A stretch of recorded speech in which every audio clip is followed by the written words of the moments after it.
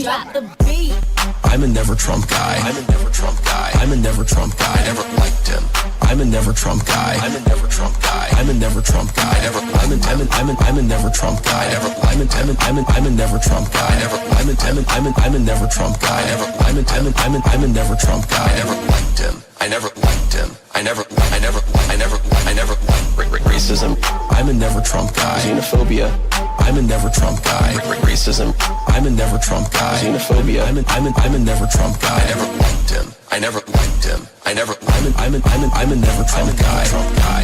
I'm a never Trump guy. I'm a never Trump guy. I'm a never Trump guy. I never liked him. I'm a never Trump guy. I'm a never Trump guy. I'm a never Trump guy. I'm a never Trump guy. I'm a never Trump guy. I'm a never Trump guy. I'm a never Trump guy. I never liked it. Oh, good morning, Beef Supreme. Good morning, Sacred Snow. Good to see everyone. We're coming off an amazing 24 hours. What I mean by that is we had a great stream yesterday, fought it out with Pisco, made a ton of money because Dooby is a psycho. Christian Blair says, I'm begging Connor to put on the Discord for nighttime debates. Also, we need our own Muhammad counter to that Crusader shit. Do you guys remember the Shahada, the music that Destiny put over when the okay. This is really mean. It's gonna sound really mean, but it's also gonna sound pretty funny. Okay. Do you guys remember when Hassan Piker? There was the Reddit thing where you draw, but like what has to happen is your community has to color in certain pixels, certain colors in order to make a drawing, but the drawing is live. And so people can change the colors at any time. And so the most clouted people, the most clouted people on Reddit were like spamming their audience into it. And so what happened was Hassan Piker had like this nice drawing of Hassan's community with his dogs and this, that, the other. And so Destiny, being the asshole that he is, had a raid where he raided the drawing with his entire community by birth date. They attacked the drawing and they destroyed Hassan's dog and they turned it into the DGG symbol. But then what happened was, because at the time and since they've referred to DGG as the Taliban, somebody took Destiny ordering his community to blow up, K911, the r/plays controversy. Yes. But they took Destiny ordering his community to change the drawing, and they put like a Muslim shahada on it. And like a shahada is like a holy song. So it's like the Arabic guy with like the deserty sounding music.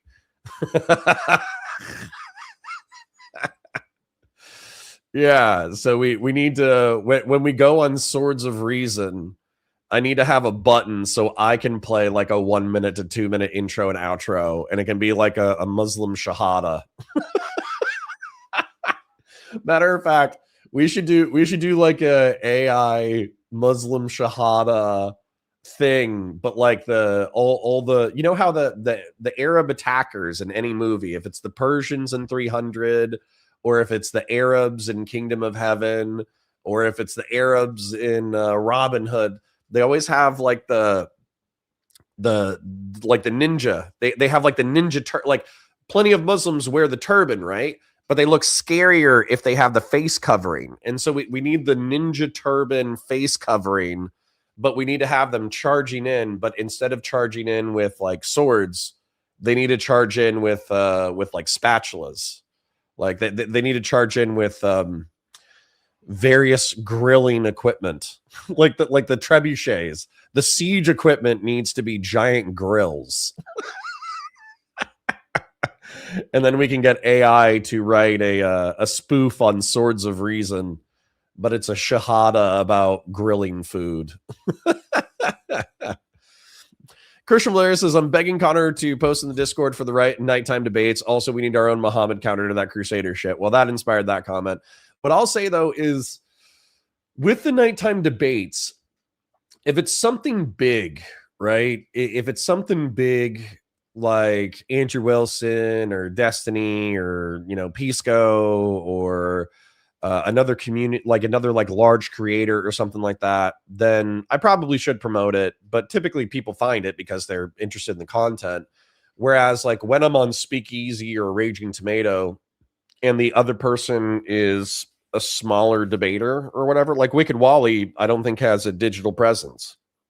I think Wicked Wally was saying that he's not really a creator. He's just like online debate lord, which is fine. Like I'm not hating on Wicked Wally. It was a good conversation last night. But at the same time, it's hard to be like, hey guys, catch me live, super chat me. I'm gonna be debating Discord guy on Speakeasy. And once again, that's not a slight against Wicked Wally. It's not. It was a perfectly fine conversation. It was a perfectly fine debate. If he wanted to be a Twitch and YouTube political creator, he could get in there and throw elbows with the rest of people. He easily could have been on Prime Kai or easily could have been on the Hippy Dippy back in the day. So that's not hating on Wicked Wally, but it's hard to. I don't know. I just I don't know if those debates are going to be good, and some of them are duds, and so I don't want to. I don't want to abuse your time at night if I don't know if the debate's going to be fire or not. Kay says, good morning, family. Good morning to you. Dank Brandon says, crappy New Year, everybody. Why? It's, 2025. I don't know about you, for you guys. 2025 was way too fast. Way too fast. I had to check my audio just to make sure it was actually working because I've been talking for like 2 to 3 minutes, and I was like, all right, nobody said I'm muted yet, but I don't know if I trust my own system to not fuck me over at this point. Yeah, so I was working my job at a construction administration company through April of this year. I went to Washington, D.C. in April at Sam Drizmala's request. Sam Drizmala is the head of PV, and what a guy he is. And then I met with Ken Harbaugh from Valor Media Network, who also works for Midas. I think he's actually like the president of content up at Midas. And then I asked for this job. He gave me this job. I think we started in April or May. And I think we did start in April, but it took about a month for us to figure out what the hell we were doing.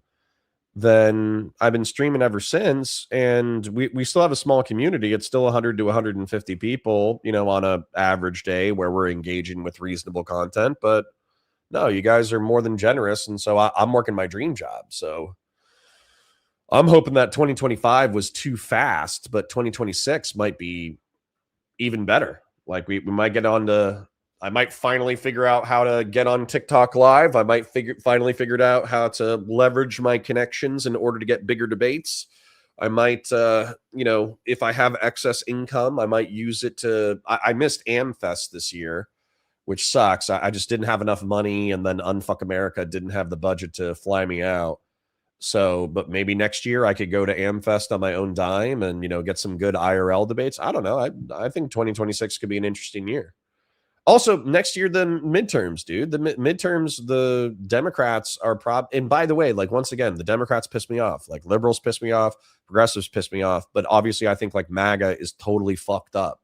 Like, imagine telling your parents, imagine telling your 1990s Republican parents that, like, okay, yeah, it's bad that Bill Clinton got a blowjob from Monica Lewinsky, but actually what's going on is Donald Trump, Bill Clinton, and Jeffrey Epstein are part of a underage sex trafficking ring based out of Miami and New York.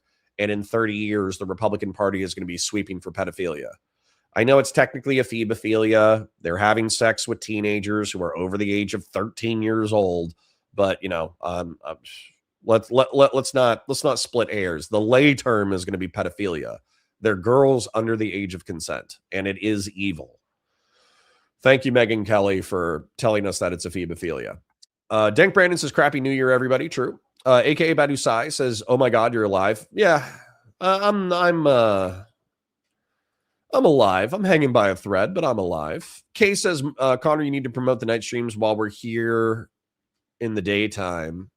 Yeah, but then you're also expecting me to be competent enough to manage a calendar. Whereas typically what happens is I get a DM at like 11 a.m. and it's like, hey, just reminding you, we're going to be live tonight at 9 p.m. And I'm like, oh shit. Sun Patriarch says, may your grill stay hot, may your beer stay cold, and may you keep all your fingers while blowing stuff up. Amund Gorilla. Yes, true. True. Thank you. What is it? So if Well QC John is the chaplain, so that's like the Christian version of a priest, but you just made it Muslim, Sun Patriarch. So thank you, Imam Sun Patriarch. Appreciated. Fast and Bulbous says, why was that channel reading your donos last night? It was kind of odd. Well, because StreamYard is actually cool. StreamYard will make it so if you log into your account while somebody is live streaming on their StreamYard, then they can see your chat and they can read your donos. It's pretty cool. It's a cool feature. Well, QC John says, good morning, Grill Hottest. And I'll say the prayer again for the Christian Grill Hottest out there. May your grill stay hot. May your beer stay cold. And may you keep all your fingers while blowing stuff up. Amen. True. K911. Yep. Good to see you, Bass Guitar. Thank you for your comments on Counterpoint Sci-Fi and Counterpoint Star Wars Bass Guitar. I appreciate it. Also, Wowman 542, Sin Patriarch. I think I saw you in there. There's a few other regulars who have gone over to Counterpoint Sci-Fi and Counterpoint Star Wars, and I appreciate your viewership and comments for algorithmic engagement. Yeah, like the strong wind. Patriarch says, you know the announcement tab where you posted a thing about being late today? You can like announce streams there. Thanks. Kazra say, hi, brother. Can you fight iDubbbz and fucking Hassan thugs? They swipe at the regime and every fucking animal regime in the world. Yeah, I was watching that yesterday. I was actually thinking maybe I would do that as content, but I was so annoyed. I didn't want to put that in the title until we figure out what we're doing today. I was going to take suggestions as far as content goes. Apparently, there's a drama channel, commentary channel called Diesel Patches. I'm unfamiliar with their content, but they've been suggested in my algorithm enough because I've been watching Nick Diorio and watching Chud Logic talk shit about Ethan Klein and iDubbbz and Anissa Joma and Gila Klein and Hassan Piker. And Diesel Patches did a commentary thing where they were watching Anissa Joma and iDubbbz watching in turn a Iranian 90-day fiance. And then the Iranian guy was complaining. He's like, oh, yeah, it's crazy, being in the United States. There's people dancing and singing in the public street. But, back in Iran, like if you do that, you get incarcerated. So it's bananas seeing people do this. And then Anissa and Ian, because they're fucking assholes, they're like, oh, American imperial apologia. Ooh. And it's like, dude, fuck you. Not, I know it sounds extreme. I know it sounds crazy that there's places in the world where you can get in trouble for singing and dancing, but that's what parts of Pakistan are like. That's what parts of Afghanistan are like. That's what part of Iran is like. Who do you think the Taliban were? Did you think that they were like these Star Wars style Muppet teddy bears that just needed a hug in order to be nice? Or are the Taliban like hardened Islamist jihadist militants who wanted to institute a theocracy? And if girls went to school, they took water bottles filled with acid and threw it in their faces and shot some of the girls to death. Who did you think the Taliban were? And this is the thing that I'm sorry for getting angry, but this is actually one of the things that pisses me off. This is what pisses me off about James Cameron. This is one of the things that pisses me off about like Noam Chomsky and this like anti-imperialist narrative is because it's like, if it opposes America, it's good. That's like the sum total of the moral calculus when it comes to James Cameron, George Lucas, Noam Chomsky, and name a creative director in the United States who has made like a pro-rebel movie in the past like 50 years, okay? But what's crazy is that if you actually look at the history, because George Lucas says that the Rebel Alliance was based off of the Viet Cong during the Vietnam War, and that the I'm sorry, I'm sicker than I thought I was. And that the Star Wars Empire was an analogy for American Empire, and then that just kept being like a sound metaphor during the War on Terror, so he kept it going. Okay, that's fine. Are we going to show like the Ewoks like cannibalizing human beings? Are we going to show like Saw Gerrera like setting off a bomb in a downtown market and just slaughtering civilians? Are we going to see like a Saw Gerrera's like jihadist militant group like shaking up water bottles of acid to throw in little girls' faces? Are we going to see I know Saw Gerrera is Saw Gerrera is a cool character. I'm not trying to hate on Saw Gerrera. I actually like Saw Gerrera a lot, but like that, in order to make it equivalent to what's happening in the War on Terror or the or Vietnam, you would have to do some pretty hardcore shit with the rebels. Like you would have to have Saw Gerrera like taking like little pencil punji sticks and like sticking them in people's like fingernail beds.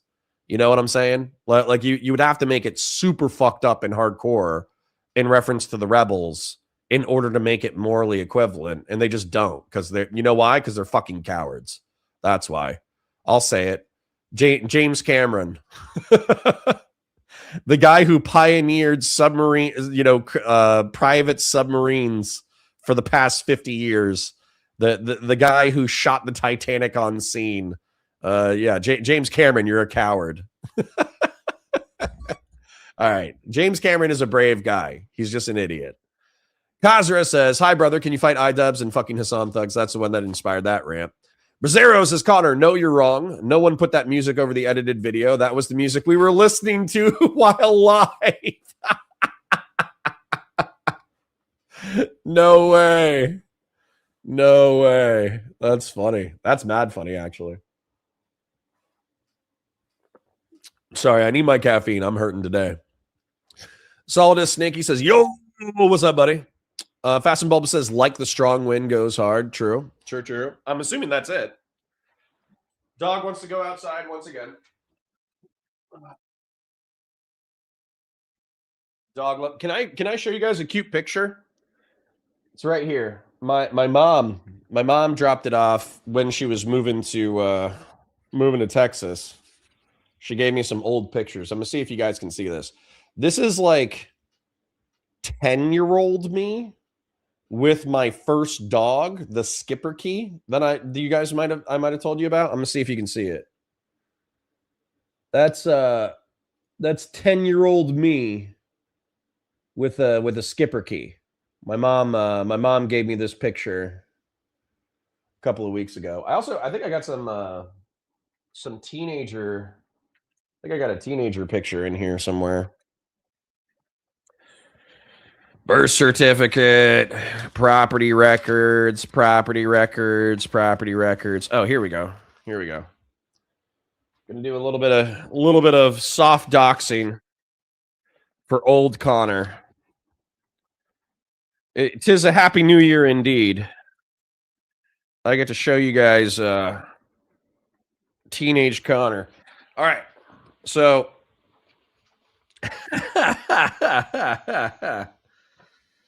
all right. Oh, some of these are funny, man. Some of these are mad funny. All right. Hold on. I'm going to organize them in pseudo chronological order. Okay. Here is I'm gonna dox myself hardcore with childhood photos. Okay. Here is 1990s Giga Christian baseball playing like 7-year-old Connor. Okay. Y'all got it? Is that Irish enough? Is that enough of like an Irish 90s baby for you? That's like a crazy 90s Irish baby right there. That's what that is. Then we got, that's the same picture. Then we got, I took like an aesthetic step back. Okay. I took an aesthetic step back. Now the dog wants back in because he's an asshole. This is like middle school Connor with poofy hair. Oh, let's see if we can get it. Can we get it? I can't. Yeah, sure. poofy hair, you know, kind of Jufro-y, not long enough, quite enough for a Jufro, but that's like 7th grade. This is like 9/11 Connor. Then I take an aesthetic step back, okay? So, boom, nerdy Connor with a ill-fitting extra large polo t-shirt, and the hair is not done. Then I got Vampire Connor. This should be your favorite, okay? This is my favorite. The haircut is terrible. I don't know why I didn't gel it. I don't know why I didn't curl it, but this is like the funniest picture in my repertoire. I'm wearing a Bacardi bat necklace. I'm wearing a red undershirt and a black sweater. And my hair is lightly gelled, but not particularly styled. This shit is hilarious. I wish I could. I should like take a picture of this and like show it to you on the Google Drive because this picture is hysterical. But then the final one, because I did grow out of that. I did start, you know, smoking marijuana and drinking alcohol and kissing girls. Here is pissed off stoner like Chad Connor as a junior. This is the Connor that all the girls wanted to smoochy kiss, okay? That's the Connor that everybody wanted to smoochy kiss. Long hair, kind of split down the middle, but gelled correctly. Kind of looks like a surfer. I had a seashell necklace at one point. You know, that was Connor coming into his own. So realistically, hilarious. I should actually scan all these photos and like show them to you. But my mom dropped those off while she's moving to Texas now. So my mom dropped all those off. Anonymous Chatter, thank you for the super chat. Connor got hit with the latent gay in the Discord announcement. I did. My apologies. Still scrolling. I haven't picked content, guys. I'm just hanging out. It's a happy new year. You know, kick up your feet, relax. We're just chilling. We had a great day yesterday. So just relax. Christian Blair says, you got a lot of pick from this YouTube link. Christian Valeris, can you DM me this or post this in the Discord? I don't know what this is. And I can't copy it. Can I copy it? I can't copy it. I wish I could copy it. I can't copy it off of the StreamYard. So if you could DM that, if you could say in chat what it is and hit me with it in the Discord, that would be great. Who's adding me as a friend? I don't care about this. Sure. Let's be friends, Dario. All right, anyways. Xena says, this sounds exactly like the shit you saw in Aladdin 3 and Disney based. Beef Supreme says, I have some girl hottest pictures and propaganda posters I made. Lol. Excellent. Excellent. Now I definitely can't ban you for being a pain in my ass. Sen Patriarch says, that guy was pretty big dumb about the Department of Education. Yeah, you know, he's classic libertarian, conservatarian. Sen Patriarch says, Connor, you should call them 6-piece chicken McNobodies. Damn, that was rude. Kay says, we like watching you and we like the community. Just tell us you're going to be on. All right, Kay. All right. Appreciate it. Beef Supreme says, I went to their chat post debate. They enjoyed me. Decent, but somewhat dim people. Yeah. Yeah.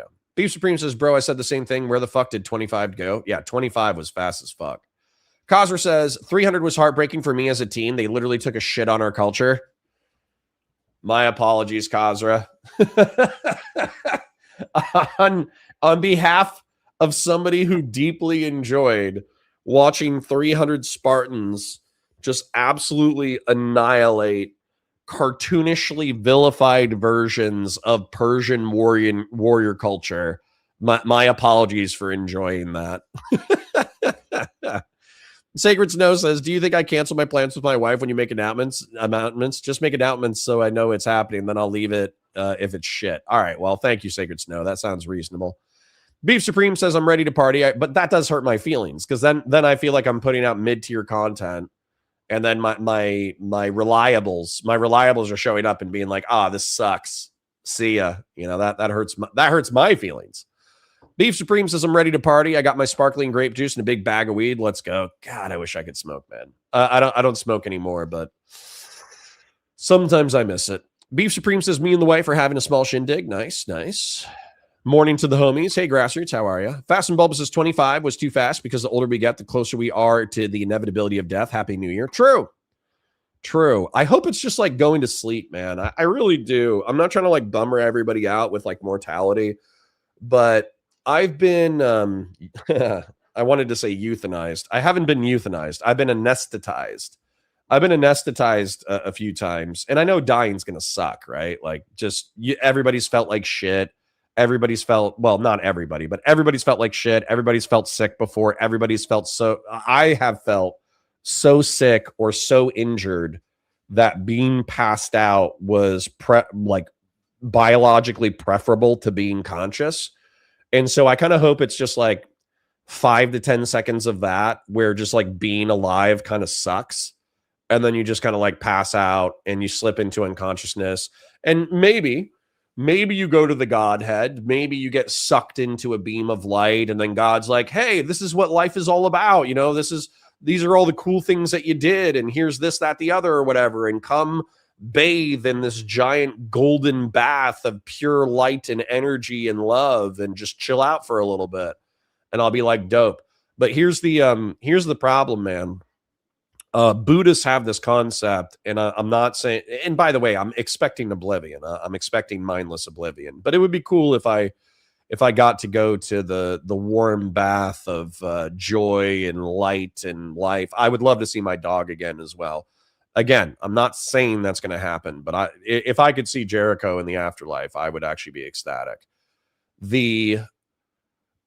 Excuse me. But mindless oblivion or the warm bath of joy and love, I would appreciate that. But there's this Buddhist concept of people who are stuck in the cycle of existence. And it's actually the point of some Buddhism where you become so enlightened and detached from reality that you ascend to nirvana. You basically ascend to heaven because you don't need to go through the cycle of life and death and pain and love and misery and all that kind of stuff. But there's people who in this like Buddhist conception of like elevation or whatever, there's people who get trapped in the cycle of existence because they get addicted to existence. And that's me. That's me. I fucking love existence. I think it's so cool. I think hanging out here with you guys, I think talking with you guys, I think my family, my loves, my triumphs, my injuries, my explorations, my research, it's very egotistical. But even in the Buddhist conception, it's very egotistical. But like, I like existence, man. I like life. I think it's cool. Even with all the painful parts, I think life is awesome. Benson Neal says, Connor, the Destiny men deserve to be lonely. Will make you mad at liberals again, maybe. Connor, comma. The Destiny men deserve to be lonely. Will make you mad at liberals again, maybe. What is that a movie? Is that a video essay, Vedsunil? Is that a comment from another creator? What is that? I don't know what you're talking about, bud. You need to use punctuation. Politics JK says, I miss when conservatives argue that people have responsibility when they overdose. I know it's complicated, but personal responsibility has vanished. Dude, Politics JK, that's the funniest thing. Not funny, but funny for me. That's the funniest thing about drone striking the boats is they're like, we have to drone strike the boats because Americans are dying by the thousands. And it's like, dude, 5 years ago, 10 years ago, the conservative perspective on drug use was like, don't do drugs, dumbass, or you'll die. And if you die after doing hard drugs, that's on you, dumbass. It was like the Red Foreman approach to drug. Like it wasn't Nancy Reagan saying, just say no. It was Red Foreman saying, fuck around and find out. You get what you get. I'm perfectly fine with that. Like, obviously, I think we should do drug interdiction. I think we should go after traffickers. I think we should do this. I think we should do that. But like, who in modern America doesn't know that heroin is probably bad for your health? Right? That's why Steven said this shit the other day. I thought it was so fucking stupid. But he was like, oh, yeah, like, I think I think some hard drugs should be legal. I think this, I think that, because he like tests his drugs and does this and does that or whatever the fuck he does. He does like recreational hard drugs that he tests. Dude, if he fucking smokes himself if he gets a fucking bad batch, if he fucking tests a drug and on one side of it there's hard drugs that are actually good, and then on the other side there's fentanyl, and then he fucking ODs and kills himself, like obviously, you know, losing your friend is sad, but I'm gonna be like, what did you expect? You're 40 fucking years old doing hard drugs. What did you expect to fucking happen? Right? Like instead of playing Russian roulette with a 1 out of 6 chance of getting smoked, you're playing Russian roulette with a 1 out of 1,000 chance of getting smoked. But the 1 out of 1,000 chance still happens to some asshole, right? And so you're just spinning the chamber, closing it and pulling the trigger, and then you're like, not 999 people are fine. I'll be fine too. And then boom, you're the fucking dickhead who gets smoked. Oh, anyways, Zenith says having to vote Democrat because Republicans are worse must feel like poison in the gut. Oh yeah, it gives me heartburn all the time. Absolutely. Absolutely. You know what the problem is too? Even if the Romneys and the Bushes come back, which would be great for me, I would love to vote for some Romney and Bush Republicans. Even if the Romney and the Bushes come back, they're so fucking toothless. They have no edge that I don't know what they're going to do. And so that's where, like, if I had George W. Bush's phone number, I would call George right now and be like, listen, we need the Bushes and we need the Romneys back, but you guys are such fucking soft pussies and you're useful idiots for some of the worst people on the planet. You need some fucking edge. You need a spine. Put me in, coach. Give me $1 million, right? Give me a small loan of $1 million and let's see what happens. You know, don't you have all that CIA money from when your dad got paid to kill JFK? Don't you have all that fucking oil money from Grandpa Bush, you know, being in the energy industry and selling steel and gas and oil to the Nazis during World War II? Give me some of that money. You know, I'll turn it into something. Jesus. Ray Sunlight says you should check out the Unsolicited Advice Critical Thinking. Is that a channel? You guys need to be more specific. You need to say, Connor, you should check out the YouTube channel Unsolicited Advice titled Critical Thinking. It's an excellent breakdown of how the human brain works. Like, that's what that chat should have said. Now I have no idea what the fuck you're talking about, and I have to guess.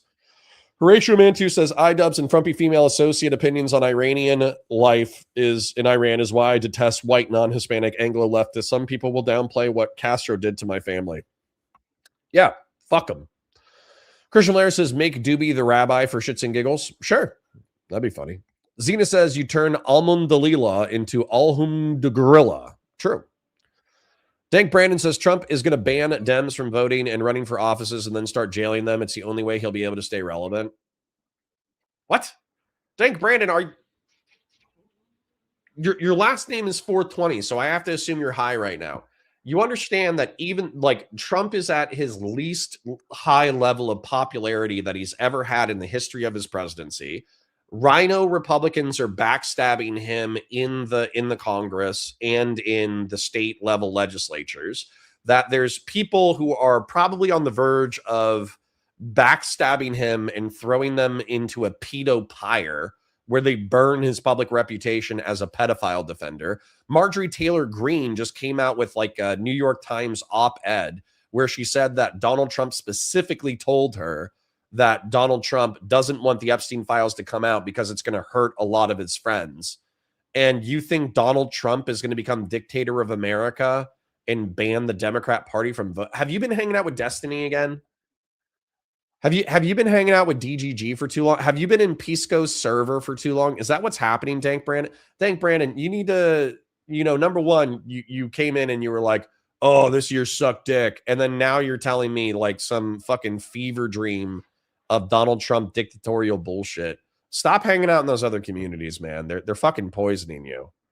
Like I'm saying that selfishly because obviously I want more people in my community, but it actually sounds like they're disturbing you psychologically. Yeah, Sun Patriarch says Yautja, more like oucha. Yeah, that was a sweet comment. Sun Patriarch said that under a Predator video, and for those of you who don't know, the Predator alien is called a Yautja. So he did a play on words with oucha. Pretty funny. Cosner says, if you want your channel to grow, do you have to make short videos like fucking Aspen Golden start being more unhinged? At what cost, though? Morally Neutral says, Dooby wanted you to watch something yesterday. I'm reminding you. Yeah, maybe we'll do that. I just don't want to kill the I just don't want to kill the vibes. You know what I'm saying? Dancing and freedom is imperialism now. They're very musical people. True. The Taliban are the rebels and the US is the empire. Duh. I know. Today I learned the Middle East is like that one area in Footloose where dancing is illegal. Yes. Two hinges. If that's what imperialism is, please sign me up. I know. That's why I root for the empire in Star Wars. Ben Sunil says Dooby believes they are solely as a result of American imperialism. I know, which is fucking cringe as shit. Sun Patriarch says Avatar, the least impactful series of the 21st century, catching strays. No, Avatar makes like $1 bajillion every time it comes out. I watch it long after it leaves theaters, and it's just the Dances with Wolves Star Wars of our generation, right? Like I agree that it's hugely culturally unimpactful. I hear almost no one talking about Avatar, but that doesn't mean that it doesn't make $1 gazillion. I think the most recent Avatar actually underperformed, but it's still projected to make $1 billion. Two Hinge says the Taliban's used to blow up shit near girls' schools before the withdrawal of the U.S. Army. Blow shit up near girls' schools? Yeah. That's the nice way of putting it. Christian Valaris says American imperialism, my ass. Sorry if dancing is no longer banned in Beaumont, Utah because of the skills of Kevin Bacon. True. Kevin Bacon, I actually think is kind of like a goofy looking guy. And he was a part of this like goofy fucking TV show that was okay in the first season that my wife showed me. There was this thing. It was based off of Edgar Allan Poe. And there was a cult that surrounded itself by Edgar Allan Poe. And the name of the TV show was the name of the cult. And Kevin Bacon had been like stabbed in the heart, but he barely survived. And then he had like a heart arrhythmia, like a telltale heart. And he was like a cop or an investigator or a detective or a reporter who had hunted down the cult leader. But then the cult leader escaped or something. And then he has a bunch of like fans who will randomly stab people. But that show got so fucking silly so fast because number one, they forgot that Kevin Bacon had a heart issue. They said that in the first episode, and then they just forgot. They just have him like sprinting. Like he has like a scar on his heart that constantly makes him hear his heart. And like it could rupture at any moment. And then they just have him like sprinting through the rest of the series after cultists. And they just totally forget that plot point. And then the cultists are obsessed with this cult leader who likes Edgar Allan Poe. And so as a result, they just like randomly jump into screen like ninjas and like stab people. And it's like the craziest shit ever. They're like, imagine like Al Qaeda, except for armed with knives and obsessed with Edgar Allan Poe. It's like such a silly fucking TV show. It was mad silly as fuck. But Kevin Bacon also did a revenge movie where he goes to a gas station and then a random gang of white gangsters, because of course we can't have a revenge plot with black gangsters. But some white gangsters ruthlessly shoot him and kill his son. And then he goes on this like rampage where he starts out slow and he murders one of the gang members, I think by like choking him out in the basement of his own house or apartment or something. And then after that, he like starts buying guns and knives and baseball bats. And he does like a really methodical hunt of the gangsters who killed his son. And that was a good movie. So it took me 5 minutes to say, but I have mixed opinions on Kevin Bacon. Mixed opinions indeed. Star Wars, if it wasn't lame, true. CD Sockdam says, if there were justice in film, yes, we would see it. Dude, you understand? This is, okay. I'm trying not to go too far with it, okay?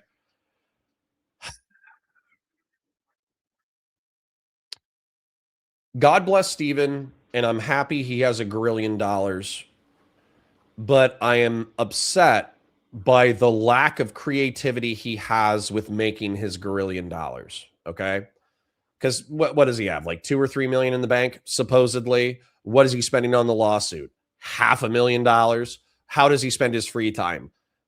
seducing mentally ill women who then destroy his life. Like what that's how Steven lives his life.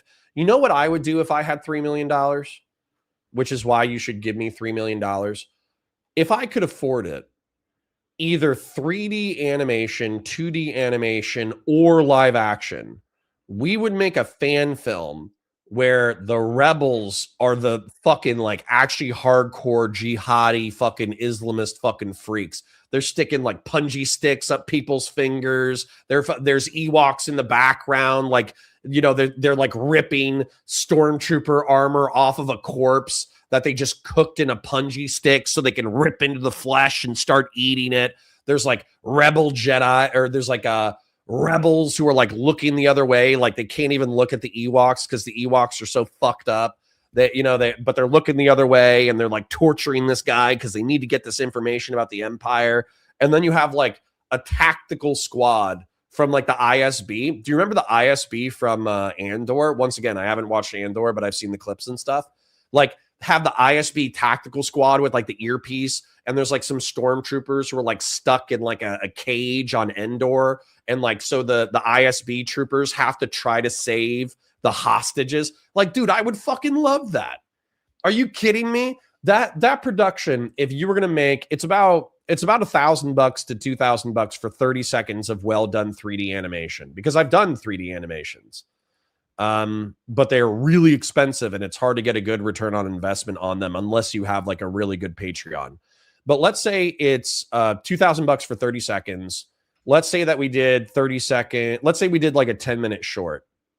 So we got 2,000 times 2 times 10. So that's 20. So let's say it's $2,000 times 20. So if we paid somebody else to do this fan animation, it would be around $40,000. That's a lot of cash. That's a lot of cash to get 500,000 or 1 million views on YouTube. Okay. Because then you get 500,000 views on YouTube or 1 million views on YouTube. That's like $4,000. So your return on investment is dog shit. But if you did it right and you had an awesome story, that's the kind of thing where people dump into your Patreon and they're willing to give like $5 a month, $10 a month, $2 a month, $5 a month, $10 a month, $20 a month. And then once you build up a $5,000 or $10,000 a month Patreon, then you can just start cranking that shit out. I mean, that's what happened to Siyama Peterson. Dude, Siyama Peterson hasn't made new, like all of his art has been video game trailers. Actually, it's mostly been video game trailers. It's all been video game trailers, Astartes 2, and what was the secret level episode. He's done like half a dozen pieces in the past decade because he got snatched up by the industry. And now he works for the industry. But he still makes like $5,000 to $10,000 a month on Patreon because people just want to see him do good work. So, I mean, that's what I would do. If I was Steven, I wouldn't be spending $500,000 on lawsuits against women who I had gooner psycho relationships with. I would be spending $500,000 on Star Wars and Warhammer 40K fan films that were done in order to have like an interesting twist. As a matter of fact, I think grim, dark Star Wars, where the rebels do fucked up shit, I think that would do super, super well. AKA Batusai says, Connor, here's a great song. You should listen to Epic Rap Battles, Honey Anus by Maximus Black. If there are any time will cheese fail StarCraft fans. That's also not a sentence. None of those words are found in the Bible. Honey Anus by Maximus Black. If there are any long time will cheese fail StarCraft fans out there. Bruh, none of those words are found in the Bible. Some of those words are going to get you sent to hell. Death Lily says, what did I walk into? I don't know, man. I don't know. We're just vibing. It's just a new year. It's just Happy New Year. We might find some content eventually. We might bullshit. I'm just hanging out with chat, talking shit, fantasizing about a world in which Steven isn't like a demonic gooner who goons too close to the sun to the point that he destroys his life and loses $500,000 in lawsuits instead of funding interesting creative projects. Subry Keller says, wait, I thought it was Connor. Ewoks don't eat people. Why do we have so many skulls of not them in human clothes? Wait, what? I thought it was canon. Ewoks don't eat people. Why do we have so many skulls of not them in human clothes? Yeah, no, I thought Ewoks were absolutely cannibals. Why were they trying to cook the humans if they don't eat them?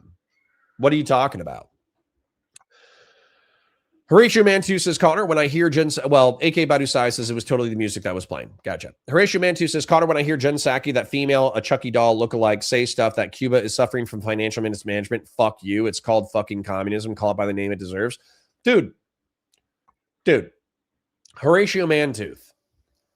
Unironically, I don't know if you consider yourself a liberal, but let's just say a lot of my chat are liberals. Can we get the liberal anti-communists away from the liberals who like to hold hands with communists? Because that's what pisses me off about the conversations with Pisco. Pisco's like, oh, you agree descriptively with 2 or 3 things that the techno-fascists and Christian nationalists say. You might as well be a techno-feudalist fascist or Christian nationalist yourself. And then I'm like, okay, that's cute. Fuck you. No, here's what I actually believe. Blah, blah, blah, blah, blah, blah, blah. And then I look over, and I do give Pisco a lot of shit, but I look over at Pisco, and it's just him holding, he's not married. He's dating something Joe the silly serious, and I think she's a socialist, and then or a leftist. I think Joe, don't get mad at me. You can come yell at me on stream if you want to. I don't know if you do content anymore, but Joe the silly serious, and then best friends with Aaron Straderade, who's a communist because she thinks socialists are pussies who are hiding their power level, and they're just like holding hands and frolicking through a meadow. But you're gonna give me shit for thinking that there's hundreds of thousands or millions of young men who are being left behind by our current socioeconomic cultural system, and they're resentful, and we need to try to help them so the world doesn't fall apart. Yeah, okay. Cool story, bro. Cool story. Anonymous Chatter, AK Games Are for Kids 91, $10. Connor got hit with the latent gay in the Discord announcement. I finally caught up with the super chat. Thank you. Kazra says, I understand that some countries living in shit doesn't mean you have to lower your standards in the US, but don't deny our suffering like fucking Dooby. Yeah, of course not. I am Saiba says, new year, new stream. True. Vass and Bulba says, 6-year-old Connor was 200 pounds and 7'20". No. You're like, you look the same. That ain't Connor. 30 years. That's the same shirt. Broccoli Zoomer, for real. Connor, if I don't owe you 5, will you give the dog a treat? I don't think I have any treats. But yeah, I'll give him some chicken or something. Yo, how did you get your ears fixed? I just grew into them. Rosero says, if you want to show a chat a vivid difference between old Connor and new Connor, show chat your first reaction video of the Astartes 40K you did over 5 years ago. Yeah, that's a good idea. You want to see me 30 pounds lighter, but to the point that I look almost sickly, in my opinion. Counterpoints 40K Astartes. Hilarious how skinny I was. That's Astartes remastered. That's not the one that I want. I want this one. This is the OG, bro. This is what started it all. This was this was vegetarian Connor leaving law enforcement after 3 years of night shift. Take a look at vegetarian 3-year night shift Connor. Okay, you ready? 1, 2, 3. And I don't give a shit because, bruh. No offense, man. I think I look like brittle. I have no problem with being that skinny. Being that skinny is fine. I think I look like a stiff breeze would snap my neck. And the reason why I keep rubbing my chest and grabbing my hair and grabbing my neck is because my neck problems were legitimately worse back then. I don't know if you guys can see this, but yeah, bro, I am I'm literally 30 pounds lighter. And in my opinion, it looks like my bones are about to snap. That's how skinny I am. That is That is crazy to look at. I don't know how you guys feel about it. I actually think I look better now. Maybe that's vanity. Maybe that's me coping with my fatness. I don't know, but I actually think I think I look healthier now. Kay says you were cute. Thanks. No frost. I should have gotten frosted tips. It's true. It's true. Batusai says I refuse to use Discord and Twitter to actually engage with communities. Well, Patriarch says I sent you Christian's link. Okay, let me click on that. There's Patriarch. Let me click on that. Why won't it pull up the messages? The Nasheed. The Nasheed for Muslim warriors. All right, let's listen to the Nasheed. Ha ha ha. Let's go. It's the Grill Hottest song. Where's the audio? نذود ذود القشاع نحن الذين وطئنا بالخيل عرش الأعاجم الذين بنينا حصوننا من جماجم سقنا حليلات كسرى بالسوط سوق الغنائم رأس الدين ساموا رسول أهل دار مشكاة ليل سلما لكل It's all right. I needed it to pick up. And it didn't pick up. That's okay. I'll listen to it later. Don't worry. That's pretty funny though. Yes, we will get Nasheeds like that, and we will make AI videos of Grill Hottest charging into battle. Oh, don't invade Greece then? True. That was Ska, Connor. True.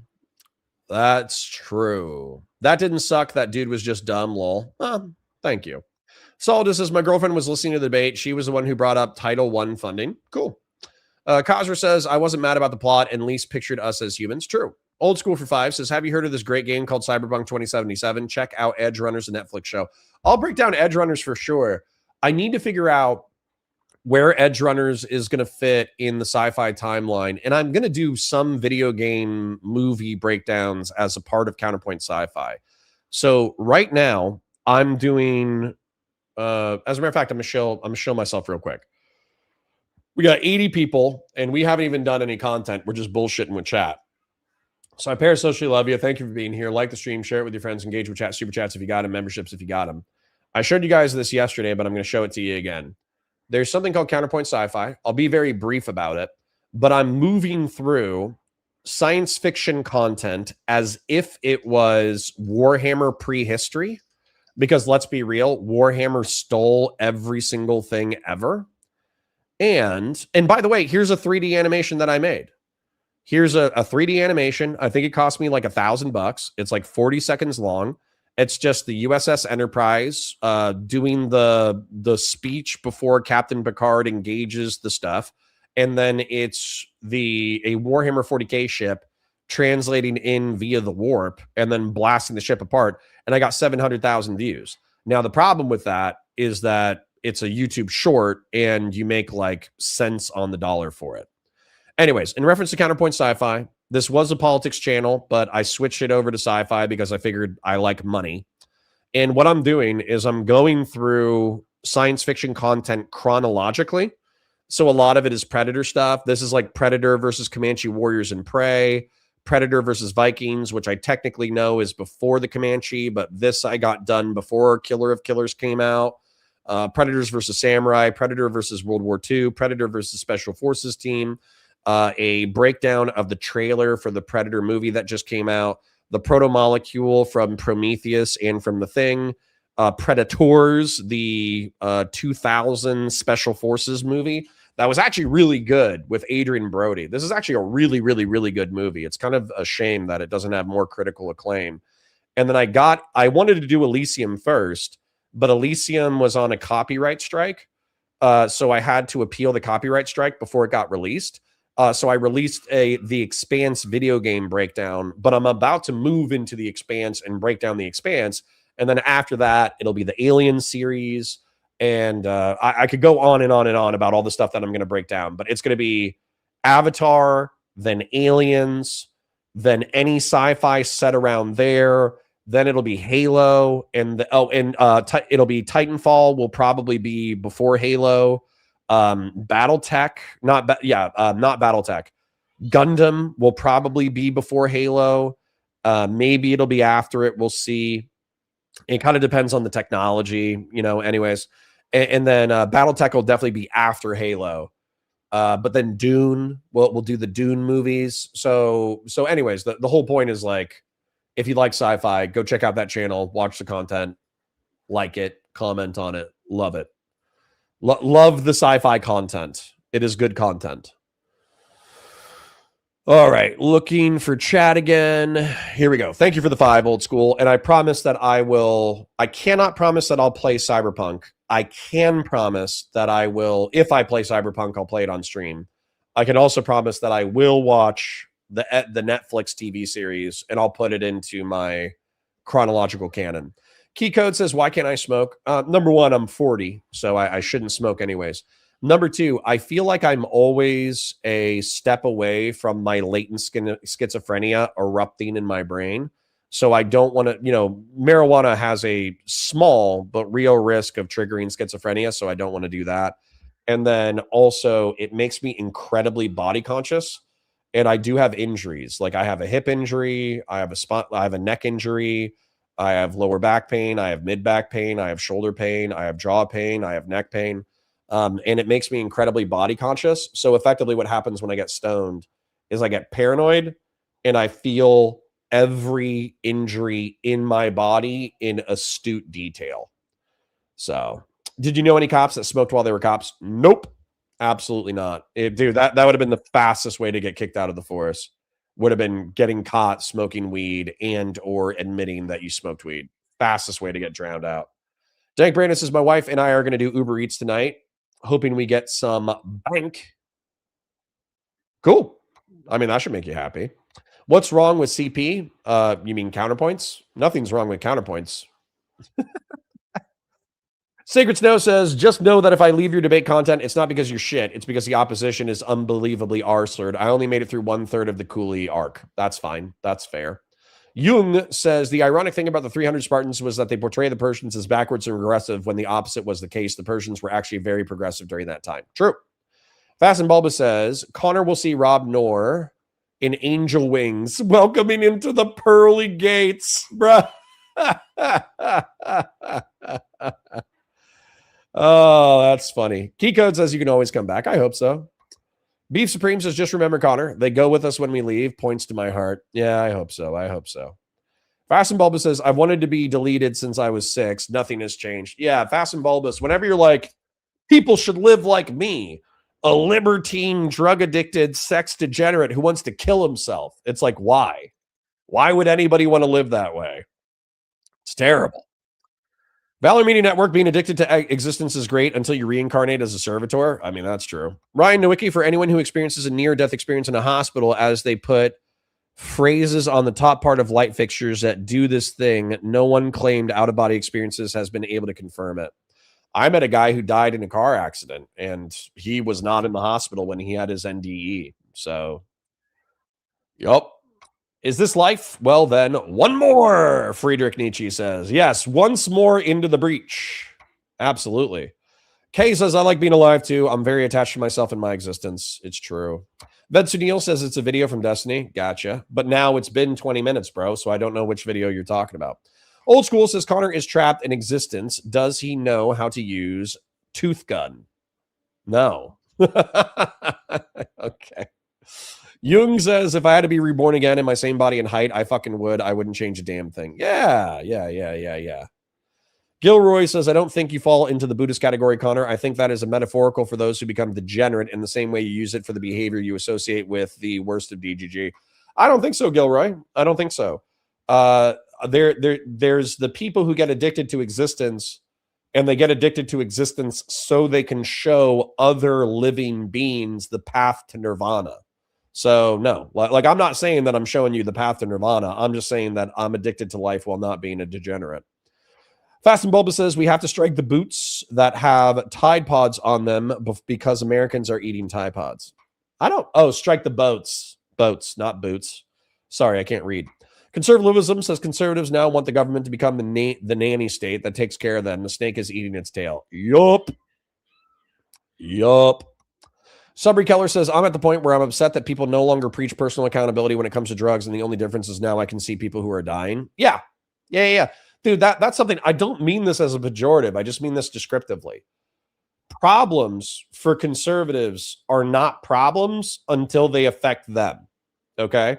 So when the black community is doing crack cocaine and getting destroyed by crime and getting destroyed by bad schools, that's funny.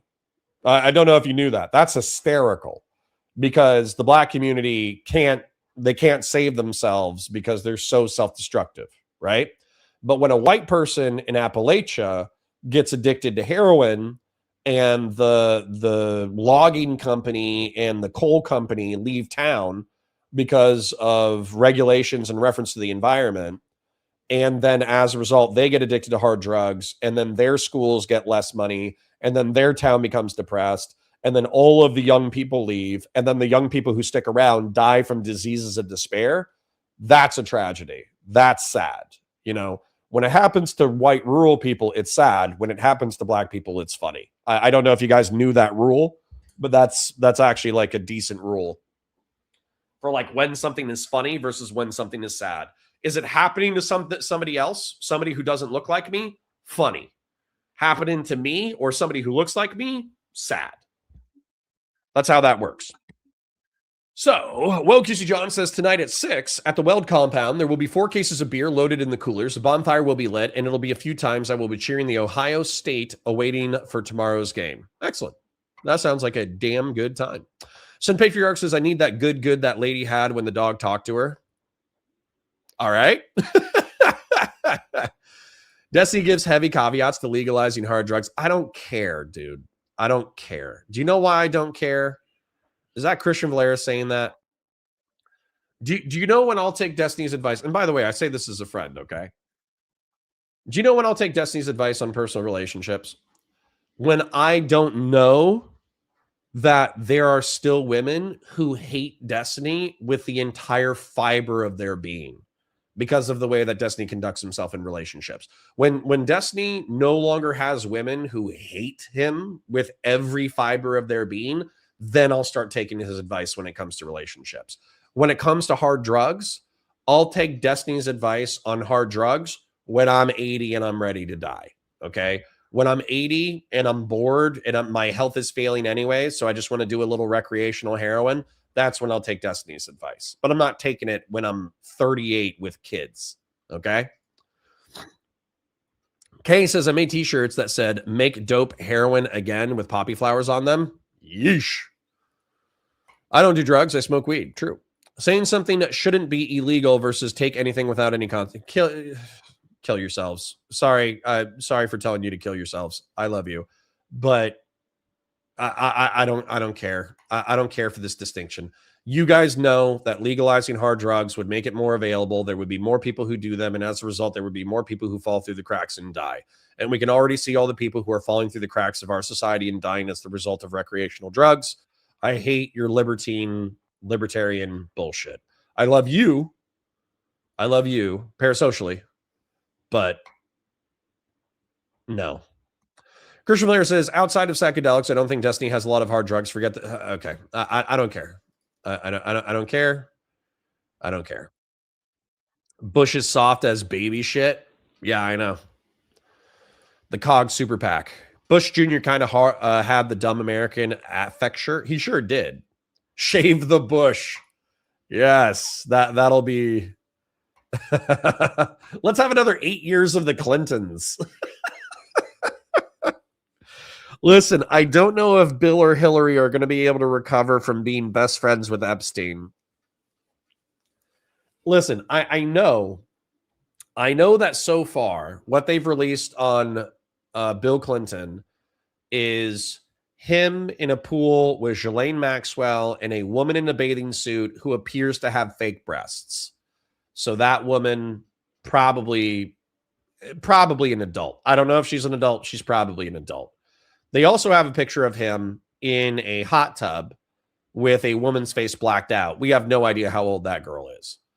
Then we have Clinton just hanging out on the island and flying on the plane a dozen times. And we have no idea the women that he hooked up with or didn't hook up with while he was doing that.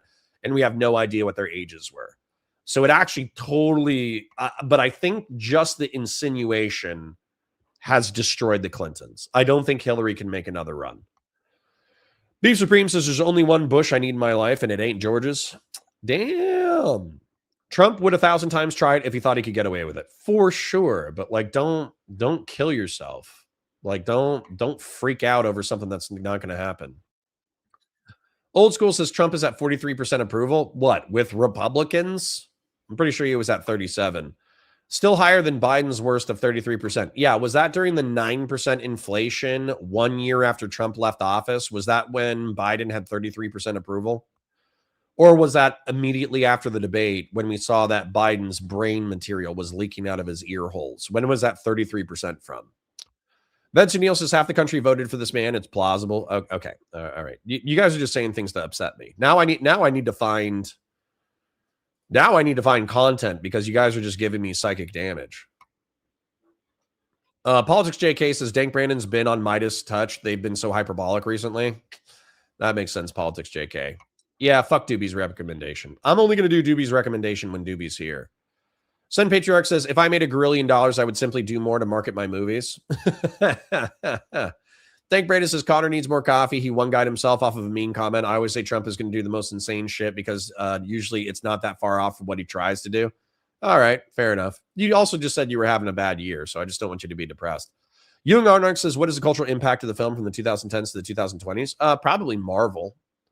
I would say Marvel. Didn't Marvel start in the late thousands and it kind of peaked in the tens and then crashed recently? I would say Marvel was probably the most culturally impactful thing of the past 20 years.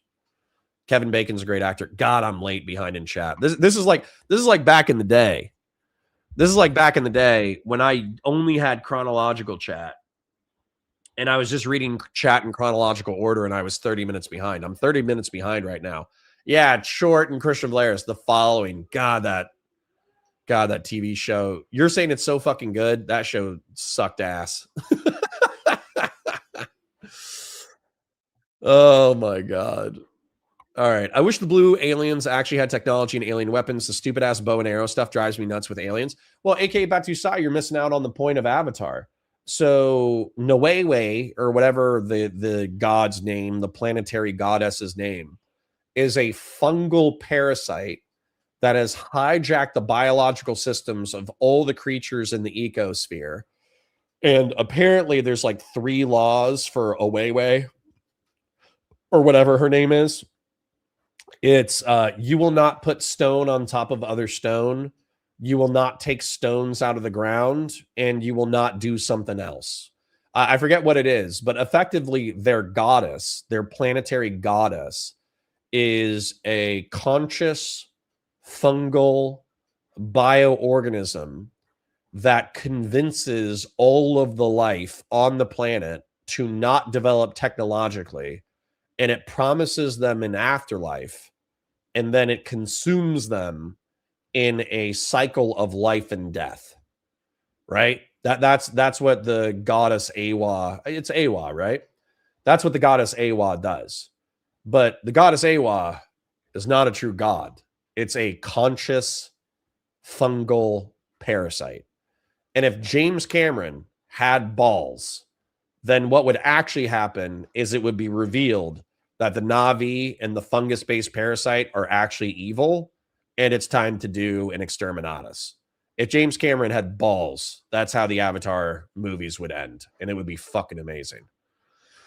Christian Blair says, yeah, the writers didn't forget that shit pretty quick. Yep. Didn't Kevin Bacon molest a minor, or was that Kevin Spacey? I think that was Kevin Spacey. Sacred Snow says, I watch Avatar in theaters because it's always visually stunning and I like sci-fi alien biomes. Speaking of which, here is a formal recommendation to watch Scavengers on Netflix. Okay. Remind me of Scavengers. I don't know what it is. I don't know what it is, but that would be cool. If it's a good sci-fi. Sacred Snow says a colony starship crashes on an alien planet and 6 survivors navigate the planet to get to the crash site and repair the big ship before the cryopods fail. Okay. That sounds up my alley. Sounds up my alley. So the Kevin Bacon show sounds like British AQ, where Ameriboo's for American literature. Yes, Thomas Dudley. Yes, that's what it is. Yes, it is. They're Edgar Allan Poe Al Qaeda. Oh God. Yep. All right. If you walked into a bar and the Department of Education invited you to the back patio to take a peek at varying rate student loans, are you going with? Oh man, I had a brilliant homophobic rant yesterday. It was awesome. It was great. Sacred Snow says, correction, the TV show is called Scavenger's Reign. I got you. All right. I'm going to get into some content. It's not because I don't parasocially love you guys. It's just because I don't know. I need to pace myself. I can't just talk to chat all day. I want to do something. And I'll just check out the main players. What is it? We were going to do something weird yesterday. We were actually going to watch a Telemundo audience get in with Simone and Malcolm Collins. Simone and Malcolm Collins did an interview with like Telemundo where the host was somebody who had like worked for the Obama administration or something. Excuse me. And what ended up happening was the Telemundo person said that there was no genetic component to race, which is like crazy. Well, like I understand that we are 99.8% the same shit. I understand that. But saying that like genetics doesn't determine like melanin content or eye shape or like certain diseases is fucking crazy. Legitimately crazy.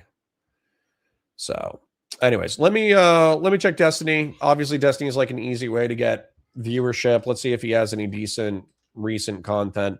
I know he's been playing like Arc Raiders and hanging out with Mutant and all that stuff. I did get invited to play Arc Raiders, but realistically, I think I don't know if I have time for it.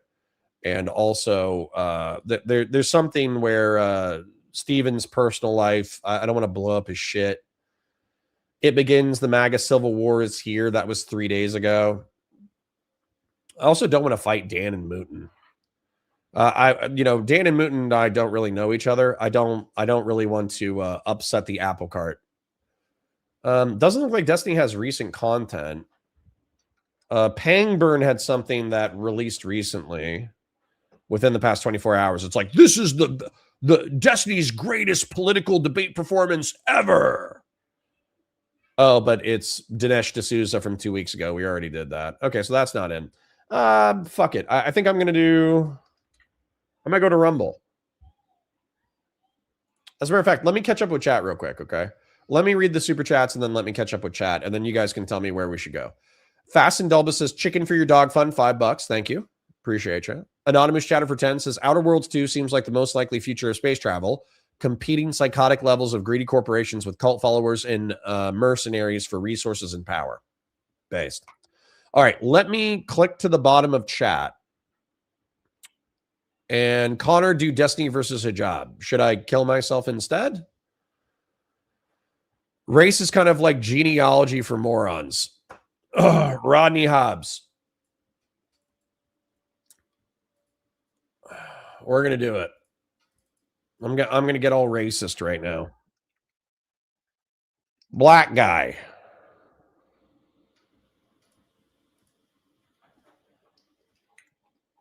Asian guy.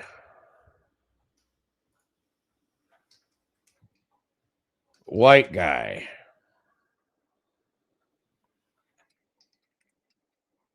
Jewish guy.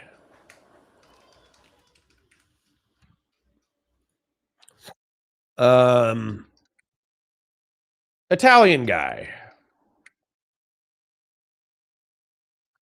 Ethiopian guy. And I know not all of these are racist, by the way. Let me just go ahead and share this, okay? Let me share this. All right. So this is an Ethiopian guy. This is a guy who's East African.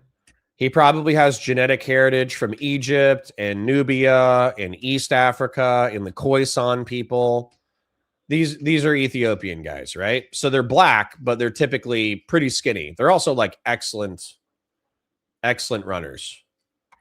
Connor, what are you trying to prove? I don't know. That I'm racist.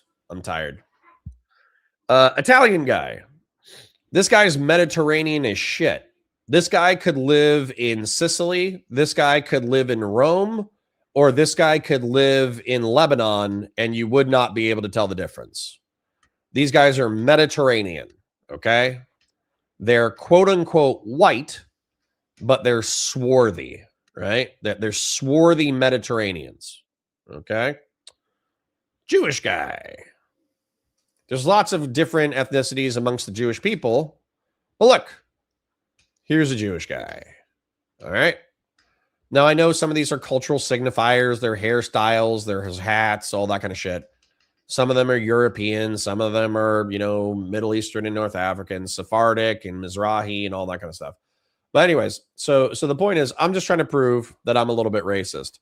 But can we just accept the fact that different people from different regions of the world have developed different physical characteristics that you can classify and you can identify by sight relatively easily? Because what happens when somebody comes in and they say, oh, race is astrology for idiots. It's like, what am I supposed to do? Like if I have an Asian guy sitting right next to me, and then I have a white guy sitting right next to me, am I supposed to be like, oh, wow, I don't know where these people come from? I just have no idea. It's all the same to me. Like, are you an idiot? Like, am I supposed to pretend that this guy doesn't come from? No, they're not. These aren't ethnicities. Asian isn't an ethnicity. Black isn't an ethnicity. Connor is 100% making the opposite point when the Xenos come down to start shit. I mean, yeah, true. Connor, you're identifying a phenotype, a gene that has been expressed. That's not the same thing as the gene itself. Kill me. Kill me now. No, you're an idiot. Worthless. God, I hate you guys. I hate you so much. I'm supposed to look at an Asian guy and a black guy, and I'm supposed to be like, these are the same. These are the same. If you recognize consistent differences, okay. All right. These are made up races, you stupid idiot. Get your balls twisted. Anyways, it is you, sir, who are the idiot. Look up the etymology of race and the history of when race was conceived. Yeah, in the past 200 years, it's pseudoscientific categorization. There's overlaps between the categories. That doesn't mean the categories don't exist. Like that's like saying, what is it? Like cats. You understand, like cats are the same species, right? But with cats, there's different kinds of cats. So if there's like a Maine Coon and a domestic short hair and a what's the hairless cat or whatever, then if you walked up to me and you're like, actually, the categorization of different breeds of cats is totally arbitrary. And if you look at a Maine Coon and a domestic short hair, 99.9% of the genetic code is the same. I can see a Maine Coon. I can see a domestic short hair. The races were made by who, Connor? Scientists, pseudoscientists. Like 19th century scientists aren't scientists. They're just dudes doing cocaine and writing shit down. Did scientists make the races? No, I said pseudoscientists. I've already answered your question. Race is not even used as a category in biological taxonomy. Yeah, no shit. What would you do? Okay, so here's my question. Let's have an actual question, because Targoon, despite triggering this conversation, is actually not being too big of a douche. Dr. Darko says we didn't even complete the Human Genome Project until whatever. Oh my God, I'm gonna kill you. Okay, what's the content again? No, we're just gonna suffer. Christian Vlaris, there's no content. We're just suffering. Okay, it's New Year's. I'll find the content momentarily, but right now we're just suffering. Okay, so hold on.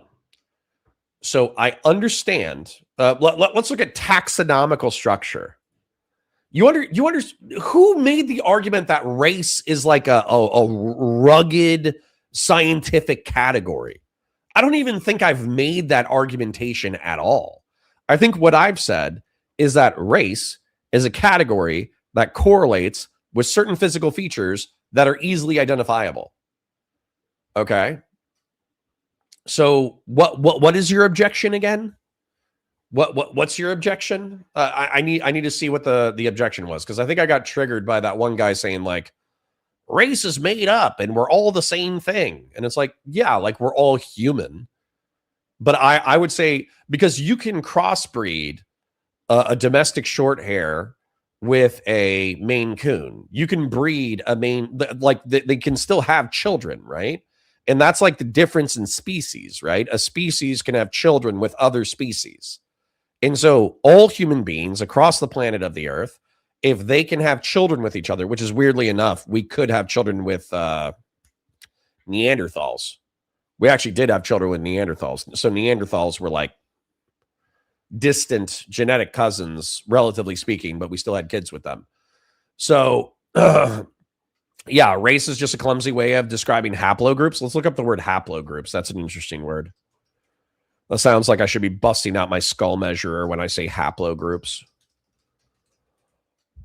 Haplogroups is a group of people who share a specific common ancestor identified by unique genetic markers. Yeah. It's a terrible, loose haplogroup category. Yeah, it's why you had a dumb fuck argument with Aryan race believers. Yeah. We're all human beings, spelled B-E-A-N-S. That's based. No, I see Doobies here. I just didn't see his comment. Cross-species offspring are infertile. Well, I know that's true in reference to what, like horses and donkeys? Isn't it like horses and donkeys? If you crossbreed them, you'll have a mule. And a mule is actually like a pretty useful domestic creature, but a mule itself is sterile. Rodney Hobbs says Neanderthal females couldn't mate with current humans, but made Neanderthal to modern humans happened. I don't know how that's possible, but that's okay. Beef Supreme says I'm not going to beef and chime in on the race topic. Yeah, now they're just trolling me. Ligers and Tigons are sterile. Yep, I agree with that. Haplo sounds like it belongs in the beginning of Oompa Loompa. 2,000 mules. Hold on, so are mules sterile? Excuse me. Yes, mules are almost always sterile. And a mule, again, is a useful domestic animal. It's a mix between a horse and a donkey. But it itself cannot have kids, right?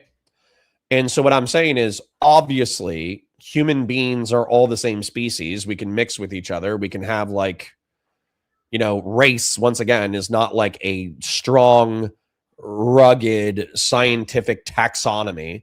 I think a haplogroup is probably more, it's like a loose, shitty haplogroup.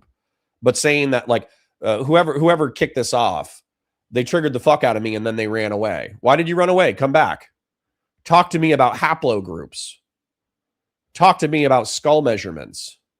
Dr. Darko says race is not a meaningful biological category. It's a frivolous statement. Seriously? How is having so when this is like the silliness of this conversation, okay? When I say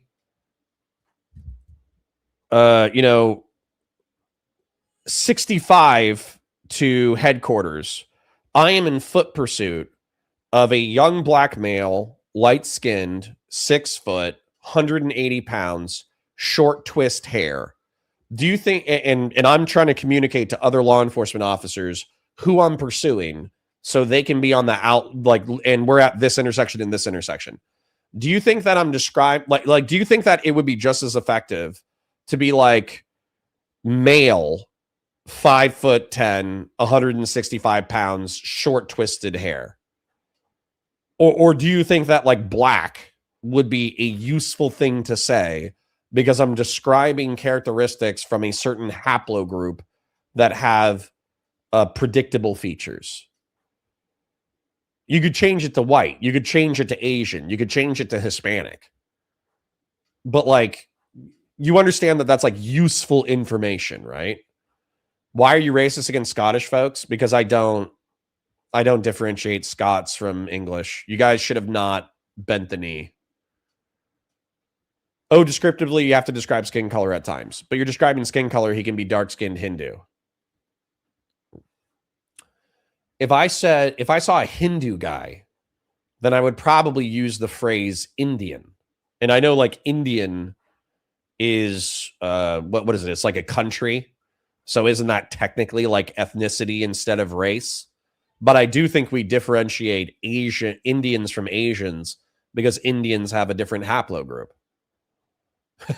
Underdeveloped and he's like really skinny.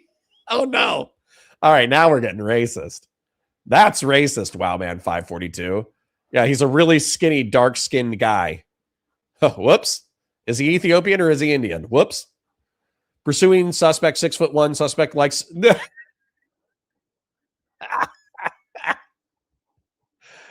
You just start describing various musics and foods that people might like.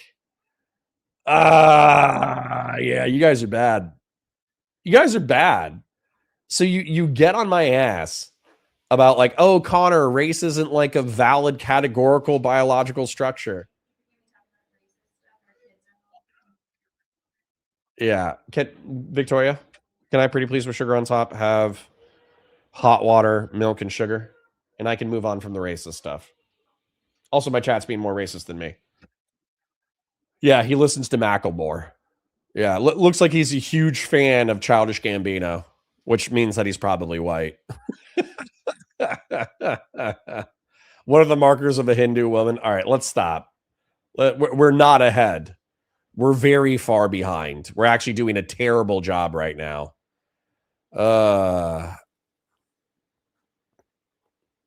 You guys are crazy. Yeah, Dr. Darko. The qualifier is of in a pursuit is doing most of the lifting here. Even the best taxonomic trees can't come with predictive models, so I don't know if it's a social thing, lol.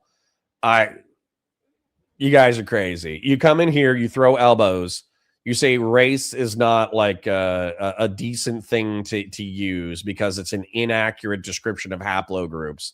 Then I describe a situation in which like race things are, useful in an emergency situation, and you're like, well, they're not totally accurate. And it's like, all right, go. I have nothing nice to say after this point, so I'm just going to shut up. Old School says, Connor made me racist. I was pure before. My apologies. My apologies. Okay. Anyways, I was just thinking that we hadn't checked in on the schizophrenic right for a while. So I kind of wanted to do the schizophrenic right.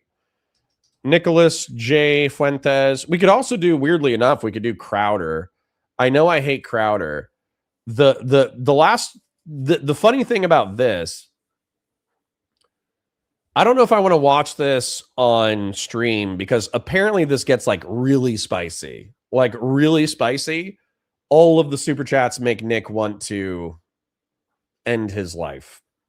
But it is funny. It would be good content. We must demand more from the GOP in 2026. That actually sounds relevant. I can never get married. That could be funny. Trump scammed you. That could be funny.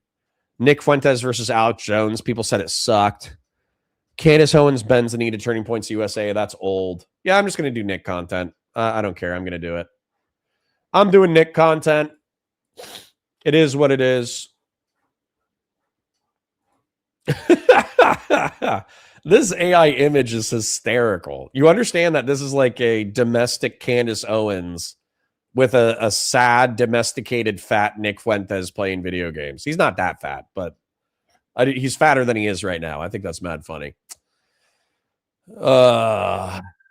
Targun says there are Black, Indians, Native Americans, and Asians with exactly the same skin color. Yeah, so why would it be useful? So Targun, work with me, okay? Work with me here, all right? There are Blacks, Indians, Native Americans, and Asians with exactly the same skin color. Okay, so this is descriptively true, okay? So let's concede that. So if I was in a foot pursuit with somebody, or let's make it even more benign. Let's say I was at an airport and I was meeting a friend of a friend for the first time because I was giving him a ride. Okay. And I could describe skin color, but if I describe skin color, there's people who are members of 5 different haplogroups who all share identical skin color. So if I said he's going to be a black guy, or if I said he's going to be an Indian guy, or he's going to be a Native American guy, or he's going to be an Asian guy, are there certain characteristics that are within the category of black, Indian, Native American, and Asian that's going to help me identify the person that I'm picking up from the airport? And this is where it gets annoying for me, because there's like these lefties, progressives, liberals, whatever. They want to argue that the category of race is so fuzzy that it's borderline useless and there's no rigor to the concept. But if I was picking up somebody from an airport and I said, yeah, he's a black guy, he's about 5'10", you know, light skinned, you know, maybe 170 pounds. He said he was going to be wearing red shorts. He's got short, twisted black dreads. You would know exactly who, not exactly who I was talking about. You might identify 3 or 4 people who look like that, but you would still have like a pretty good idea of who I was talking about. And you would be able to find him in a crowd and say, hey, you know, is your name Mark? And you would be able to figure out who it is. Like you could do that. And there's a social function to it. So when you guys say there's no biological rigor, there's okay, thank you. There's no scientific rigor behind it. Yeah, I can agree that there's no scientific rigor, but if there's a social utility, why would I ignore the social utility? Dooby says, I'm 56% Spanish European, 36% Indigenous American. You're Mexican, bro. 8% Sub-Saharan African. A mix of Greek, Jewish, European. My wife is 20% Chinese, 20% Japanese, 10% Hawaiian, and 50% white European. What race is our son? Well, number one, I don't know if you're messing with me, and this is Dooby for $20. You are you are future people. You are future people, Dooby. That's what you are. If I'm picking up your children at the airport, and or I'm in a foot chase with one of your adult children, and I have to call it out over the radio, I'm going to say, I'm in pursuit of a teenage male, looks like one of the future people from South Park.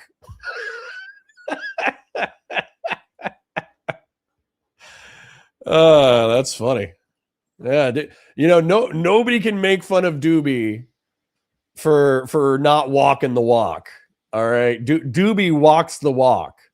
He says he doesn't want a monoculture, and yet his heritage, not his heritage, but his progeny are the most biologically confusing human beings ever created. That's mad funny.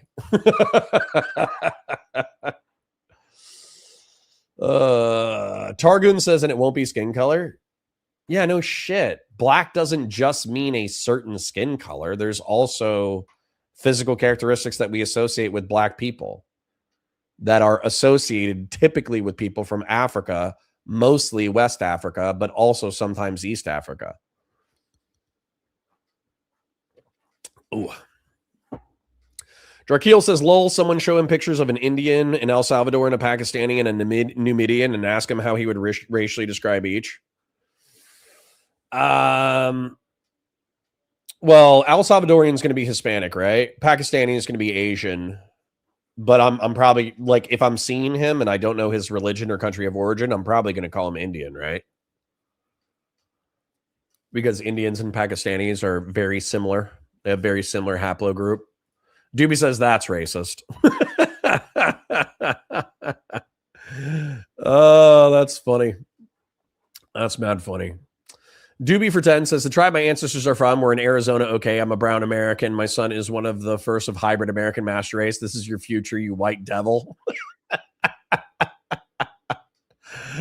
Grassroots says, in pursuit of a 6-foot male, they are a white nationalist. How do you know they're Hispanic or black?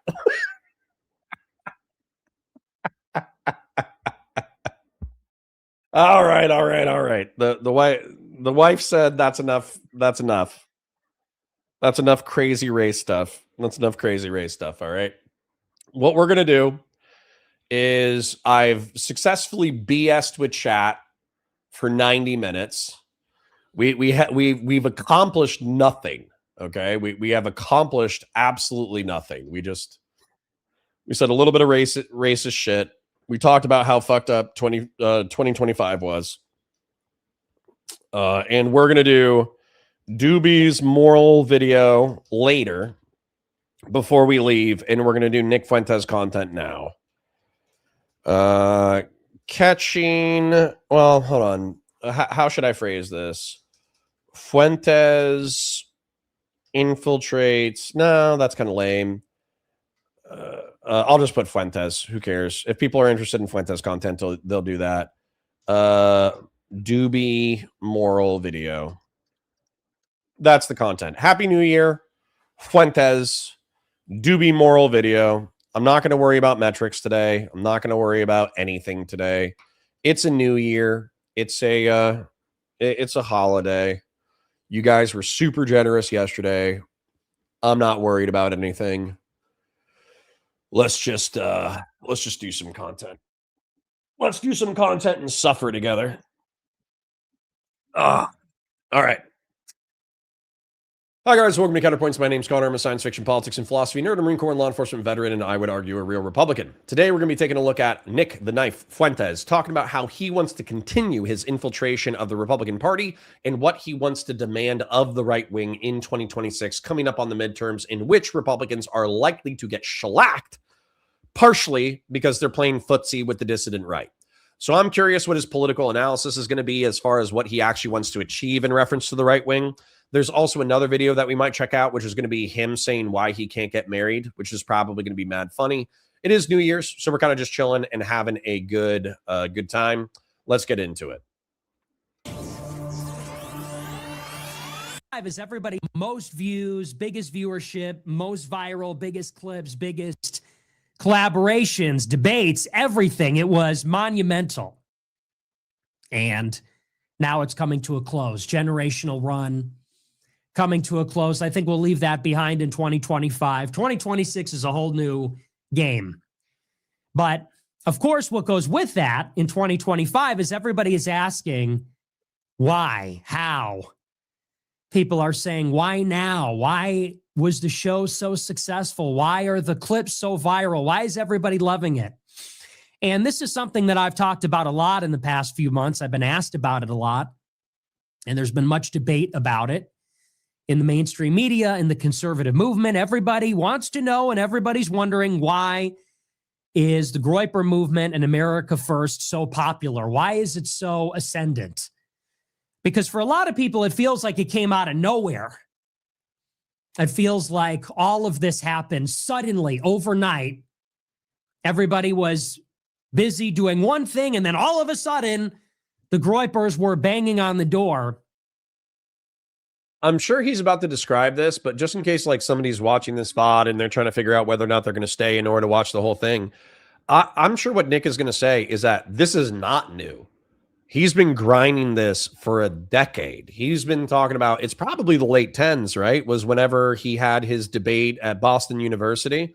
I'll try to summarize it really briefly as if somebody's brand new. Nick Fuentes he was actually a never Trump guy, believe it or not. He was more conservative than Trump, but he didn't like Trump. And what ended up happening was he was thinking that the liberal media establishment, progressive social media terms of service, all that kind of stuff, it shuts down and mutes genuine conservative thought. And the conservatives are cuckolds where they care about the attention and approval of the media sphere and social media so much that they will twist and bend their message in order to be appealing to the general liberal progressive zeitgeist. And so what he saw in Donald Trump, which was an argument for utility, not for actual coherent policy, is that Donald Trump knew how to play the media. he knew how to twist them around his little finger and make them talk about whatever Donald Trump wanted to talk about. And so Nick, at least in the beginning, didn't believe that Donald Trump was actually like a strong conservative or a good guy or anything like that. He just saw him as a cudgel with which to beat the media establishment.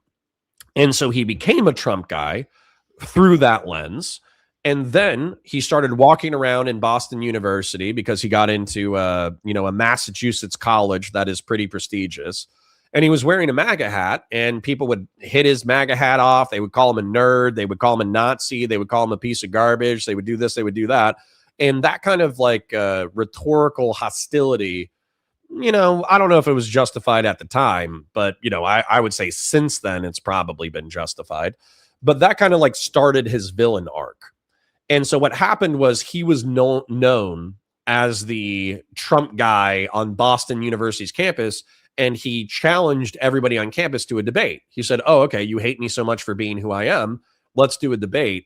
He ends up debating the liberal class president of Boston University for whatever his year was. And as a result, yes. Yeah, you can use my phone. He's using mine right now, and I just need it for a minute. Yeah, go for it. Go for it. Anyways, so sorry, the kid needed to be distracted with my telephone while my wife does something around the house. So Nick, anyways, he debates this Boston University liberal class president nerd, and according to conservatives, he demolishes him, just like totally annihilates him. Maybe at some point we should check that out as content. But he gets a media job with what is collectively known as Conservative Inc. Then he starts asking about Jews and Israel and, World War II and Holocaust history and this, that, the other. And he gets too spicy too fast. And because he can feel that he's picking on a raw nerve in the conservative movement, where Zionist conservatives cannot tolerate, especially at the time, they wouldn't tolerate any criticism of the state of Israel or any criticism of Jewish people. He's like, that's the nerve that I'm going to focus in on. And so he became a Christian nationalist. He became an authoritarian. He started doing Hitler apologia. He started doing Holocaust apologia. He started criticizing the state of Israel. He started criticizing American empire. He started criticizing neoconservatism. And as a result, he got debanked and deplatformed. And he also debanked, deplatformed, participated in January 6th, was monitored by the feds for a while. He created his own little internet, cozy.tv. He created his own platform that allowed him to have his own platform that he could not be pushed off of, and also his own way to monetize that he could not be debanked from. And then he just started doing psychological operations. And those psyops where the Groypers would show up to conservative incorporated events and Trump events and then harass the creators who were on stage in order to get clippable moments, it built a schizophrenic, tens of thousands of people strong, Christian nationalist, I would argue anti-Semitic, they would argue anti-Zionist movement. And now he's a millionaire. He's a millionaire as a result of that advocacy. He found a weird, underserved niche. And now the right wing is taking him seriously because he has the ears of hundreds of thousands of young men. Half of them are probably hate watchers, including yours truly, but it's undeniable that he's had a cultural impact. Anyways, I think that's enough of an introduction. So my prediction for what Nick is going to say is he's going to say this was 10 years in the making. There was times it wasn't going to happen. We almost got destroyed 1,000,000 times, and it's only through dogged persistence that we achieved the year of 2025. And it seemed like this was this overnight success. And so people have speculated. They say, well, it has to do with the material conditions in the country. They say it's because the younger generation is frustrated and angry and anxious and depressed because of the economic conditions. They say it is because of politics, because the left wing has bullied young people, specifically the males and the white males. And so this is their frustrated reaction to being attacked for so long. They've become spiteful, resentful, angry. And this is an expression of This is their reaction against those things. And I've tried to say it as plainly as possible throughout the year. You can point to a few very specific things. What created the phenomenon this year of this show, America First, the Groypers? You can actually pinpoint a few specific things. And it's not complicated. I don't even think it's contentious. I don't think it's debatable. I think it's very clear and very obvious what happened. And starting with number one, the number one thing which accounted for all this success this year. Why did the show blow up so much this year?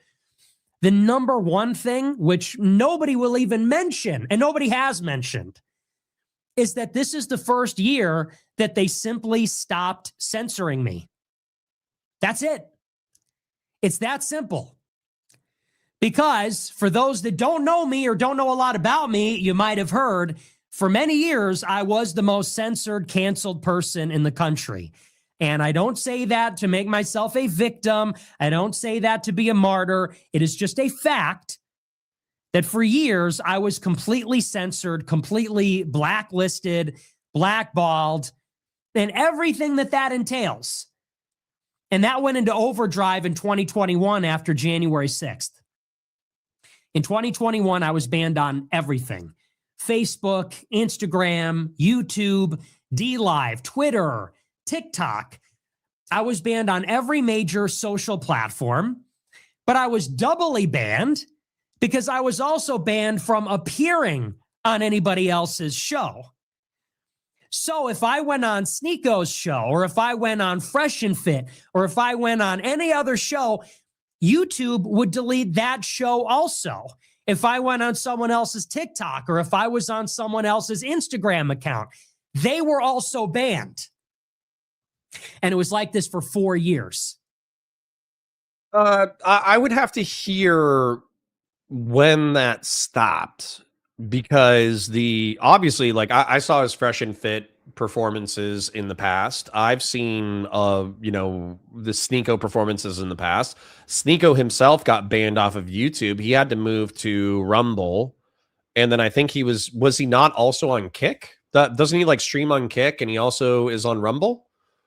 So I'm kind of curious how this works, but I don't know if that narrative is fully true. And he did not take the tack that I thought he would take, but I still think my narrativization about persistence is the fact that he persisted through debanking, deplatforming, and also like the terms of service stuff, where not only can if you're banned off of a platform, you also cannot show up on somebody else's stream. I thought that was a Twitch terms of service thing. I didn't think that was a YouTube terms of service thing, but it is what it is. Still, persistence is the reason why Nick is still around. He easily could have quit at any point. Politics JK for $5 says, that's enough crazy race stuff that we're going to do. Let's watch Nick Fuentes. True. I think Christian Valera said the same thing. Dooby says, I love Nick, to be honest. Why, Dooby? Why? Are you just saying things to perplex me? I swear to God, that's what you do. Anyways, let's get back into it. So go figure. Why did I not gain a lot of traction in 21, 22, 23, 24? Because I literally didn't have a platform. I was banned from everything. The only platform that I could even live stream my show on was the platform that I made myself, because that was the only streaming platform I was allowed on. It was called Cozy TV. I had been banned from YouTube, DLive, Trovo, things you had never even heard of. And what happened Sorry, this is important. Old School says, that's a lot of Christmas decorations for a straight guy. Bruh, can I say that either his mom did this, he hired an interior designer to do this, or Nick is actually gay and an excellent interior designer? Look at this. We got 3 meticulously decorated trees. We have a minion with a MAGA hat on it. We got a teddy bear. We have perfectly decorated Christmas presents. We have 2 more mini Christmas trees in the background.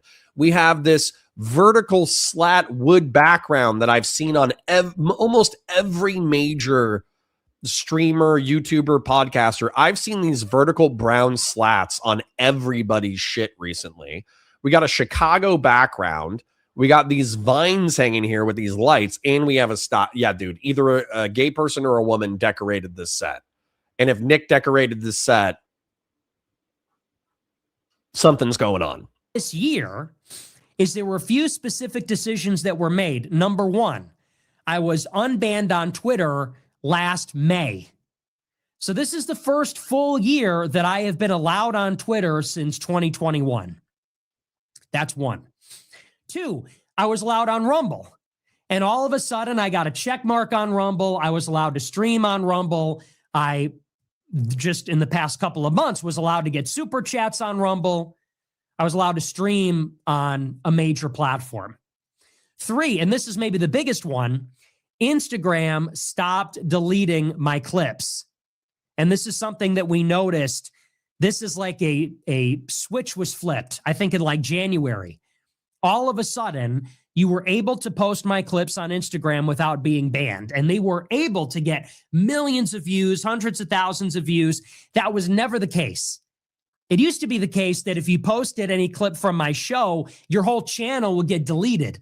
All of a sudden, starting this year, you're able to post the clip without it getting taken down. And then the last thing that happened. Guys, can I ask, we have some pretty funny moments, right? I think we have some pretty funny moments. And these are the funny moments that I get from when I watch Chud Logic, right? Or if I watch Queeman. Typically what happens in their intros, and I talked to my editor about this. Typically what happens is they take those really funny clips of like them spurging out or yelling or screaming or calling somebody like a really funny but weird esoteric slur. And they clip that up and they put that at the beginning of their content. And that typically sucks me in because I know that not only do I like this creator, but there's going to be a funny moment halfway through that's probably going to make me laugh. And as a result, I stick around. And so I think we have those clippable moments, like with just the one that I can think of most recently is kind of bumping into Pisco saying that he did aftercare with Hutch. And then we started riffing on him being a BDSM, a sadomasochistic debater. And we just started like making jokes about like making plushies of the Pisco BDSM debater stuff and making merch of them and all that kind of stuff. All that shit was funny. Like I was laughing so hard that I think I had like tears at the corners of my eyes. And so my question is, can we make a clips channel in the Discord? And I don't expect you guys to like record it. I don't expect you guys to necessarily clip it. But at the same time, like maybe we could do that in reference to stream where it's like, 90 minutes into this stream, here's the link. Here's a crazy pop-off moment that I thought was funny. And then I can go back in there, or Danabo can go back in there. We can pull out the clippable moments. We can put it on Instagram. We can put it on TikTok. And then as a result, we can use short form in order to grow. I think that's a good idea. I think I'm getting inspired right now. Happened kind of like the last shoe to drop was around May of this year. I was able to start appearing as a guest on YouTube. This is something else where even in 2024, Candace Owens wouldn't bring me on her show because she was worried that if I was even a guest, that the whole YouTube channel would get deleted.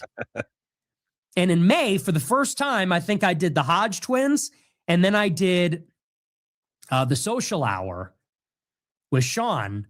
All of a sudden, again, I was on a YouTube show and the YouTube channel was not banned. The video was not taken down. I don't know if it was even demonetized, but I did those two shows. They weren't taken down. And that reflected a decision that was made at YouTube that they were no longer going to censor me from being on shows. And so I think that changes the perspective on where I came from this year and what all happened, because a lot of people said, oh, it's things that are happening this year. It's because everybody got really hateful. It's because of this, that, or the other. No, it is because for 10 years, we did not have a level playing field at all. And think about this. Think about it. For 10 years, it was a completely gate-kept, closed system. And by that, I mean the conservative politics, the conservative political media ecosystem. It was an oligopoly. It was a closed system. There were a handful of personalities and companies that were chosen, they were selected, and they were immune from censorship and shadow banning and all of it. And it was people like Charlie Kirk at Turning Point. It was Ben Shapiro at Daily Wire. It was Prager University. It's all these familiar people. Now, the insinuation that I'm sure that he'll get to is that these are all Zionist conservatives or tepid Zionists. So Prager, Dennis Prager is Jewish. Ben Shapiro, of course, is Jewish. TPUSA, Charlie Kirk, up until very recently, was a very ardent Zionist conservative. And also he was friends with Dennis Prager and Ben Shapiro. And so they were all Ziocons. And Steven Crowder, weirdly enough, I was actually thinking that when Steven Crowder was a part of Conservative Inc., in my opinion. Tim Pool is also a part of Conservative Inc., in my opinion. But when it comes to Tim Pool and it comes to Steven Crowder, I'm pretty sure like Tim Pool has not been demonetized, but he's been screwed with for community guideline strikes a few times. And I'm also pretty sure that Steven Crowder got demonetized on YouTube and as a result moved over to Rumble and did get screwed with that way. But Steven Crowder has recently criticized the state of Israel and kind of like, at least signaled that he's not totally a Conservative Inc. Zionist conservative. And the reason why I think that this is bad, that the gatekeeping breaking, is because the Zionist conservatives might have totally shilled for Israel and brooked no criticism of the state and brooked no criticism of Israel's actions since October 7, 2023. They might have done that, but they also kind of still tepidly played the game of identity in a positive way where they were like, yeah, we don't care if you're Jewish. We don't care if you're black. We don't care if you're Hispanic. We don't care if you're Indian. We don't care if you're Asian. We just care that you're conservative. And so it was more of a big tent philosophy. Whereas what correlates with Christian nationalism is this level of race realism that I think is pretty fucking toxic. And I think that the dissident right wing, while it's enjoying a lot of momentum with angry white men, and so they're getting hundreds of thousands of views and tons of super chats, and they feel like they're breaking into the political zeitgeist, I think they're going to get hoisted by their own petard, because the angry white men are a large segment of the American population, but it's probably a few 100,000 or a few million people. So when you're talking about a country of 330 million who end up hating you because you're a spiteful, and I'm not even saying racist to pearl clutch, I'm saying racist to be descriptive. When you're a spiteful, racist, antisocial, incel freak, like that's not a strong basis on which to build a political movement. And so good for them for getting their time in the sun, but I think this thing is going to kick them in the dick super hard. Anonymous Chatter for 5 says, Connor, guy sitting next to me and I'm supposed to pretend I can't tell if he's black or Asian. Me laughs in Tiger Woods. If you guys have not seen the racial draft skit from the Chappelle show from 20 years ago involving Tiger Woods, please type that into your YouTube search bar on a different tab and save that for when the stream is over. Quick chill.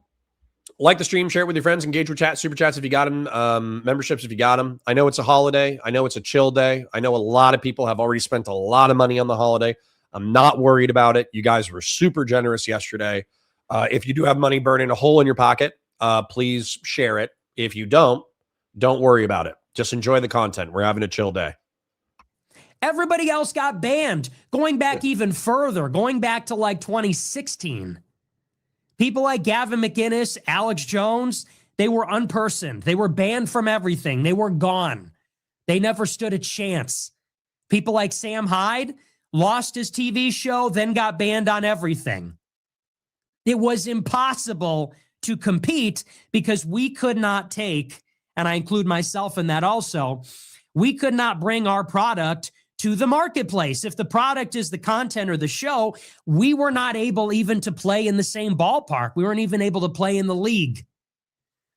And so for the same amount of time that these other groups were the number 2 ad buyer on Facebook, they were number 1 podcast for conservatives on YouTube. They had a deal with TikTok in the 2024 election to get their content amplified and promoted, whereas they were being promoted and steadily accumulating and growing and building, making a living, building a subscriber base, building an audience. All the rest of us were out there dying, losing momentum, losing subscribers, losing money because we were banned. And it's not a coincidence that this is the first year that everything opened up. And then all of a sudden, guess what becomes popular? Lo and behold, after 10 years of censorship, blacklisting, cancel culture, all of that, finally it starts to recede a little bit. Finally, they start to open it up, and all of a sudden, the number 1 shows, it's like Tucker, Candace, Nick Fuentes. Surprise, surprise. I have an alternative explanation, though. I think that the right wing, even the moderate right wing, in order to appeal to the Trump base, has routinely needed to traffic in conspiracism. And what I mean by that is that when it comes to COVID, okay, or actually when it comes to Trump, okay, when it comes to Trump, the Never Trump Republicans, including Ben Shapiro and Conservative Inc., they didn't like Trump at first. You can go back. You can find Glenn Beck. You can find Ben Shapiro talking shit about Trump and how he was like an evil, manipulative piece of shit who was going to skin the Republican Party alive and then wear its skin on his face like some kind of serial killer. Like you can find those clips of Ben Shapiro, Glenn Beck, a whole host of other people who did it. But then they realized that the political momentum was with Trump, and Trump is fucking crazy, as is his base. And then when it came to COVID, like at first, Ben Shapiro was like, oh yeah, based off of statistics, COVID is potentially deadly to all sorts of folks, including young people, including healthy people. And so based off of the available science, we think that the vaccines, even if they're mRNA, they're probably statistically more safe than raw dogging it. And so as a result, you can get vaccinated. You can find tweets like that. But they realized, because there were people like the Hodge twins, there were people like Steven Crowder, there were people like who were on the right wing who were dog whistling about election conspiracism, election fraud, COVID fraud, COVID conspiracism, all that kind of stuff. And they realized that's where the political momentum was. And so what's happened is they kept the conspiracist elements and entertaining elements of conspiracy-based thinking kept going further and further and further right. And Nick and Candace and Tucker and Alex Jones were kind of just outside the Overton window. Well, all of the normie conservatives, through this perverse incentive structure, where the easiest way to be most successful is to be inflammatory, the normies got dragged out to the freaks. But now I think the freaks are so freakish. Once again, I'll say it. I think they're going to be hoisted by their own petard. And so, yeah, in the short term, it's going to give you hundreds of thousands of dollars, media attention, and all that bullshit. You will be a successful streamer and a successful podcaster and a successful YouTuber or Rumbler if you engage in this hyperbolic, psychotic, shitty behavior. But what's going to happen is you're going to be, number one, you're going to be in a gilded cage that you can never leave. If you're a psycho freak, you're going to attract a bunch of psycho freaks. So your entire audience is going to be psycho freaks. And then number two, if you ever want to have a normal take, if you ever have a normal take, your audience will eat you alive. That's what happened to Candace Owens. That's what happens to Nick whenever he opens up his super chats. Dude, I would love to watch the Nick Fuentes super chat segment, but the Nick Fuentes super chat segment, the best clips from it are Nick slamming his head into the desk because he hates the audience that he's cultivated, because they're freaks. And so that's where I feel like these people are going to get their asses kicked eventually. Real serious for 100 ARS. Thank you, King. Happy New Year, Connor. Really nice to find a niche community for peeps who are moderately right-wing economically, but not absolutely unhinged. Just a shame Pisco outed you as a griper. Oh, well. Thanks, King. Parasocial love to you. I will like that super chat and I'll love it. Thank you to Harmonic Fox for the 2. And Harmonic, I hope you noticed that I made you you said you wanted to be blue for New Year's. I made you a mod, so you're blue now, okay? All right. Let's keep it flowing, though. When you stop censoring the conversation, people have an appetite for white identity, criticism of Demon says from Australia, Happy New Year. Happy New Year, King. Jews in Israel, criticism of feminism. Guys like Andrew Tate become the most famous people in the world. Sorry, I have to address this. I know people don't like it when I pause, Andy, or at least VOD viewers don't. But I'm going to pause, Andy. It's my show. If you want to watch the original, go watch the original, okay? Are you saying blue Harmonic Fox? Yeah, I made them wrenches. Or I made them a wrench, at least for today. Harmonic doesn't want to be a mod long term, but I'm making them blue for the day. Why is blue a thing for New Year? Somebody explain it to me. But this is what frustrates me about the lack of moral clarity within the dissident right wing, okay? Andrew Tate is a credibly accused rapist. And what I mean by that is there is a video of him on video with a 15-year-old girl beating her while she's in lingerie. There is no way for that girl to consent to that, like, sex acts that presumably happened afterwards. She was 15. It's impossible for her to consent to sex acts. And also he was physically abusing her. Now, Lauren Southern, 2 women in the United Kingdom, and a woman in Los Angeles have all said that Andrew Tate either drugged them, got them drunk, or began a consensual sexual encounter and then made it violent and physically abusive halfway through the encounter. And they did not consent to the violence and the violence of the situation. And as a result, they were effectively raped. That is from half a dozen women in the United Kingdom, et cetera, et cetera. And the pattern of behavior that they describe is identical to each other. Okay. Then not only that, the way that Andrew Tate made his money is by using the lover boy method to recruit women into Romania and then pimping them out. Justin says, have a good stream and a happy new year. Isn't this your guy?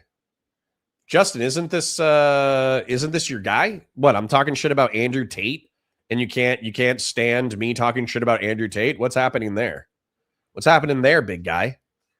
Okay. So anyways, Justin, don't leave listen, Justin, no offense, but if you're going to like sweep for like rape and sex trafficking, I don't know why you would call yourself a Christian. Okay. So yeah, and then the way that he made his money is he used the lover boy method in order to recruit women into, okay, Andrew Tate is gay. Okay, all right. Got it. Yeah, we're talking shit about Andrew Tate while we're watching Nick Fuentes content. I thought that would be right up your alley. Anyways, the point is, the fact that Nick is claiming Christianity and he's associating a pimp who rapes people as a part of his movement is frustrating beyond belief. Let's go. So that's number one. Where did the generational come from? Well, they stopped suppressing me for a short amount of time. For roughly half of this year, I had no obstacles on that front, and I became massive. Number two, and this is the other thing that nobody ever talks about. Where did the generational run come from? Number two. Again, a lot of people say, well, he's expressing a popular discontent, but here's where he gets it wrong. Well, he's expressing this popular anger, this, that, or the other.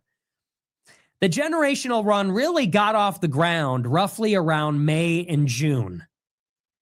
And why is it around May or June that this show started to gain a lot of traction? It was because of a very specific news story.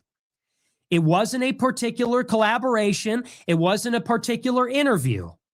Up until the middle of this year, I didn't get a major interview. I had some good interviews. I'm not knocking them, but I didn't get really a massive mainstream interview until later into the summer. But I had my biggest show to date at that point in June, having not had any major mainstream collaborations. Nobody put me on. Nobody had me on a massive show. Is it Tucker? What's it going to be? I'm kind of curious. The biggest show that I had to date in the middle of the year was during the Israel-Iran war. There you go. That makes sense, actually. I'm going to pause real quick in order to read some super chats because we had some people come through. Thank you to I did set a goal. Don't worry about it. You guys have been super generous this year, but we're at 2 out of 10 on the goal. Still got 2 hours left. Anonymous chatter. Or excuse me, old school. That's where we were. Old school for 5 says, got to go fix my world famous split pea and ham soup for New Year's. Have another $5 for the Cyberpunk 2077 fund. At this point, I just feel like I need to play it. Thank you, old school. Anonymous chatter for another 5 says, sorry, Mrs. Points. I was behind in chat and didn't hear how we're supposed to stop the race stuff. I'll start writing sentences on the blackboard. Thank you. Real serious. That one is the one that I read. Harmonic Fox with the 2, and then AKA Batu Sai. Happy New Year. Connor, are we trying to say the F word less this year, or is it a Valor Media Network thing? Either way, I'm behind on the big screen. No problem. So I like being profane with you guys. I like talking about crazy things. I like talking about crazy topics. I like being vulgar and profane. However, my kids are home during Christmas break, and in general, my wife wants me to reduce the amount of profanity and the amount of schizophrenic political stuff that I talk about. So in a routine family situation. So my family is bullying me into being more normal.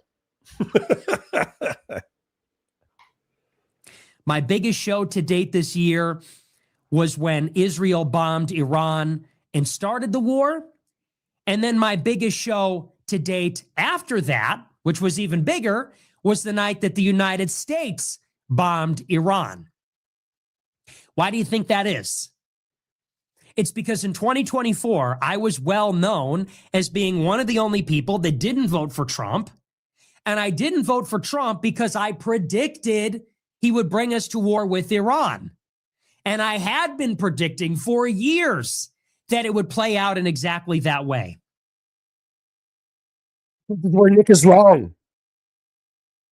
I wish, Justin, I'm really trying not to be insulting, so do not take this personally. I've said a lot of spicy things about Nick. And I'm not trying to be too offensive. But this is where I think groypers are midwits, okay?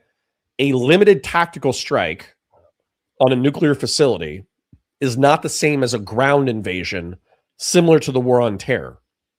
It's just not. These are categorically different things. The same way that a ground invasion of Venezuela is not the same as Trump saber rattling and seizing oil tankers and seizing, their assets. Who cares? You're coping. How am I coping? Nick got this totally wrong. He said that we were going to be in a ground war in Iran. He's pretending things are the same so you don't notice. We shouldn't do anything for them. That's not the same point.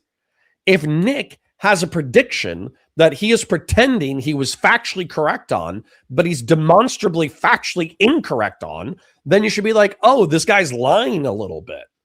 Oh, this guy's exaggerating how correct he is. Oh, this guy's a propagandist. Like, that should be the revelation here. He said ground war. I would have to check the tapes. He actually literally just said that we were going to be at war with Iran. We're not at war with Iran right now. Oh, thank you, Mr. Batusai. 10 gifted Valor Media Network memberships. Thank you, King. All right. Thank you, King. Thank you, AKA Batusai. I know we beef sometimes.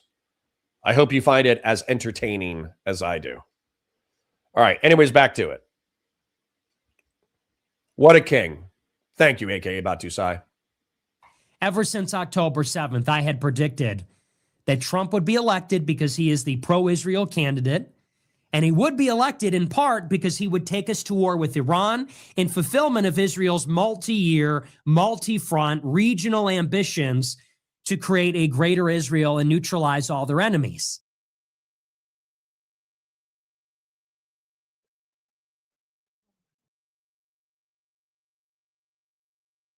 Earshot and Justin and whoever else. Do you know how annoying it is to have you guys go, did he say that? Did he say that? Did he say that we were going to do a ground war in Iran? Did he say that? And then 30 seconds later, Nick says something even more extreme. Okay? I'm being rude. But the reason why I'm being rude is because I don't watch all of Nick's content. Okay. I watch it on occasion because it's entertaining. It's fun to engage with. He's a charismatic guy. He says a lot of jokes. He's quite funny. He has a decent understanding of history. Nick's an interesting guy. Okay. So, but I'm not totally familiar with all of his content. So when you say, oh yeah, did he say that we were going to do a ground invasion? I'm like, oh shit. Maybe he has like more nuanced content, right? Maybe there's content out there where he's talking about how it's going to be limited strikes, about how we're not going to overthrow the regime because the United States of America is war weary after the global war on terror. Maybe he's going to say that, but that's not what he said. That's not what he said. He just said the opposite. He just said that Israel wants to overthrow the Iranian regime using the United States of America in order to establish the project of Greater Israel. That's an even crazier take that he's wrong on. So for you guys to come in and be like, did he say that? And then run away when he says something even more extreme is incredibly frustrating. Matter of fact, I'm gonna play a clip for you for the exact thing that I just experienced. Okay. I'm gonna show you what flashbanged in my mind when I get done saying, hold on, Boogie, I want to die. Let's find this. Oh, is it? Why wouldn't that pop up instantaneously? Here we go. Okay. This is me when... Aren't you being pedantic? Do you get the point? Do you understand there's a massive difference between a limited airstrike campaign and a ground invasion in Asia, Justin? Do you understand the degrees of separation between those 2 points? It's between, if a airstrike is a 1 and a ground invasion in Asia is a 100, there are a billion degrees of violence between those two things. Okay. So anyways, this is what you made me psychically experience. Not you, Justin, but Hearshot. This is what Hearshot made me experience. Okay. You ready? I'm ready.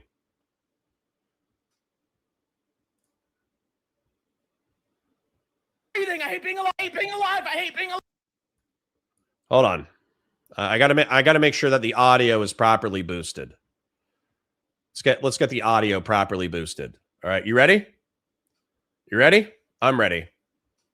I hate being alive. I hate being alive. I hate breathing. I hate being alive. I'm in tremendous pain. I'm in tremendous pain. Help me. Help me. Help me. I'm in so much pain. I'm in so much pain. I'm in so much pain. All right. Well then, okay. Let's get off the internet. Hearshot. That's what you did to me.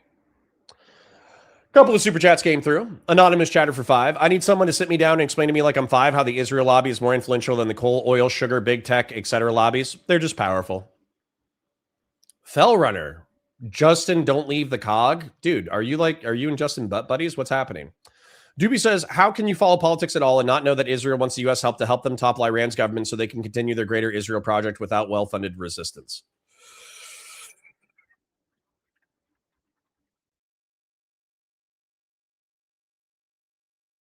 On what timeline, Dooby? On what timeline? Okay? On what timeline? I have to pull up a drawing. You guys are making me do this. You guys are hurting me psychically. You're making me do this. Okay, here is what was promised to Abraham, and this is the map of what greater Israel would be. Okay, it would be this shape. It would be everything east of the Nile, everything west of the Euphrates, and it would be like this little square thing. And you can actually look at the map. It actually like is that shape. And then it would be some areas of northern Saudi Arabia. So what you're saying is that the Israeli government, which ancient Israel and Judah occupied this territory, which is shockingly similar to the shape of modern Israel, and currently occupies this territory. What you just said to me is that because they want to take all of the territory west of the Euphrates and all of the territory east of the Nile, that they're destabilizing Iran so nobody can stand in their way. So you're honestly telling me that Israel wants to retake the Sinai, that they want to reconquer the Eastern Nile, that they want to steamroll Jordan, that they want to take Western Iraq and Northern Saudi Arabia? Like, there might be legitimate Israeli Zionist schizophrenics who think that that's possible, but I don't think there's a single secular Israeli who thinks that they're going to be able to pull that off. That's fucking crazy. Dooby says, on this current timeline, you brainlet, look up BB's comments on Greater Israel. You think he's meeting with Trump and saying Iran might nuke the U.S. for no reason? Okay. Let's look up Bibi Netanyahu's comments on Greater Israel. Why don't we? Why don't we? Acknowledging that Bibi Netanyahu is a part of a right-wing government that plenty of Israelis hate. Let's see what Bibi Netanyahu says about Greater Israel. I swear to God, Dooby, you're just gonna psychically damage the shit out of me. Bibi Netanyahu, Greater Israel.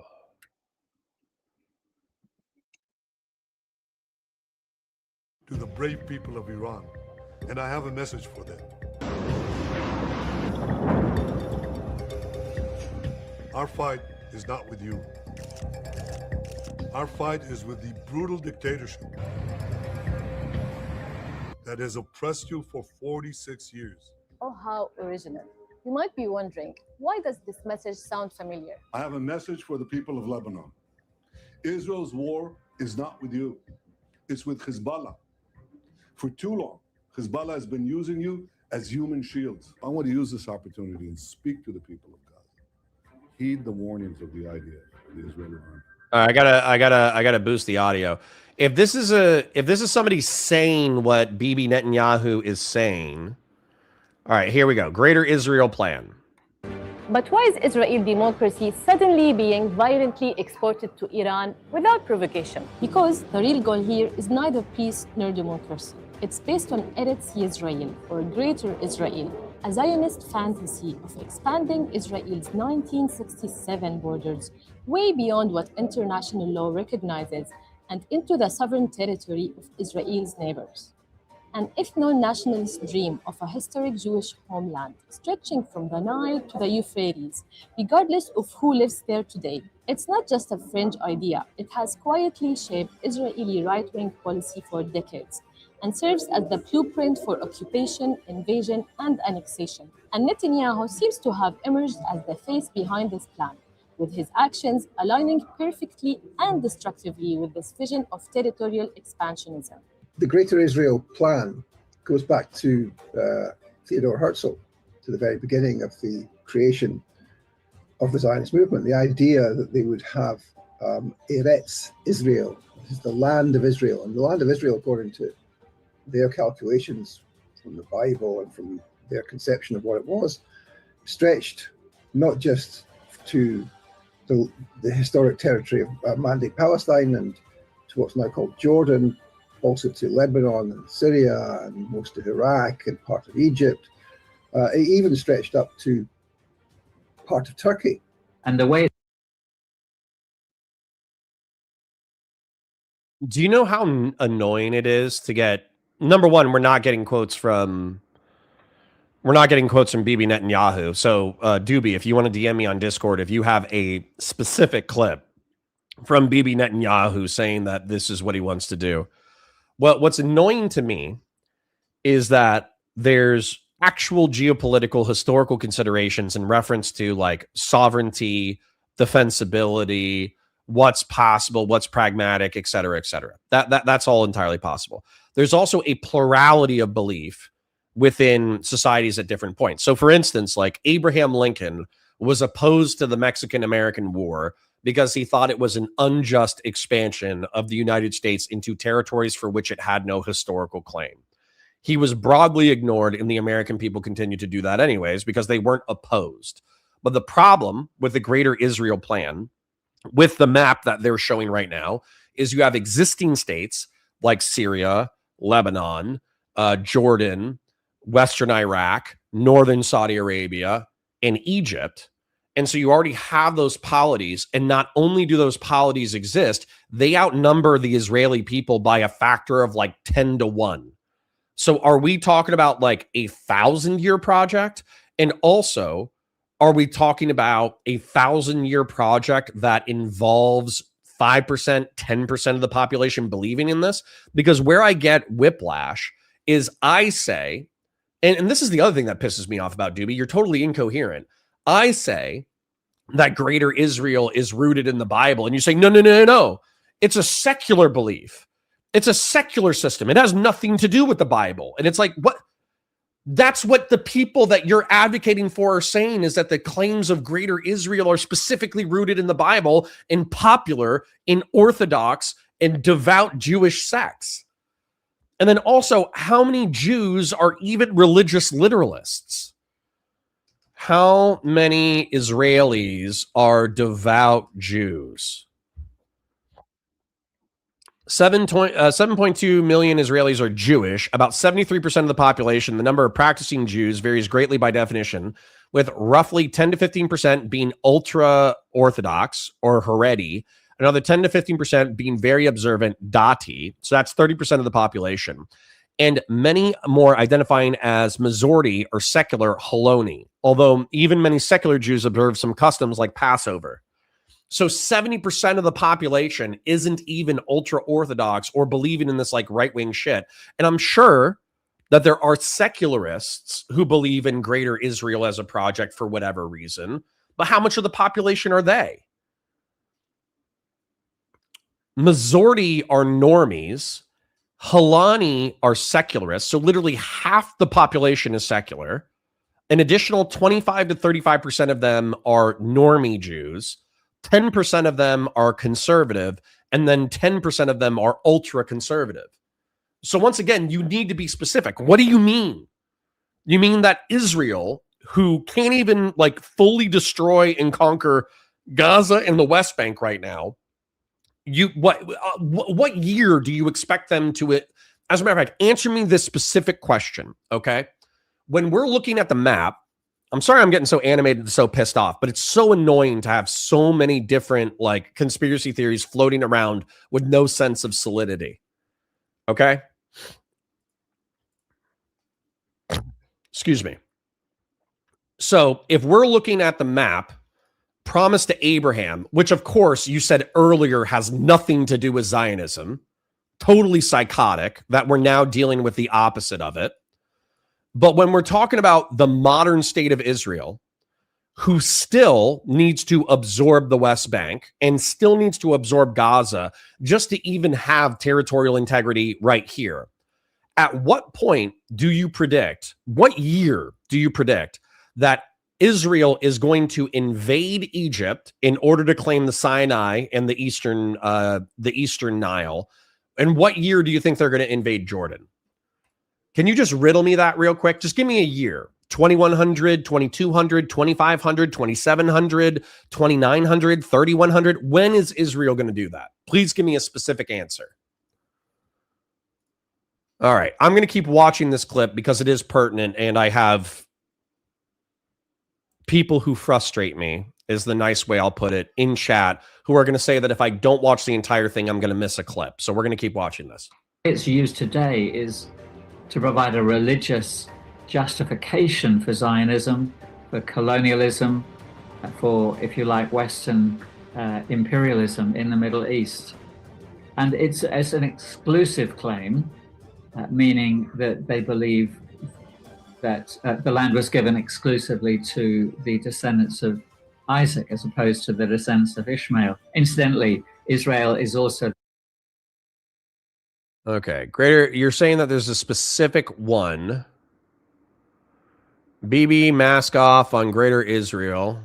All right, let's go ahead and throw this up on the screen, a little update about some of the full mask off that the Israelis are going on at this point. So Netanyahu says he is on a historic and spiritual mission and that he feels a connection to the vision of Greater Israel. Let me go ahead and read this. Specifically, he was asked if he feels a connection to that vision of Greater Israel. Netanyahu says, quote, very much.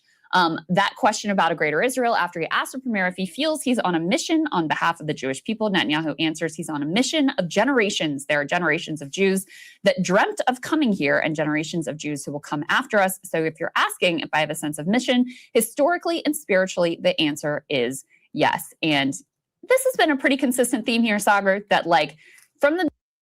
Okay, where's his plan to invade? Again, I'm going to ask you, you're kind of pissing me off. Where's the plan to invade their neighbors and what year? Okay, what year? What year? What year do you think? All right, let me open up the super chats real quick and get one guide by Dooby. Okay. Dooby says that's such a level 1 entry level bit of knowledge you have to be willfully ignoring in order to not think it's true. On this currently timeline, you brainlet, look up BB's comments on Greater Israel. I just did. You think he's meeting with Trump and saying Iran might nuke the U.S. for no reason. Look up his interview. The video you're watching is going over the history, so it's going over your head. BB, it's not, nothing's going over my head, Dooby. There's not a single thing that's gone over my head in the past 20 minutes. BB did an interview where he was asked about it directly by a guy holding up the map. No, you had asked. I said early Zionism was a secular movement. You can just look it up. Early religious Jews rejected the plan to create an Israel because it's heretical without the Messiah. They just claimed Jordanian land. Why would you, Dooby, this is where you're pissing me off. If I said that the modern state of Israel backs its history up to the ancient state of Israel, why would adding in early Zionists were secular change a single fucking thing I said? Why would that be a detail that you would even bring up unless you wanted to somehow disconnect the modern state of Israel from the ancient state of Israel? That was the point during that debate. I remember it vividly. So why does that matter at all? Why would you bring up that they were secularist? It doesn't make any fucking sense. No, you had asked. I said early Zionism was a secular movement. That's the one that I just read. They just claimed Jordanian land last year. You have no idea what you're talking about. You're talking long enough to interview to see the full picture. You just heard BB's comments where he acknowledged that Greater Israel is a historical and spiritual goal he's wanting towards. How can you hear that and not think it's a conspiracy? Is he lying?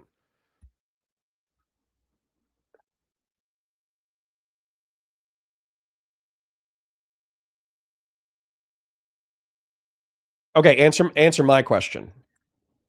Because I'm getting one guide and I'm getting pissed off, and I want to engage in the Nick Fuentes content. When you're saying that they're claiming Jordanian territory, is it Jordanian territory on the west bank of the Nile, or is it on the eastern side of the Nile, or is it in northeastern Israel where there's militants who line up and shoot rockets and shoot guns into Israel from Syria and Jordan? What territory? And then also, I want a specific answer to this question. I don't want another super chat. I don't want another comment from you. I want you to answer this question. When? Because there's the River Jordan, and to the east of the Jordanian River is the country of Jordan. So when is Israel going to launch a military or colonial campaign in order to colonize east of the River Jordan? What's your prediction? Also, what year do you predict that Israel is going to start either colonizing and settling the Sinai, and or militarily invading the Sinai? Answer those questions, because I think that'll cut to the heart of the matter. Anyways, I'm gonna watch the content. Dooby's pissing me off. And so when Israel bombed Iran and the United States followed up with airstrikes of its own, people ran to watch the show to see what I had to say about it, because I was the only one that predicted it. So I didn't launch the generational run because I was being a shock jock, because I was trolling, because I played this shell game where I pretend to be mainstream and I go on Bradley Martin and I act one way, and then I go on my show and I do think he acted a lot more normal during normie interviews. I think this is kind of cope, but that's okay. You act different in different contexts. The way that you act in an online debate is different than the way that you act in an online conversation or an in-person conversation. An in-person debate is oftentimes socially different than a online debate, vice versa, all that bullshit. So, and act like a jerk. The generational run started because I was right, because I was speaking the truth about Jews in Israel, but also their relationship with Trump. And I was the only one who did it. I was the only one that stuck it out and said that, even in 2024, which is pretty late in the game for someone like me. Pretty late in the game, actually, for everybody. Just when everybody thought they had it all figured out about Israel, about Trump and the Republicans versus the Democrats, just when everybody thought they had it all figured out, I threw a big curveball and said, there's something that people are missing, which is that Trump is being allowed to walk through into the halls of power because they know that he will scuttle any diplomacy with Iran. That'll be their opportunity to carry out these strikes. And that's exactly what happened. And it was thanks to my analysis, which was precise and specific and accurate. I don't want this. I don't want this. Anytime they expand into someone else's territory that they can then justify they're expanding further for their security, they're doing this. You're either being willfully obtuse or too lazy to inform. What's BB lying? Dooby, I don't want to answer your question. I want you to answer my question.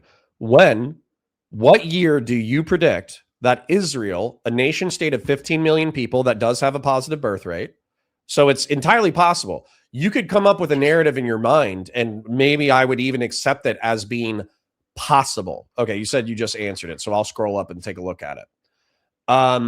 But if they have a positive birth rate, maybe maybe Nick Fuentes is right. Maybe condoms are a Jewish invention, and as a result, all of the goyim are decreasing their birth rates to the point that only the Jews are going to have a positive birth rate. And as a result, all of the Arab nations are going to fall into disrepair. Nobody's going to be left because they're too busy looking at pornography and they're too busy using condoms in order to have a bunch of kids. So then Jordan and Saudi Arabia and Lebanon and Egypt go into a birth rate death spiral. And then the only people who have a positive birth rate is the state of Israel. And so they start annexing all the surrounding territories. So my question to you is, what year? Okay. What year do you predict that the state of Israel is going to invade Jordan, and like Jordan east of the River Jordan and the Sinai? I can pull up the map if you need me to be even more specific. So I'm going to scroll and I'm going to look for a year. You already said that you answered the question. So let me go ahead and take a look and see if I can find it. 2 days before the day after tomorrow. Right. So we got memes. We got memes from Hearshot. You didn't answer my question. I'm scrolling between your last two super chats. I don't see a year. I am asking you for a year, Dooby. What year do you predict that the Israeli population will be large enough that they will be able to physically incur on Jordanian and Egyptian territory?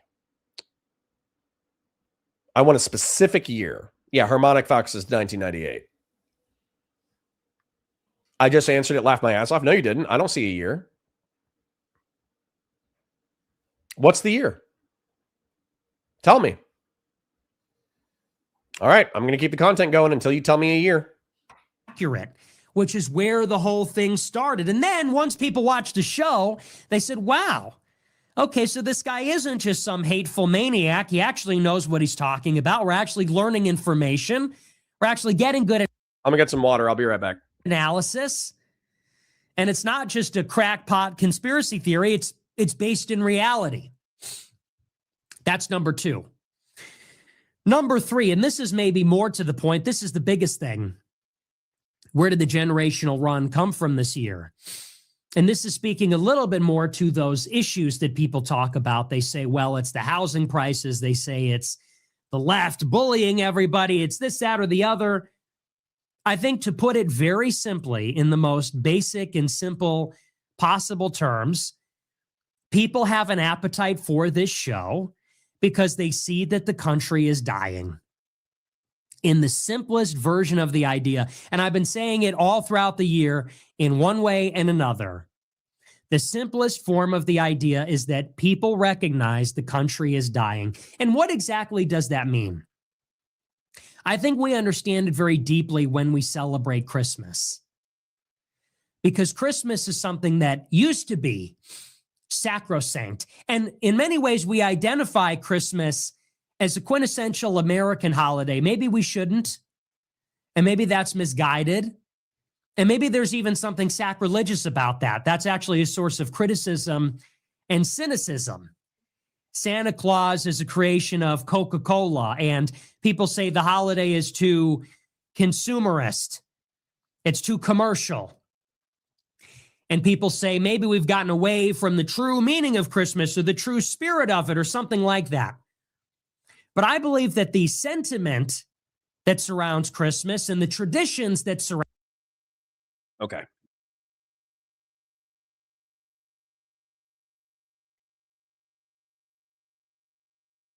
You're thinking like a brutish neocon. Israel plays a long game like any other intelligent nation. They do things in increments over long periods. They don't need a full-on invasion 1948 to 2025.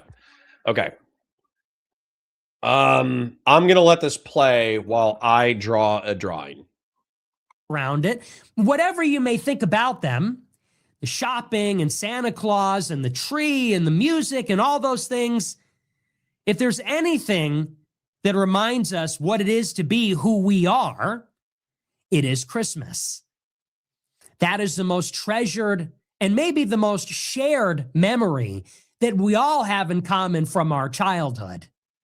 That's maybe the one decent thing, even in the 21st century, that we all still have. Maybe that's the one day in every person's childhood, from coast to coast, wherever you are, whoever you are, where you remember what it feels like to be home. When you're surrounded by family, when you're at the tree, Santa brought the presents, having Christmas or Christmas Eve dinner. And we see the way our country is going, and we realize there won't even be a Christmas in the new America. Forget about the rest of it, which is a little bit all over the place. Maybe not everybody plays baseball anymore, and obviously politics has polarized everybody, and a lot of things about our country have changed. But we're looking down the barrel of a future where in 50 or 100 years, maybe one day the country wakes up and it's just December 25th, and it doesn't mean anything. And maybe people are out working and the shops are open and people are at school. And how many people are even celebrating? Are there public celebrations? You see, for example, in Europe, they had to shut down the Christmas markets. They had to shut down many of the Christmas celebrations because they are being invaded by Muslims and Africans that not only don't celebrate Christmas, but are hostile. There was a church in Scotland where a statue of the baby Jesus was decapitated. And they defaced the church with the message that said, "You're finished here." This is doomer cringe bullshit where Nick is appealing to the worst elements of modern society in order to say, oh, this is going to go in perpetuity for, as a matter of fact, isn't there there's a meme about this. This is the meme that I should have hit Lauren Southern with a few years ago.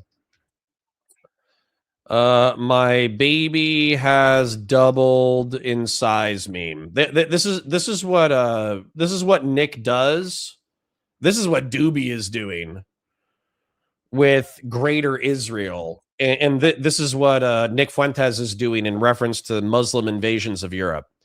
My 3-month-old son is now twice as big as when he was born. He's on track to weigh 7.5 trillion pounds by age 10. This is something that Nick Fuentes does. This is something that Lauren Southern did back when she was doing commentary. This is something that Dooby is doing in my chat right now, is because you can point to, let's say that we go over here, and I have to presume that the Jordanian territory that is being incurred on is up here. I have to assume that that's what it is, okay? Or maybe south of the Jordanian territory. But this is the current border as we understand it.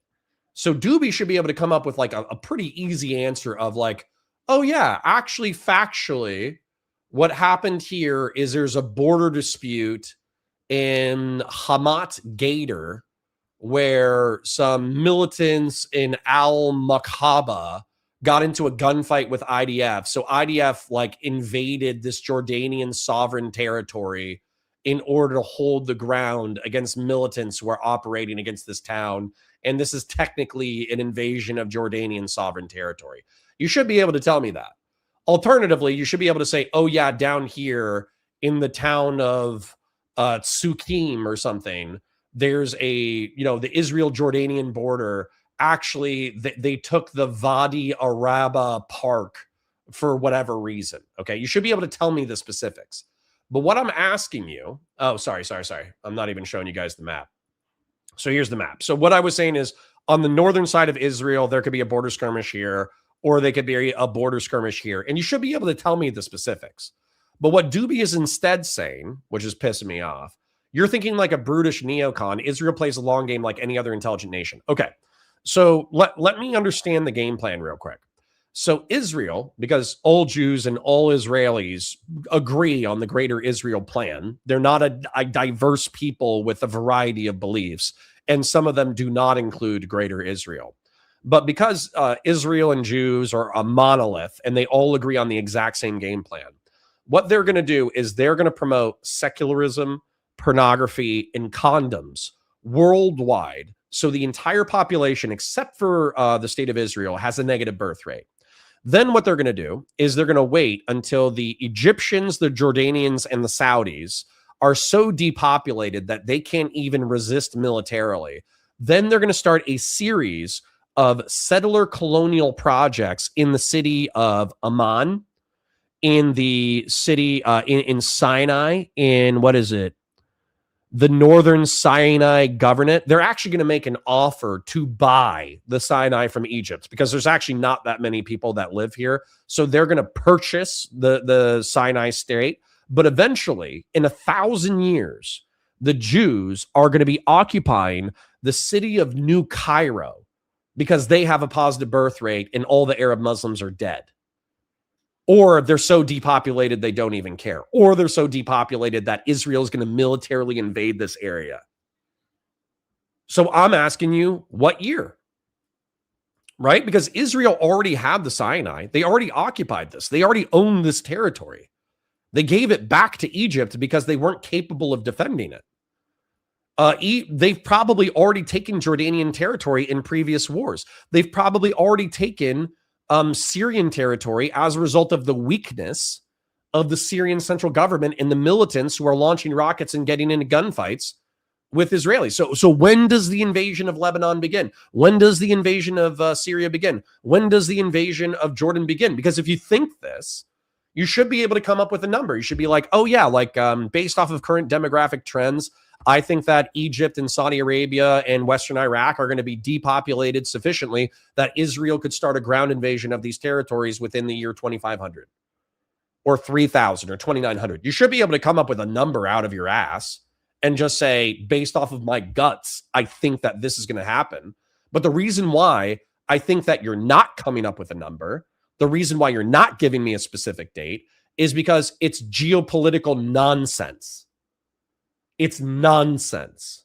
There is no military or population capacity for 15 million Jews to take over the state of Jordan, Syria, Lebanon, or Egypt. They do not have the demographic or military capacity. They probably won't have the demographic or military capacity 500 years from now. They probably won't have the demographic or military capacity 1,000 years from now. That's why I'm getting pissed off. All right. Anyways, going to move this over here. I'm going to keep drawing to drawing. I'm going to keep let Nick Fuentes talk about how, you know, 1,000 years from now, Christianity isn't going to exist. And then I'm just going to point out this meme again, where my 3-month-old is now twice the size as he was when he was born. He's on track to weigh 7.5 million pounds. This is what you guys are doing with the state of Israel. You're finished here. And they decapitated a statue of the baby Jesus.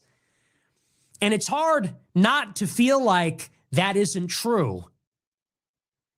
Or rather, it's hard to feel like that isn't true when they say you're finished here. It does sort of feel like we're finished here, doesn't it? It feels like we're finished in Germany. It feels like we're... Oh, it feels like we're finished in a country 1,000,000 miles away that I've never visited, that's actually physically beautiful, where 99% of the people are happy every single day. It feels like we're finished there. Don't you think that all the Muslims in Europe are actually identical to your pathetic basement-dwelling incel life? Don't you think your inability to get laid and get a good job is identical to what's happening in Germany right now? Don't you feel the emotional impact of Muslims living next to Christians and secularists in Germany is identical to your shitty life? Yeah, Nick. Yeah, Nick. Okay. We're finished in France. It feels like we're finished in England, in Italy. Places I've never been, places I'll never visit, places I'll never talk to the people who are local. It feels like we're finished in America. We see where the arrow is pointing. We see that Zoran Mandani... I'm pointing to history, the current day, the stated goals of the leadership. You're gargling piss and telling us it's rain. No, so far you've given me 2 clips of Bibi Netanyahu saying, yeah, I feel connected to the ancient state of Israel. And he's talking to a guy who's talking about the Greater Israel Project. And you're like, see, they want to militarily conquer Jordan. They want to militarily conquer northern Saudi Arabia. They want to militarily conquer Lebanon. They want to militarily conquer southwestern Syria. They want to militarily and colonize eastern Egypt. And you're acting like these are the same things as getting into a scuffle with Gaza. It's not the same thing. This is very R-slurred. Ranger Nation Dubs for 5 says, Dooby's obsession with Israel is weird. Isn't he pro-American colonization? What is Israel doing that's so unique and bad that no other country has? Let's not do that one. That's a whole nother can of worms. Thank you for the super chat, though. Is the socialist mayor of New York.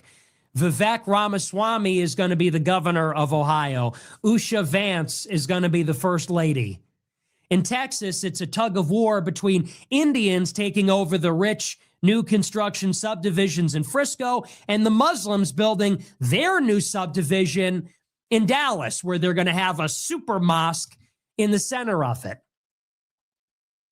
And Seattle is filled with Indians, and San Francisco is filled with Chinese, and Los Angeles... Ali, Dooby refuses to give me a specific year that Israel's going to begin its invasion of eastern Egypt, southern Lebanon, and Jordan. So I want a specific year from you. Project Ali for $5 says, isn't that how Putin talks about Russia and its history and then his actions prove his intention? Sure. So you guys should be able to give me a specific year.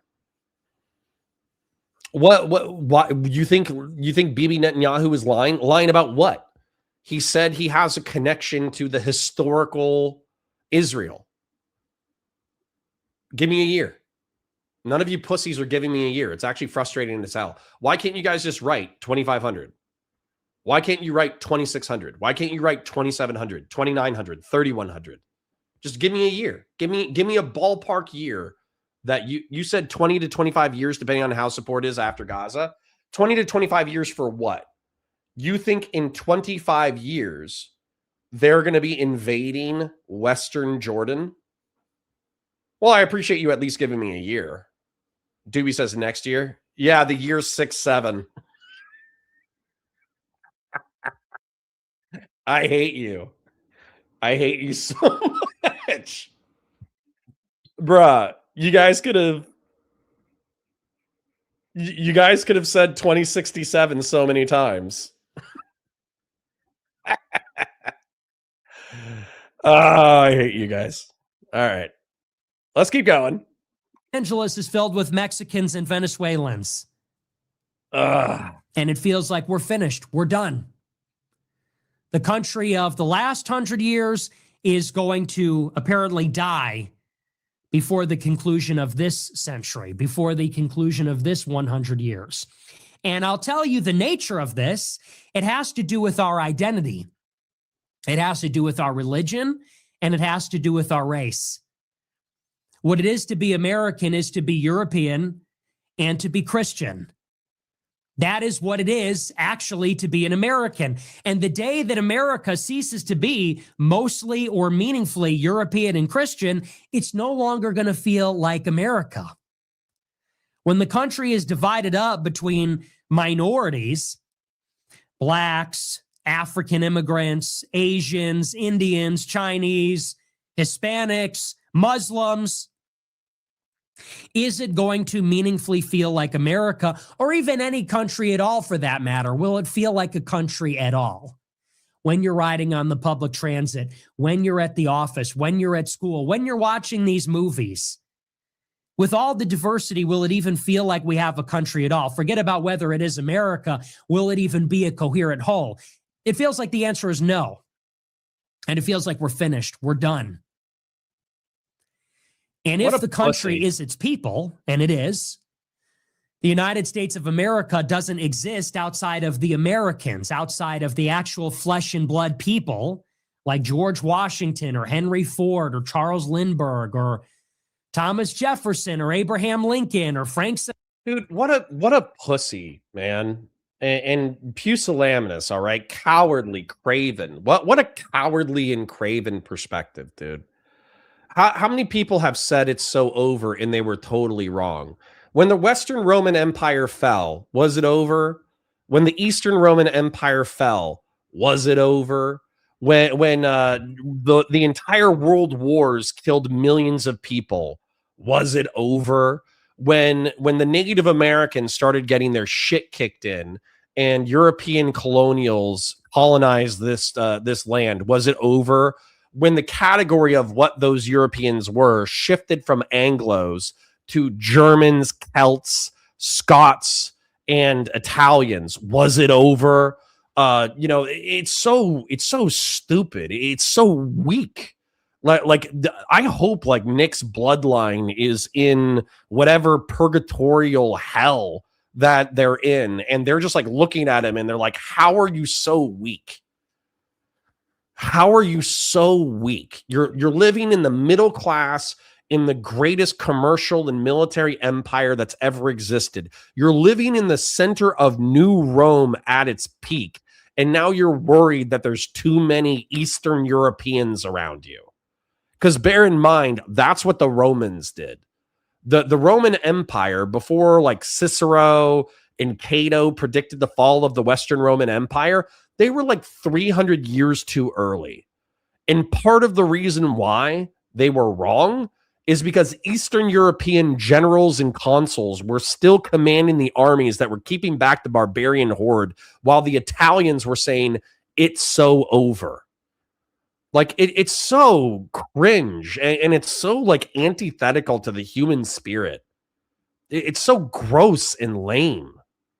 I'm descended from Irish bog people. Do you understand that? Do you understand that 2,000 years ago, 1,500 years ago, 1,000 years ago, my ancestors were dudes with machetes, with like blue tattoos, that whenever some like random weird people came over, they would like chop their heads off and put them on like wooden pikes. And then they got conquered by the Romans. Then they got conquered by the English. Then they got conquered by these people. Then they got conquered by those people. They got conquered over and over again. They got enslaved. They were economically enslaved for centuries. They worked in the most like dire material conditions possible. And not only did they survived long enough in order to thrive. And they lived long enough in order to thrive in the United States. It's so weak. I hate this weakness. It's not just physical weakness. It's not just Nick Fuentes' spider fingers. I don't know if you guys have said this. It's very mean. It's very mean. But when I bend my hands like this, I don't know if you guys can see this, my joints have enough connective tissue in them that they don't bend like spiders' legs. Whereas if you look at Nick's incestuous genetic issues, he has spider fingers. Okay? So why is this like weak genetic dead end spider fingered freak telling me that it's over? I hate this. This is poison for the soul. Dooby says, nah, I can tell you came from a bog. Yeah, fuck you too. Sinatra. The country is an Italian.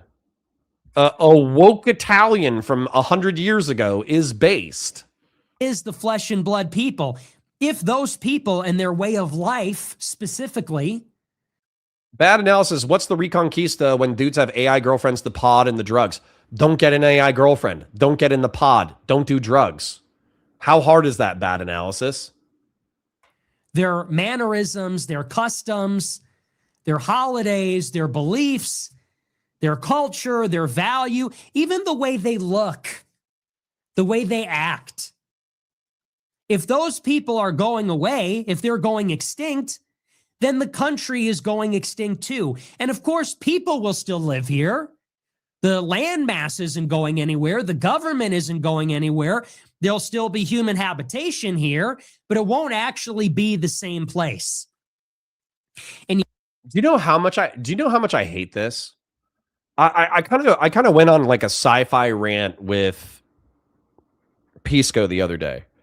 Do you know how bad I want to solve the material conditions of the working class and the middle class so I can lull them back to productive sleep where they work 40 to 50 hours a week and they just pay their bills and take care of their families and go to the park and this, that, the other? I'm doing that right now. Do you know how much I want to lull the productive population back to like productive slumber?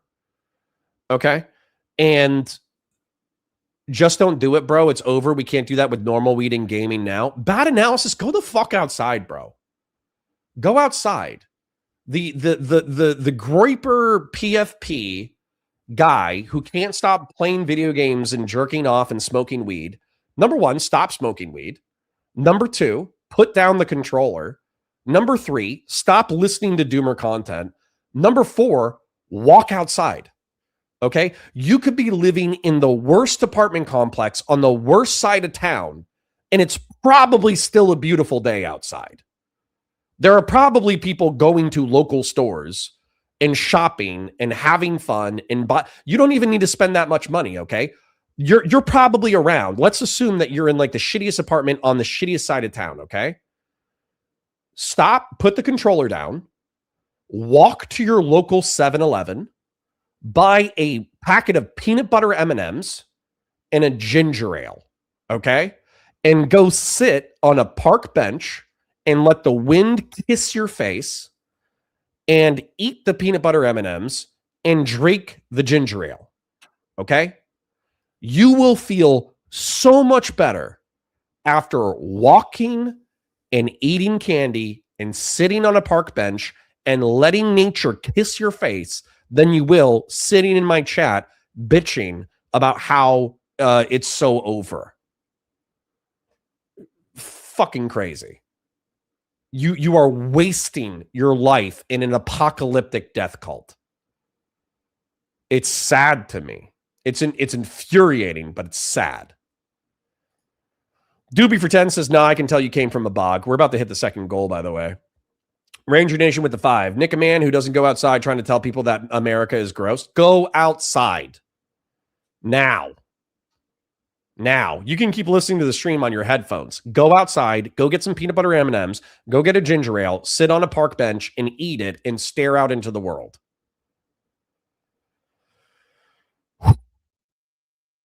That's like $17.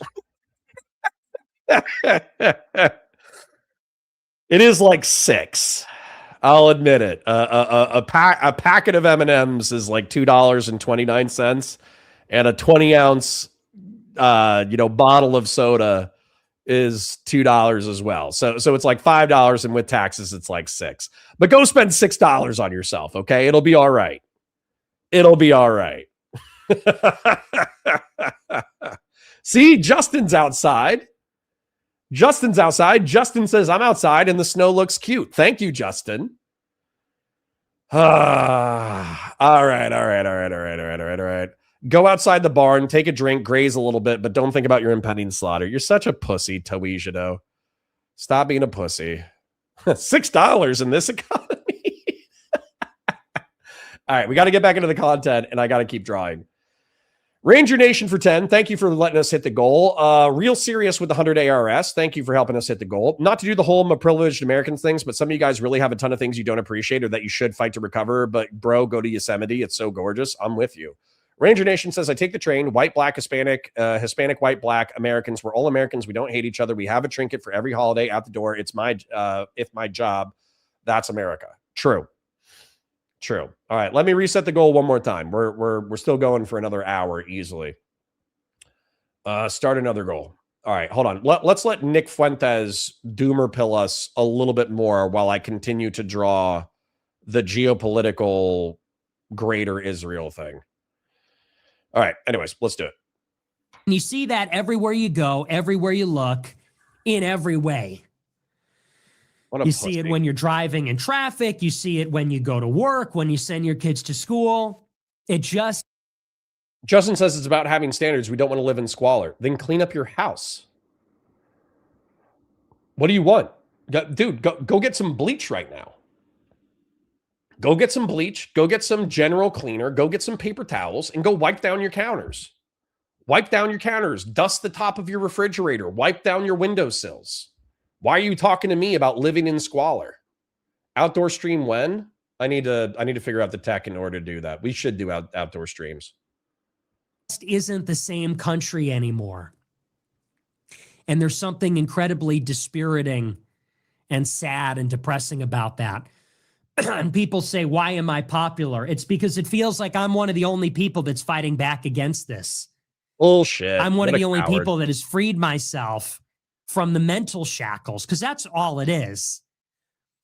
We are accused of being racist, white supremacists, neo-Nazis, anti-Semites, Christian nationalists, white nationalists, whatever. People like the show because they like when an unapologetic white American stands up for the country and says, no, we're not going to die. At the minimum, I'm not going to die. I'm not going out without a fight. And if one man can get up and say, I'm not going to go down without a fight, then maybe a whole country can get up and say that we're not going down without a fight. Maybe that's the strength of the message.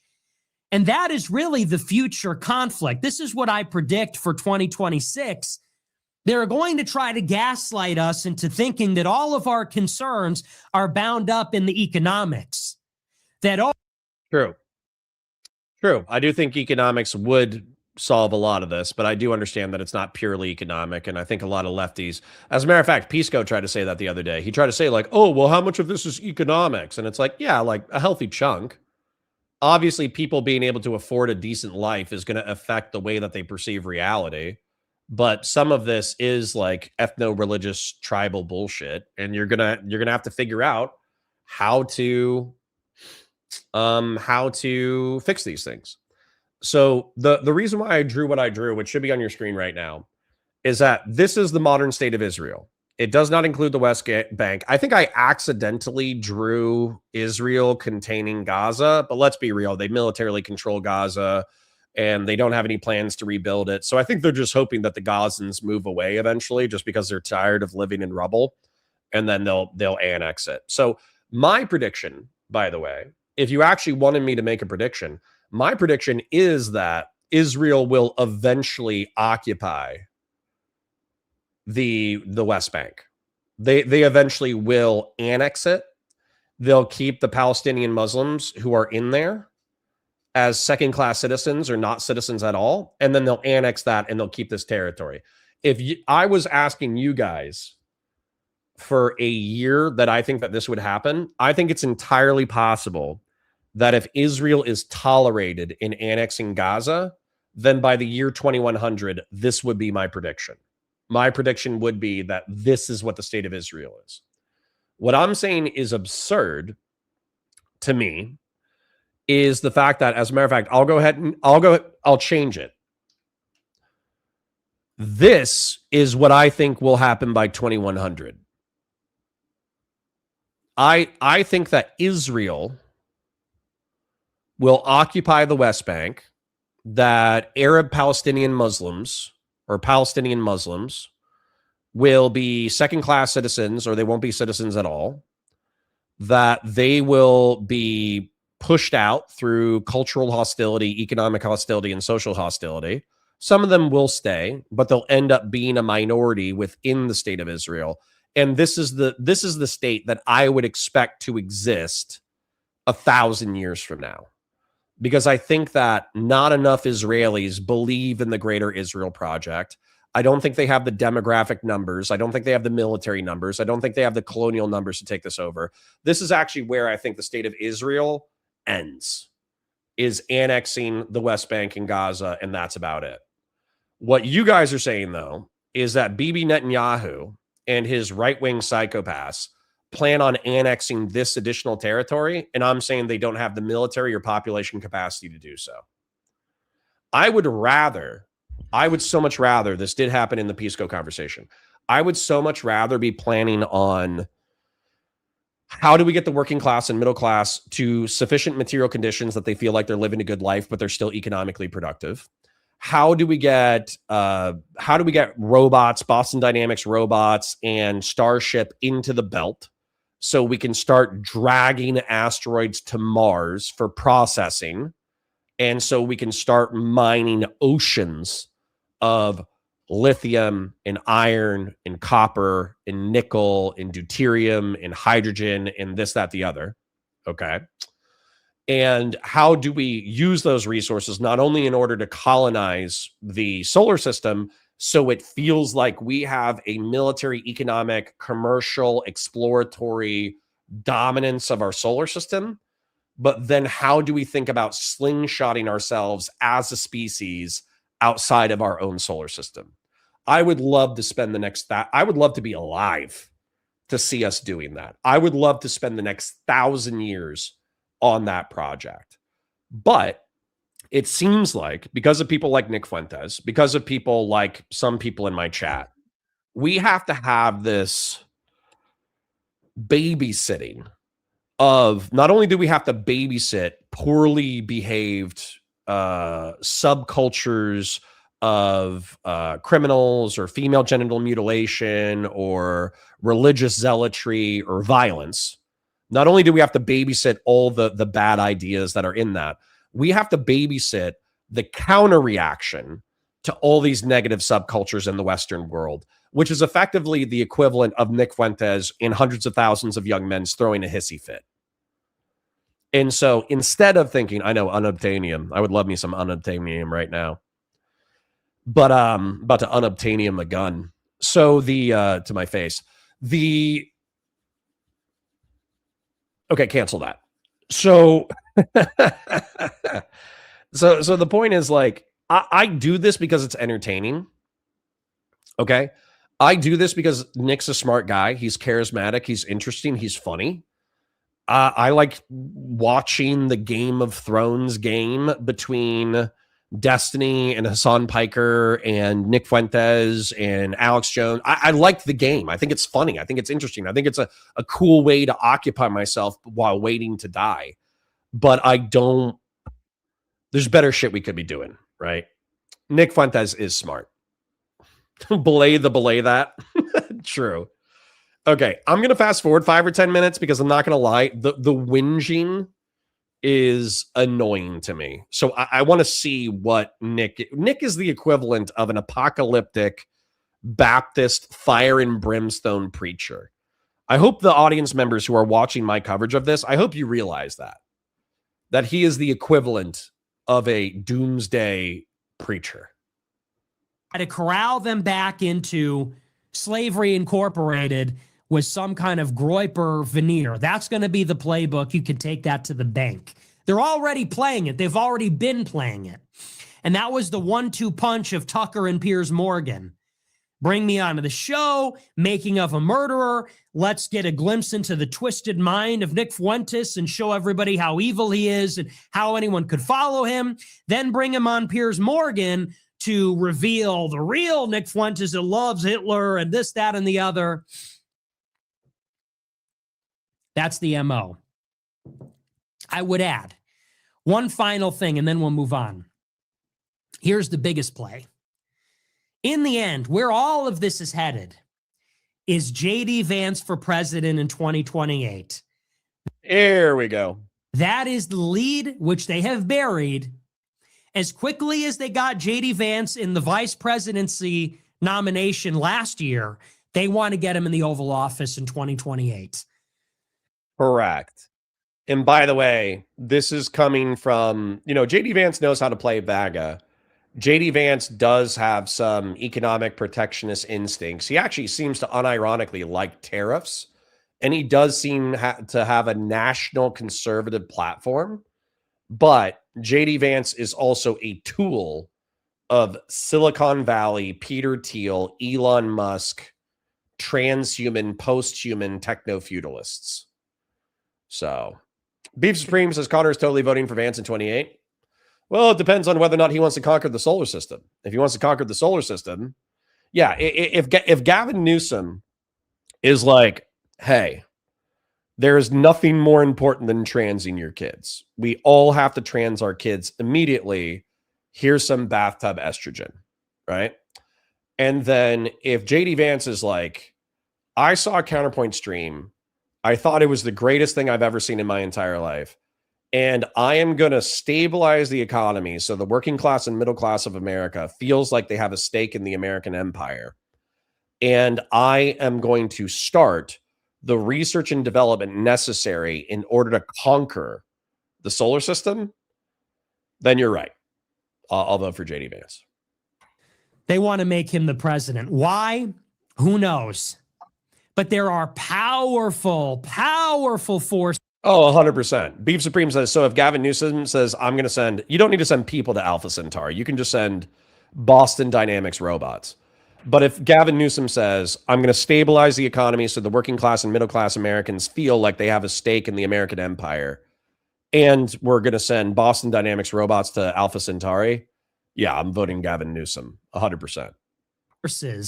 In Silicon Valley, billionaires, the GOP, all the king's men that want to make JD Vance the president.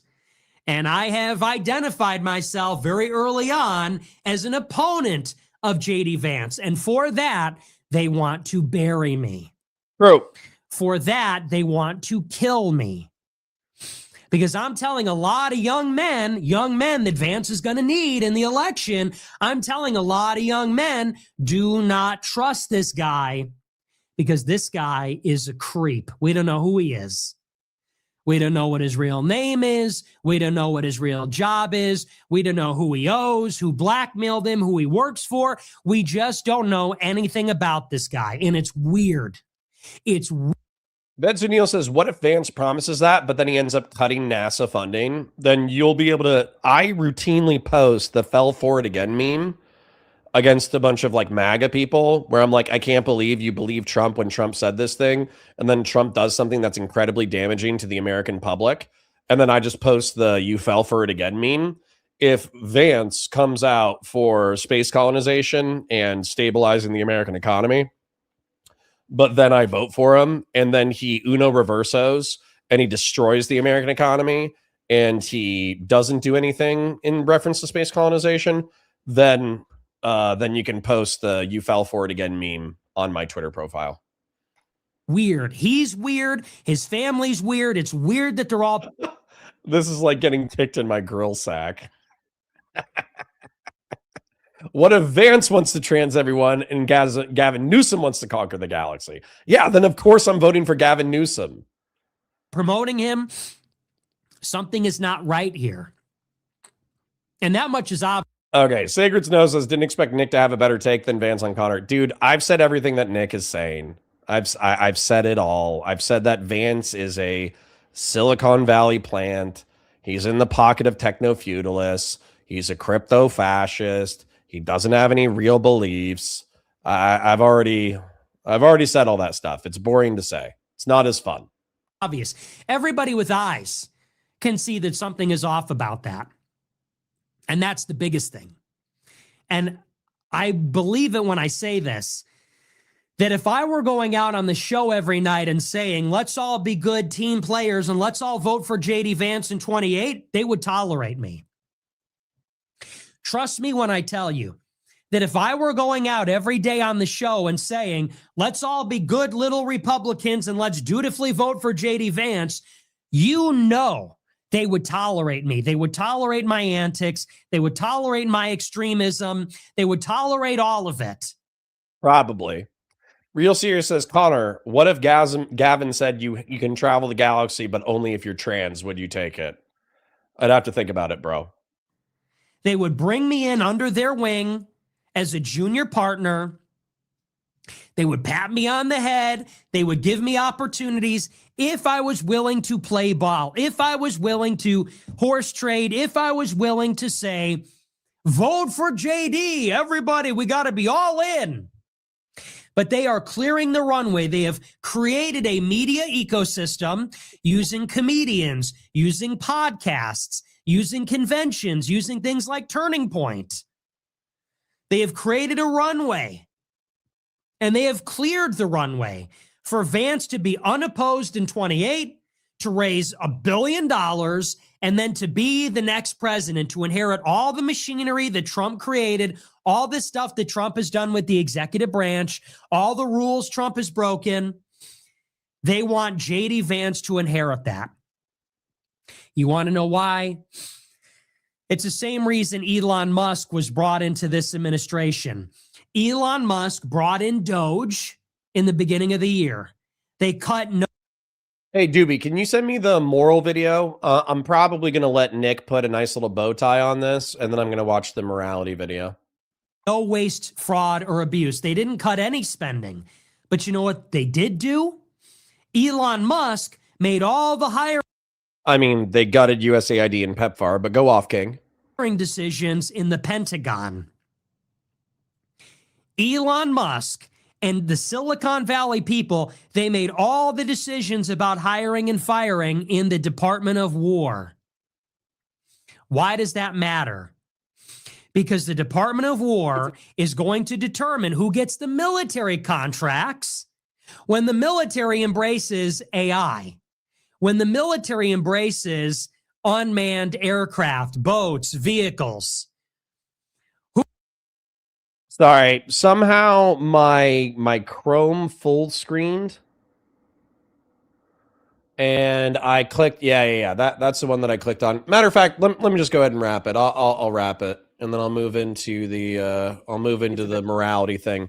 Dooby gave us a shitload of cash, so I need to respect my. Even if they don't respect me, I need to respect my Oilers.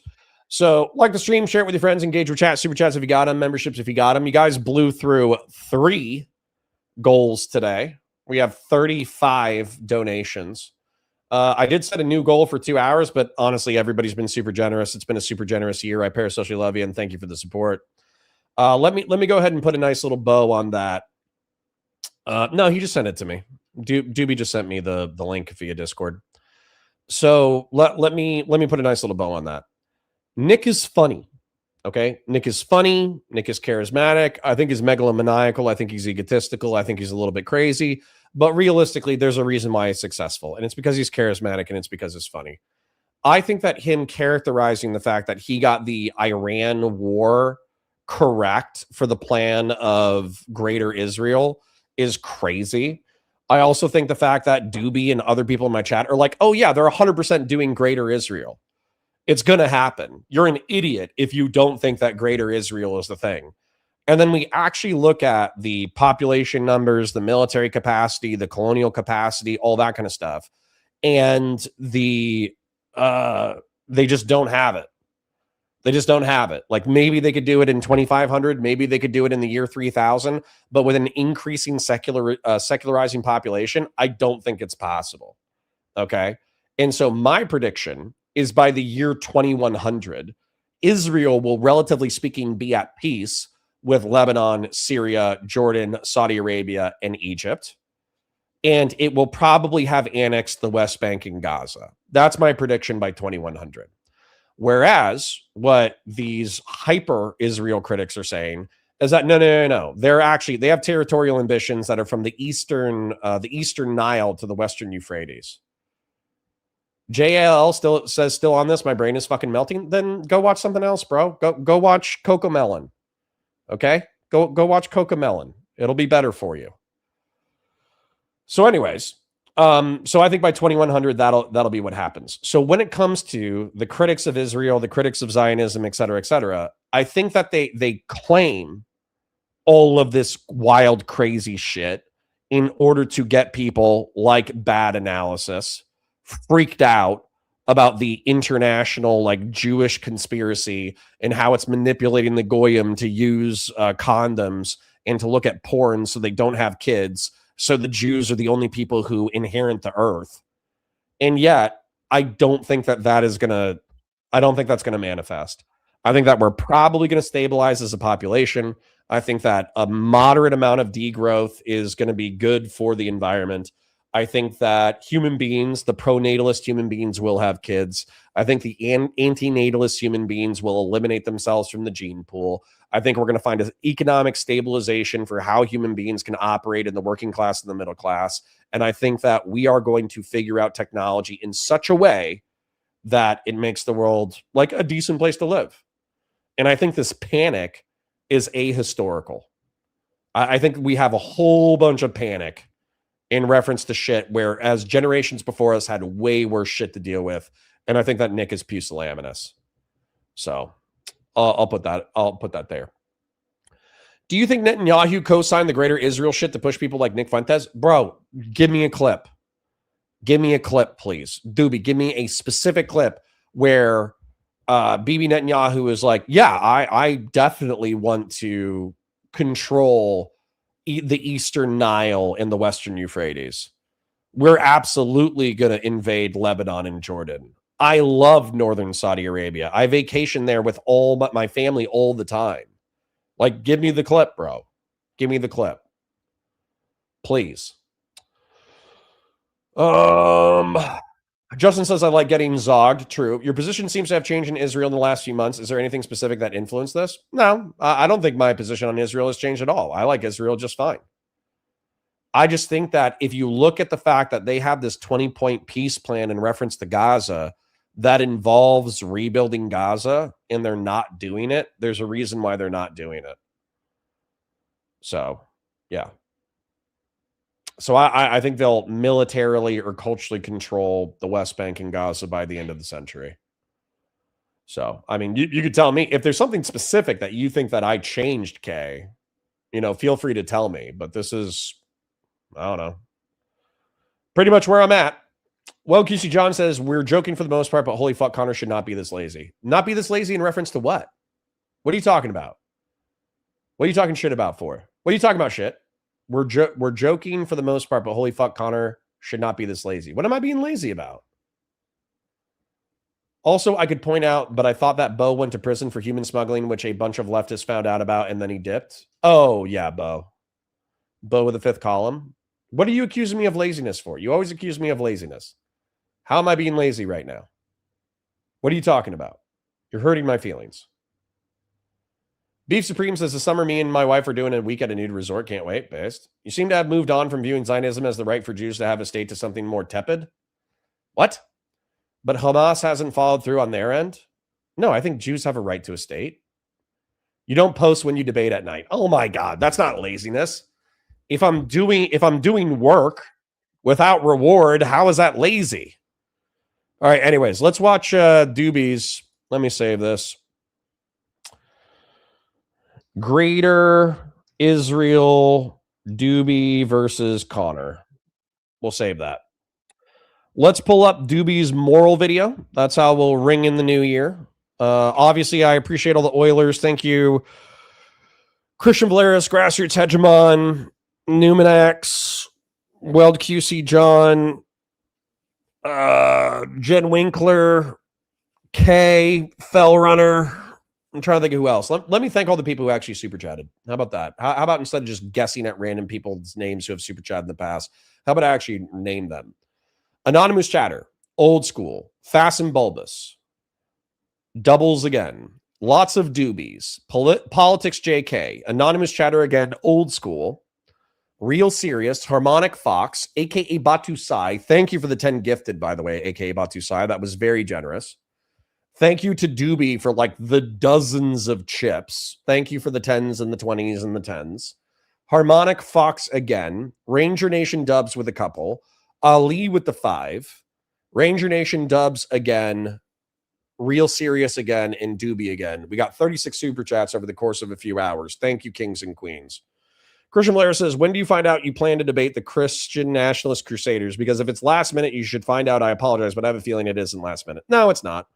I'll tell you exactly what happened, Christian Nationalist, or Christian Blairis. Speakeasy says, hey, do you want to do a debate on December 30th? And he asked me on the 17th. Hi, Jen Winkler. Good to see you. Thank you for the 2.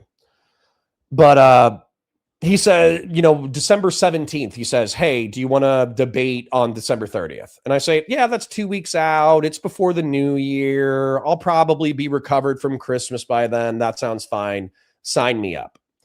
And then I forget about the debate for 2 weeks and I just kind of do my thing. And I expect that if we agree to a one-on-one or a debate, that you will, contact me. You'll send me a DM and you'll say, hey, Connor, we have a debate at 9 p.m. Are you still good for that? And that's what he did yesterday. So he said, hey, Connor, we're going live at 9 p.m. Are you still Gucci? And I was like, yes, I'm still Gucci.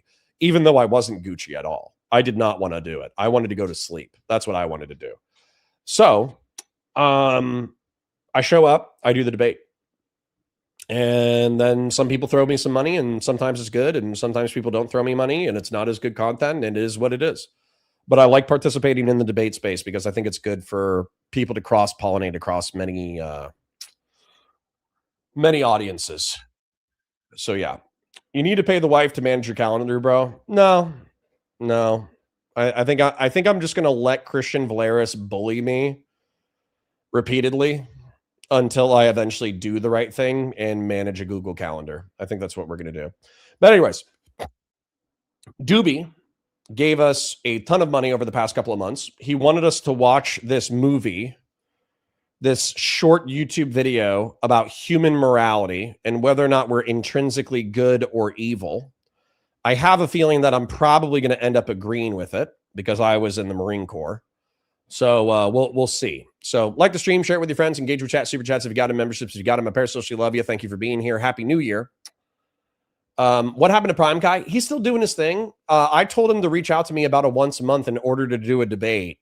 But last month I canceled on him because I had a family engagement and I think he was, his feathers got ruffled a little bit. So if this becomes a Dooby recommendation channel, it won't. But if he oils and it's good content, I'm going to do it. All right.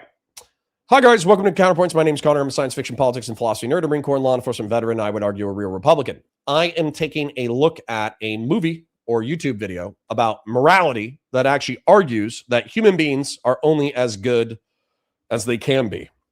So it's supposed to be like a novel moral insight into the way that humans operate.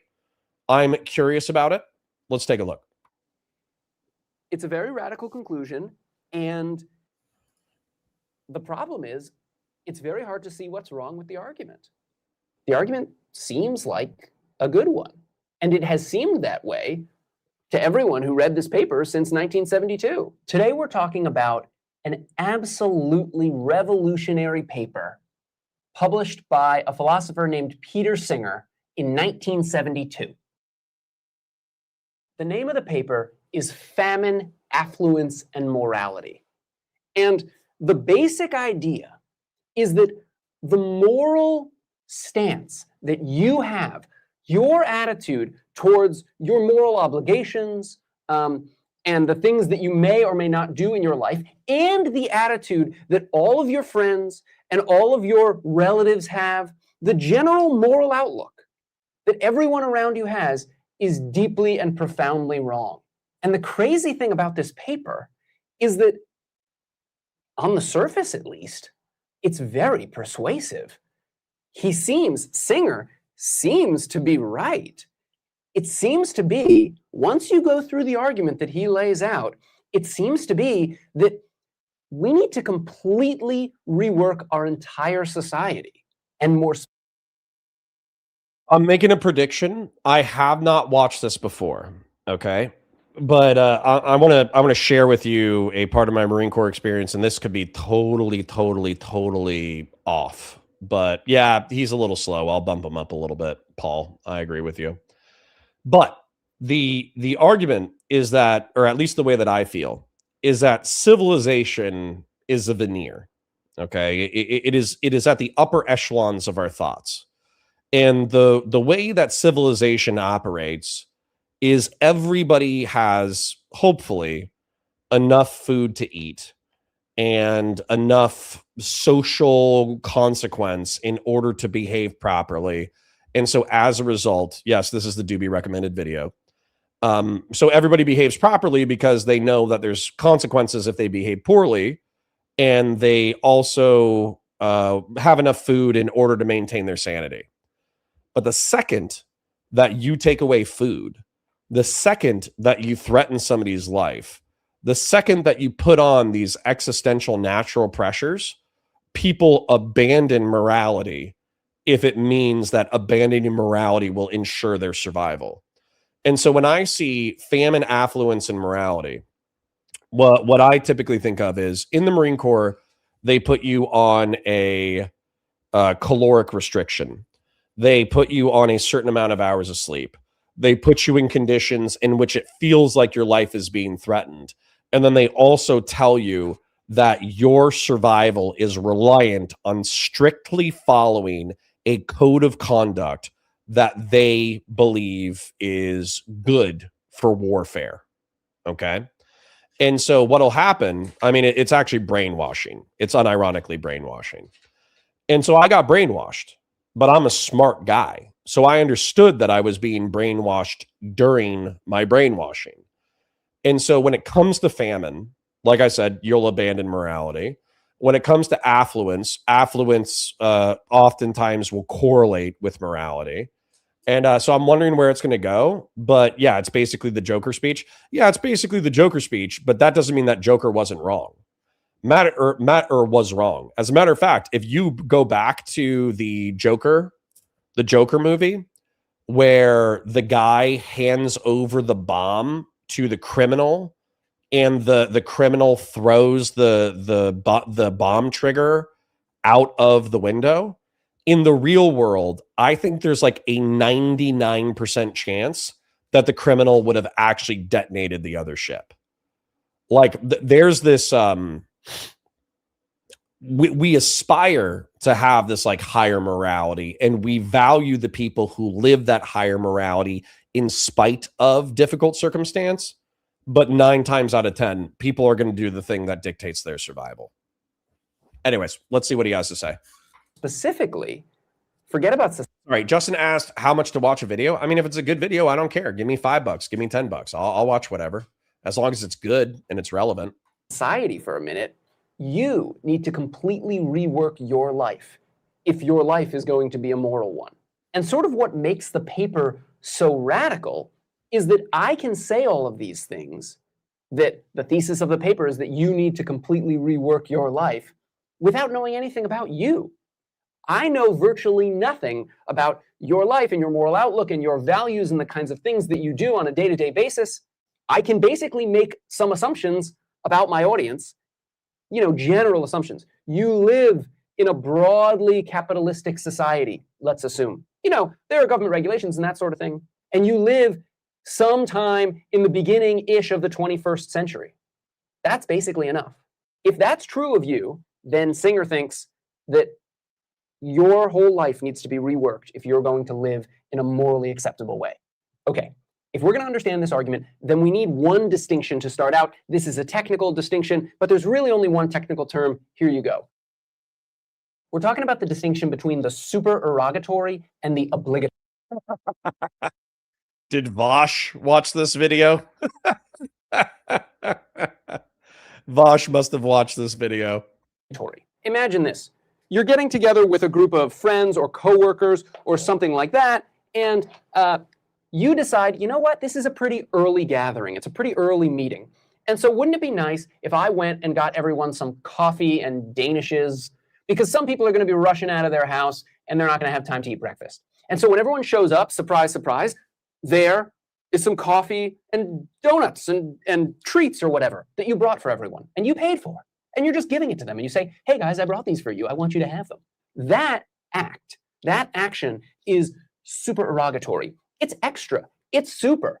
You didn't have to do it, but it was a really nice thing to do. It was an extra thing that you did, and it was a good thing to do. It was not obligatory. Something is obligatory if you have to do it, right? So if someone is assigned in the group to bring coffee and breakfast to every early morning meeting, and you signed up, you promised, you committed to bringing coffee and breakfast on that day, well then bringing coffee and breakfast is obligatory. And of course it would be nice if everyone thanked you for bringing those things, even if you agreed or promised to do it. It wasn't extra. It was something you had to do. You had committed to it. You were obliged to do it. One more example just to bring out this distinction. And this example may date this video. It may give you a sense of when I'm making this video. But anyway, at the time of the recording of this video, there's something going on in supermarkets where when you check out in the supermarket and you're paying for your groceries or whatever, well, there's some of the payment is obligatory, right? You have to pay for the things that you are buying. But then there's this extra payment. They say when you're checking out, they're like, would you like to donate $1 to, and then they name some charity. Would you like to add $1 to your bill here at the supermarket? That additional payment, that's extra. Input, output, you've done this 2 or 3 times. Are we going somewhere? I'm sorry. Are you a Zoomer?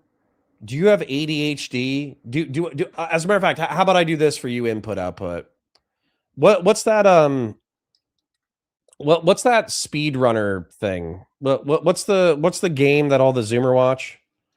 Runners video game? I'll make it easier for you. What's the one? Subway Surfers. There we go. Okay, I'll make this better for you, input, output. Yeah, here we go. We're going to make this easier for input, output, because input, output has attention deficit disorder, okay? No, don't clamp him. No, don't twist his balls. He's fine. Number 1, input, output has super chatted in the past. Number 2, they've participated in chat insightfully, but I'm being a smug dickhead because he's done this twice now in the past like 48 hours. Where he's like, I don't like this content. This content sucks. Okay, here you go. I made it better for you. Here we go. There's Subway Surfers playing in the corner for you, okay? Let me make sure that I can still access this and play the video. You don't have to do it. It's up to you. It's supererogatory. If you do it, it's good. That's a nice thing that you did, right? But you didn't have to. Supererogatory. That's what that word means. Okay, here's the claim of this paper.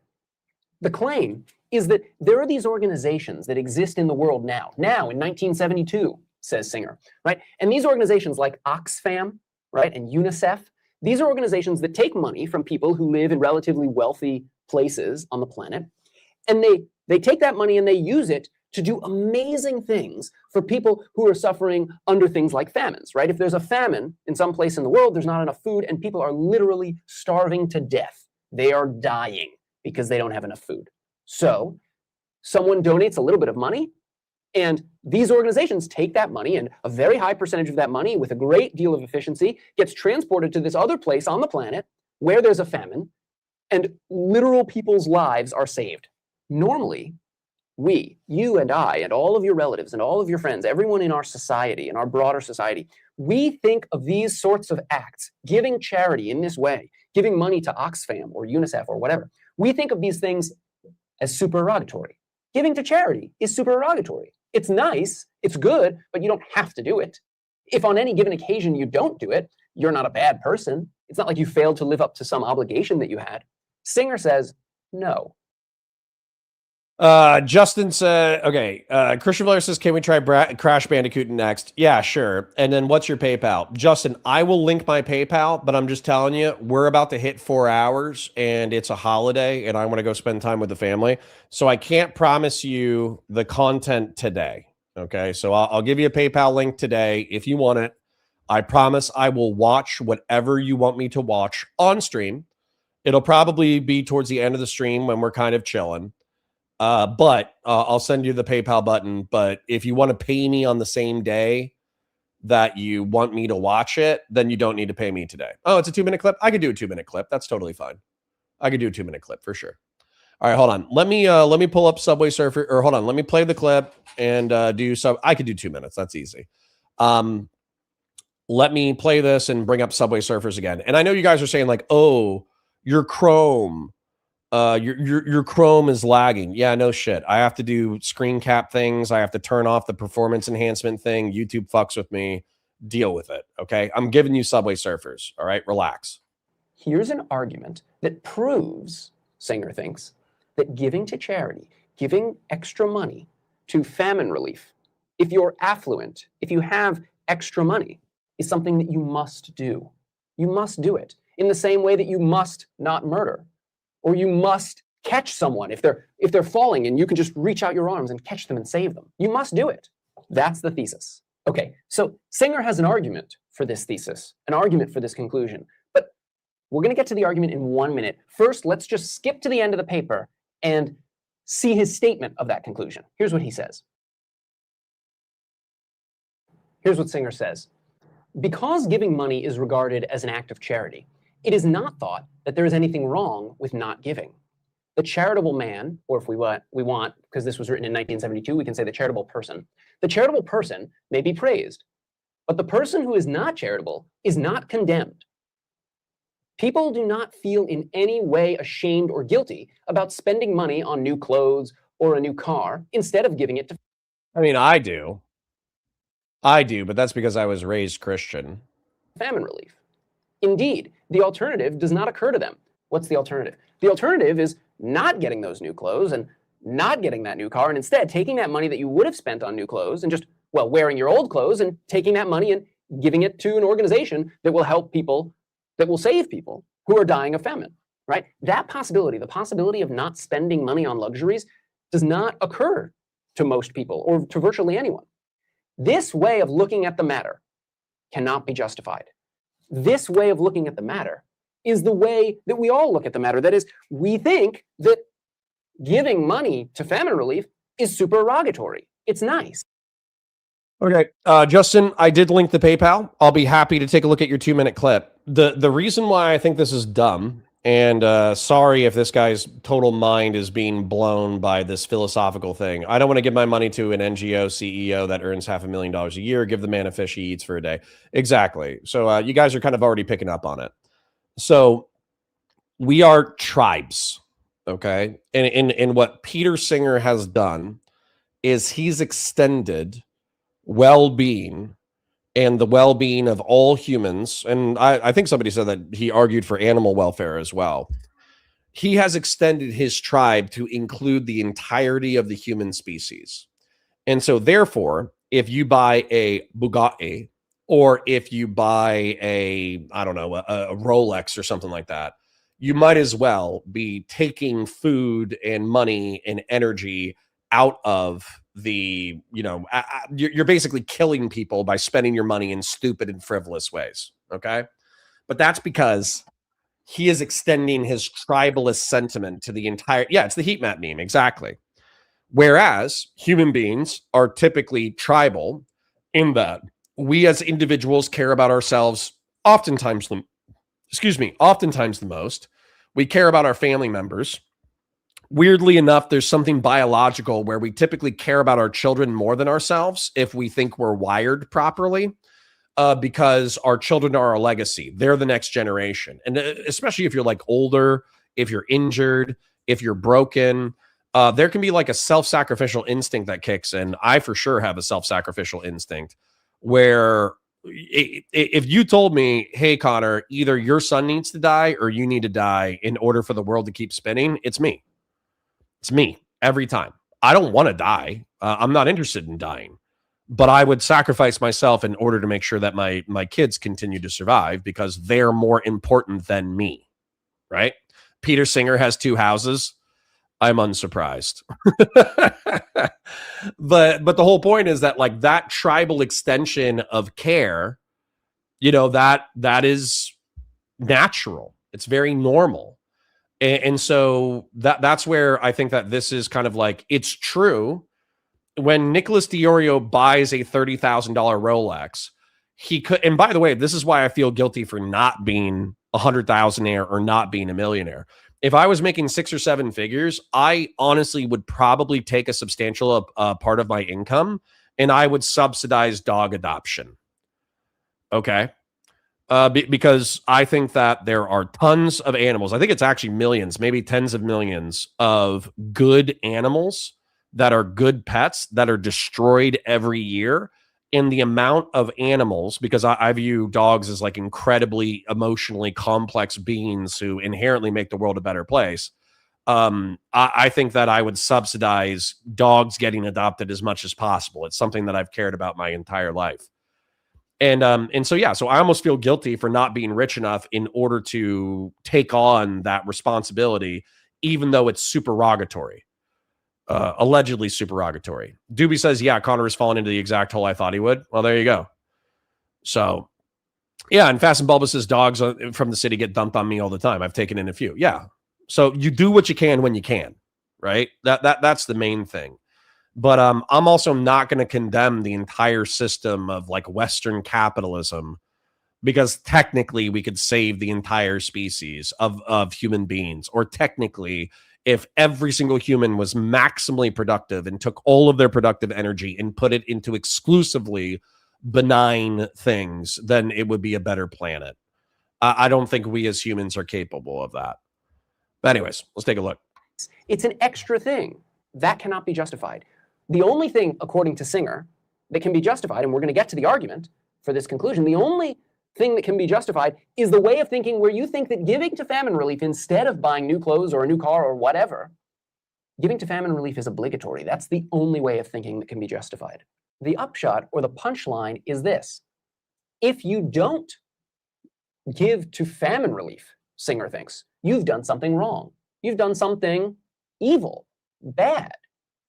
Every time you buy new clothes that you don't absolutely need, or you buy a new car when you could just drive your old car, or you buy a cup of coffee that someone else made for you because it's more convenient for them to make it for you and it tastes a little better than if you were to make it at home. Every time you do any of those things, you're doing something wrong. You're doing something bad.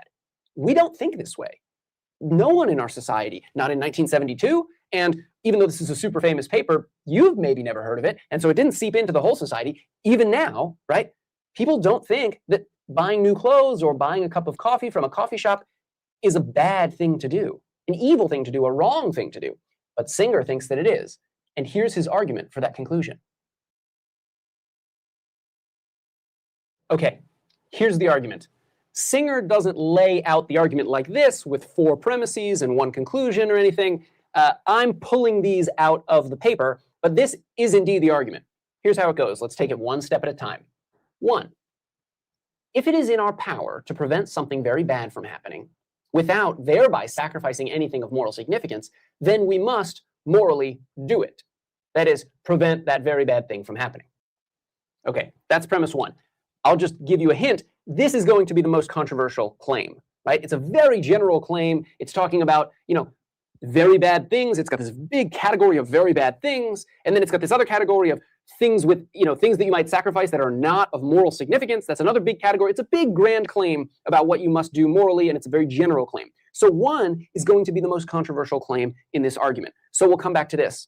If you're looking for this claim, by the way, in the reading, then go to page 235. There's one big paragraph in the middle of page 235, and this claim happens, not phrased exactly like this, but basically like this, at the sort of end of that paragraph.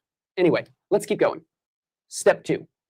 Hunger, disease, and other sources of suffering, disability, and death are very bad. Okay, those are some examples of very bad things. We see how this is going to connect up with the first premise, right? We've got a bunch of very bad things. And it's said in the first premise that if it's in your power, or if it's in our power to prevent something very bad, well then we've got to do that thing. We've got to prevent those things. So these are going to be the things that we're going to need to prevent, this argument's going to claim. It's just specifying some very bad things. And Okay. All right, I'm going to let it play because obviously Dooby has oiled, but I do understand this because he's going to say it like the luxuries on which we spend money are of most moral significance. By donating money to relief agencies like Oxfam, we could prevent hunger, disease, and other sources of suffering, disabilities, and death. Therefore, we must morally donate the money that we could spend on luxuries to relief agencies. Okay. I mean, like, I understand the argumentation. I also just don't think that anybody I don't think anybody operates this way. And not only do I not think that people operate this way, but I think that like tribalism psychologically explains it. And reorienting the entire species to operate this way is effectively communism. It's effectively an argument for communism. In communism, it's like, what is it? So a moneyless, stateless, classless society. Obviously, you don't have to eliminate money and state and class in order to pursue this thing.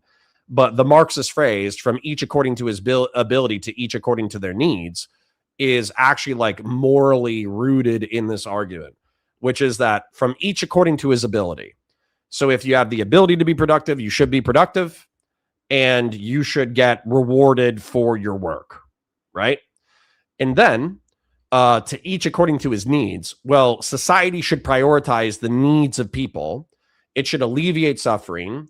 It should help people who are disabled. It should help people who are hungry, who are starving, who are uneducated, etc. And so since people have that variety of needs, if society is not oriented to provide for those needs, then it's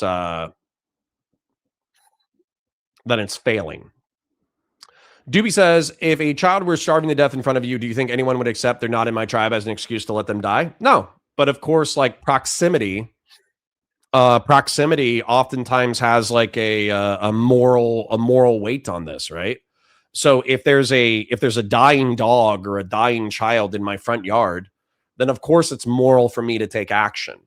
Whereas we scale out proximity because it has, to limited degrees, have something to do with awareness. It also, like, dude, you understand that I get these arguments from conservatives all the time in reference to PEPFAR and USAID, right? PEPFAR and USAID, they unironically just go, well, that person's not a part of my tribe, so why the fuck is it my problem? Dooby says proximity doesn't work. He gets into that. I don't know how proximity doesn't work. But also, you've like super chatted $100. So have you just accepted that you're an evil person because you super chat me instead of giving it to charity? Now, I mean, I am a charity case, and I promise to spend it on surviving. But yeah, Real Serious brings up the thing. Dooby is evil because he spends dollar dues on Pisco and Connor super chats instead of donating to help feed Yemeni children. Yeah. Yeah. Have you adopted this worldview, Dooby? Sorry, you say yes, but you've just accepted that you're evil? Premise 2, by the way, seems totally plausible. Hunger, disease, and other sources of suffering, disability, and death are very bad. Yes, that's plausible. Hunger is very bad. Real hunger, where someone doesn't have enough food to eat. And disease. And other things that cause people to suffer or become disabled or die. All of that is bad. Yep, okay, good job. Premise 2. Very plausible. Premise 3. The luxuries on which we spend money are not of moral significance. So the kinds of luxuries he's talking about are these luxuries, right? Buying new clothes, when your old clothes, although out of fashion or a little tattered or whatever, are perfectly good. Or buying a new car, when your old car, although not as good as a new car, is still a good enough car, right? Or the example that I gave earlier, buying a cup of coffee when you could make the coffee at home. Really going to any restaurant ever, right, counts as a luxury in this sense. I mean, you can always just, for less money, make food at home. This can... Fuck you. Chipotle is tasty. Connects with the idea of moral significance or of some things not being of moral significance, right? Sacrificing anything of moral significance. That's part of the first premise also. So premise 3 is specifying the kinds of things that aren't of moral significance. And once we understand what Singer means by luxuries, he's right. These things are not of moral significance. They're not a big deal. If you go without them, you're not really worse off. 4, by donating money to relief agencies like Oxfam, we could prevent hunger, disease, and other sources of suffering, disability, and death. Well, that's just saying that there's a very specific way, an easy way, right, to prevent these things which premise 2 established were very bad. Premise 4, is it true? By donating money to relief agencies like Oxfam, we could prevent hunger, disease, and other sources of suffering, disability, and death. Yes, premise 4 is true. This is true. These organizations do this. You can give them the money, and then they will prevent these things. This, premise 4, is just an empirical claim. It's just a claim about whether these organizations actually do the thing that they say they're going to do, and the answer is yes, they do it. Okay, and then here's the conclusion, and we've already reached this conclusion. We've already talked through this conclusion. Therefore, we must, where is it? Must. We are obligated. It's not supererogatory. It's not extra. This is something you have to do. And so the conclusion gets us something you have to do. We must morally donate the money that we spend on luxuries to relief agencies. And we don't get to spend them on luxuries. This is the argument. Okay, so now is a good time to re-emphasize how radical this conclusion is. We're about to assess the argument. We're really going to focus almost entirely on premise 1 because premise 1 is the only controversial premise in the argument. Everything else, steps 2, 3, and 4, I mean, these just seem to be obviously correct, obviously true statements. And the argument is valid. So, well, 1 is the only option that we could argue against, and we're going to try to argue against it. And Singer is going to say, no, none of those arguments work. Okay, but focusing again on the conclusion for a minute before we get back to premise 1, this is pretty radical. No one thinks that we have a moral obligation. None of your friends, none of your family think that you must not buy a cup of coffee. You must not buy a new car. You must not buy new clothes. Instead, you must take all of that money and donate it to some organization like Oxfam, one of these relief agencies. No one lives their life like this, or very few people. Peter Singer, by the way, he's still alive. I met him, right? We had dinner once. He gave a talk, and then I know him. I know celebrities. Peter Singer, who's still alive, kind of lives his life like this. He donates a very significant, non-trivial portion of his income, which is not enormous, it's not an enormous income, to relief agencies. He does this. He does not live a luxurious life, not a life that we would normally call luxurious. Okay, so there's one. And then maybe there's, I don't know, a few of his friends who he convinced. But most people don't live their life like this. The conclusion of this paper is that most people, you included, are doing something bad every day, and you don't even realize it. Okay, enough about how radical this conclusion is or whatever and how much it departs from your day-to-day life. Let's get to premise 1. This is the controversial premise. What does Singer say to support such a broad, sweeping claim? Huh. I wonder if this is why it's not hitting the same way.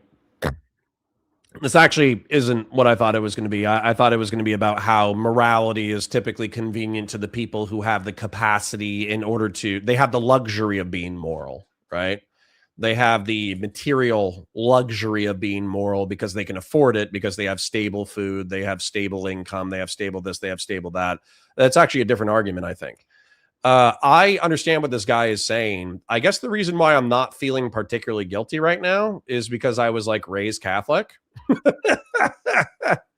I was raised Catholic, and Catholics and Christians typically believe in original sin, right? We believe that we're all flawed from inception, that we could be these idealized, generous beings who take care of everyone at all times, and yet we constantly fail. And so you're supposed to strive towards the ideal, but it's kind of understood that you're never going to be the ideal. And so it's the same thing with food, right? So for instance, the way in which I suppose a hypocrite, or maybe not a hypocrite, but I just understand that something I'm doing is wrong, is like meat, right? Meat. I eat meat. I eat chicken. I rarely eat pork. I try not to eat pork, but if somebody else cooks pork, I do eat it. Same thing with beef. I rarely eat beef. Honestly, I'm a one-man genocide when it comes to chickens and fish. And I do value chickens and fish differently, even though they're conscious and sentient creatures. I do value them differently than I do other creatures. And as a result, but I still think I'm doing something bad. If I had chickens that I cared for and I fed and I kept in my yard and I had to kill them in order to have a chicken meal, I probably would not be as zealous about eating chickens. With fish, though, I do feel different. I feel like fish are stupid as shit. Like, honestly, I would catch a fish. I would probably chop its head off in order to end its suffering as quickly as possible, and then I would eat it relatively guilt-free. I don't know. There's something about like the zombified eyes of fish that just doesn't communicate a high degree of sentience or sapience. And so, yeah. FP grew up in a hunter-gatherer culture around me. That's we respect animals, but that doesn't stop us from eating them. Right. And so I think I'm engaged in bad behavior, both from a Christian sense and from a carnist sense. And so I do live like with a very minimal background amount of guilt. And I suppose I do know that this is true, right? Every dollar that I don't spend towards a charitable outcome, I got $3,000 of Warhammer miniatures. I could have gotten out of debt faster. I have a bolter that I built for my YouTube channel. I could have gotten out of debt faster. Maybe if I prioritize getting out of debt, paying off my student loans and paying off all my debt, then I could start saving money. And if I saved money, not only would I be able to retire sooner, but then I would also be able to give to more charitable organizations, and therefore I could have a better impact on the world than what I'm doing right now. So yeah, like I get it. I guess I'm just not feeling. I guess I've always had Christian guilt. So this guy saying, "Hey, you're a bad guy." Hey, you're a bad guy. I'm like, yeah, probably. Drakeel says, as opposed to the zombified eyes of chickens. Weirdly enough, chickens actually have like semi-sentient eyeballs. They kind of seem to have like some level of intelligence. And I've also seen a chicken hug a young child before. I've seen a kid outstretch their arms, and then I've seen a chicken run up and put the crook of its neck into the neck of the human child. So I'm sure that chickens actually do have like a weird amount of like, they have a weird amount of sentience for them. That being said, chickens are also effectively miniaturized dinosaurs that terrorize bugs. Like they run around just murdering bugs like a motherfucker. Like if I'm a one-man genocide of chickens, chickens are a one chicken genocide of bugs. So yeah. Let me take a look at this. Real serious for 100 ARS says, if we extend this kind of it's immoral to support poor kids in the US versus kids in the Middle East, it suggests you should optimize everything with quantifiable moral value. Interesting, but not practical. I think that's where I'm landing, real serious. That's where I'm landing. This is an interesting idea. And if we harnessed it in order to reconceptualize the ways that we spend our time, money, and energy, then we could make a better world.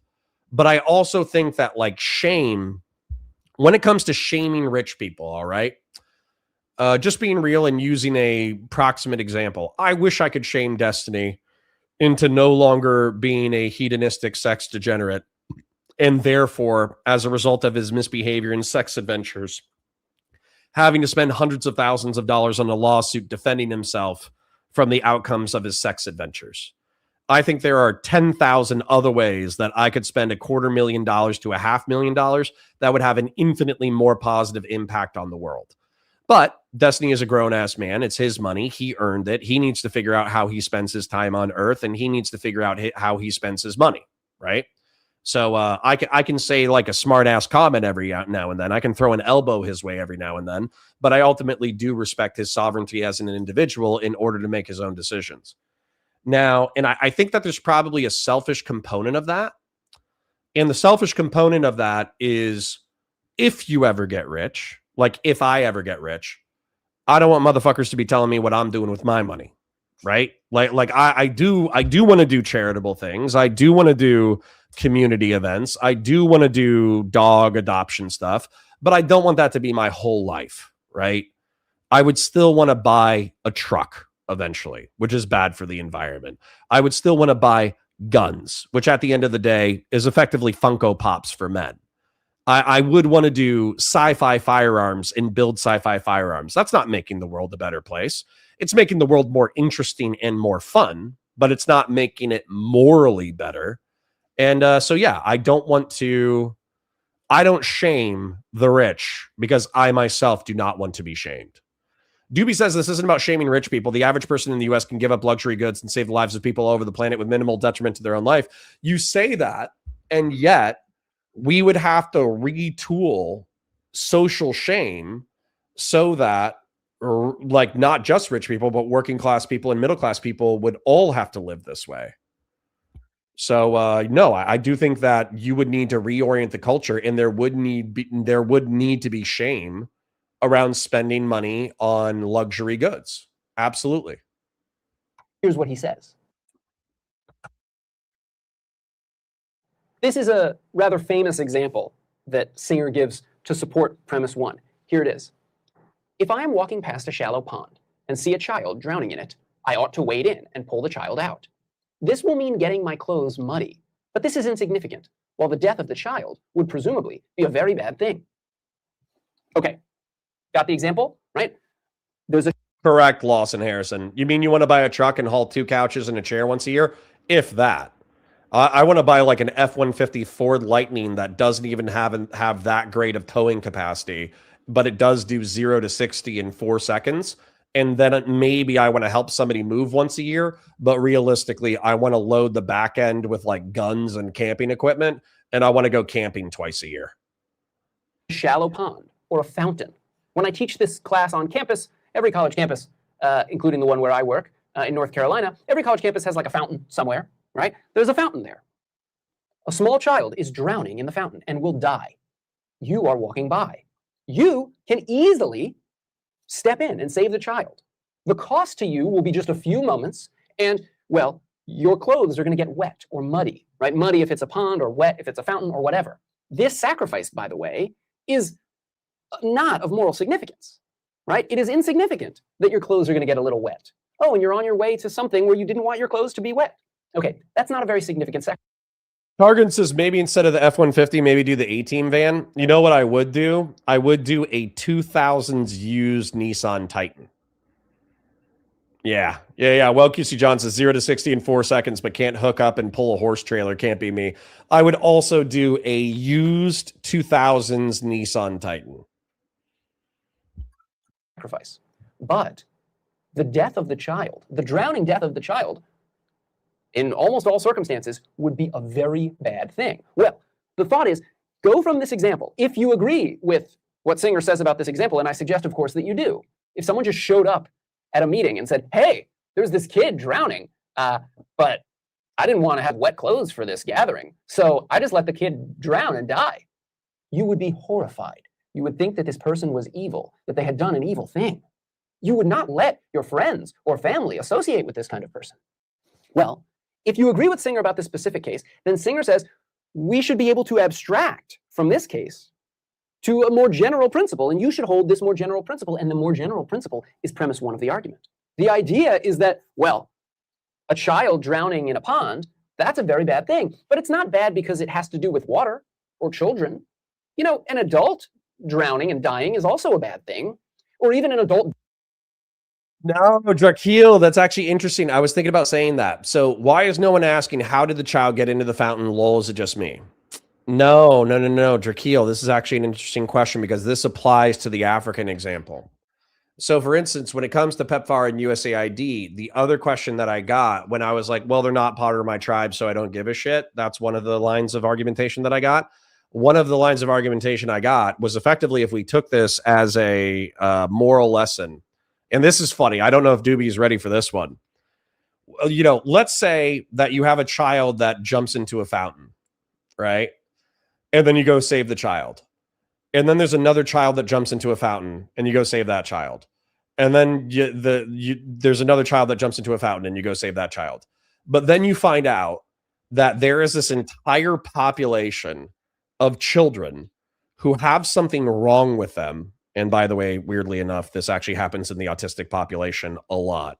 Like the severely autistic population, oftentimes autistic children will be found drowned because they find bodies of water incredibly interesting. And then they go into the bodies of water and they actually drown. And so once you've saved like a dozen, you know, of these metaphorical children who have a propensity for drowning, at which point does it no longer become your responsibility? And that's kind of the way that like people approach like PEPFAR and USAID. They were like, okay, listen, I'm all about like saving people who are at risk for getting HIV and AIDS. I don't think like any kids should be born with HIV and AIDS, But at what point do we just tell Africans, use a condom and stop having sex with random people who might have AIDS? You know what I'm saying? And that's like it's an additional consideration for, do these people put themselves in these dangerous and shitty situations in the first place? And at what point do I have any moral responsibility in order to take care of these people if they just keep hurting themselves? That's actually a calculation with drug addicts too. How many times do you owe a drug addict rehab? Because it's undoubted that sending drug addicted people to rehab will increase their chances of getting sober and not suffering a premature death. But how many times going to rehab do you have to pay for? Right? So that's kind of the utility here. And a lot of social Darwinists will say, well, nature's a cruel mistress, and it actually selects for the people who are most likely to survive. And so as a result of constantly helping people who are self-destructive, self-sabotaging, and suicidal, you're actually causing a moral harm because you're eliminating the pressure of nature, which makes a more dysgenic society. So I don't know if Dooby was ready for that argument, but I've heard that argument plenty of times. Dying by some other means is a bad thing, right? What's relevant here is not that it's a child or that it's a water-involving death. It's that this is a easily preventable death. The death is a bad thing. And the fact that your clothes would get muddy, that's a morally insignificant thing. But the fact that it's your clothes and it's mud, that doesn't matter if it's something else that you have to sacrifice. If, for example, instead of your clothes getting wet or muddy, your, I don't know, your... Ricken for the $2 says, Happy New Year. Thank you for a great 2025. Thank you for the $2, King. Much appreciated. Car is going to get dirty. Or... Dooby, you donated a buttload of money, so I am happy to watch this thing in its entirety, but I just want to ask you, was there anything else that you wanted us to get from this video? I'll keep watching it. I have no problems. We're 2/3 of the way through. I just want to check and see if there's anything pertinent that you wanted me to get from this. ARS for 100 says, Connor, according to the Christian faith, wouldn't this be explained under the prodigal son story? It seems to paint it as if you should always save the fountain children no matter what. Sure, you should. But as a non-literalist Christian, if I have, let's say I have 12 sons and 11 of them are prodigal, and they all go out and they all do drugs and they all bang whores and they all gamble and they all do this and they all do that, you know, I'll probably take care of them because of they're my kids or whatever. But am I going to reward my my other child? Am I going to reward my other child more? Abso-fucking-lutely, 100%. And I know that technically happens in the story of the prodigal son, where like the non-prodigal son inherits everything and the prodigal son ends up being a servant to the non-prodigal son. But you know what I'm saying, right? Like the story of the prodigal son is like, even if your kids fuck up, or even the way that God loves the sinful is the way in which you can totally fuck up and God will still love you. That's the story of the prodigal son. And so yeah, but I still think that it's rational that if you have a drug addicted, shitty kid who is a total asshole, who is unrepentant, you do not have to drown yourself to save him. You're going to lose your shoelaces. The shoelaces will be gone forever. You'll have to sacrifice your shoelaces, and you'll have to get whole new shoelaces, and that'll be kind of a pain in the butt.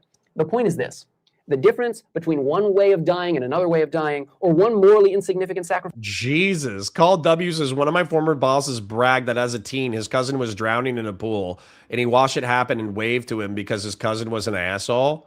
That's crazy. Did his boss watch his cousin die because he was an asshole?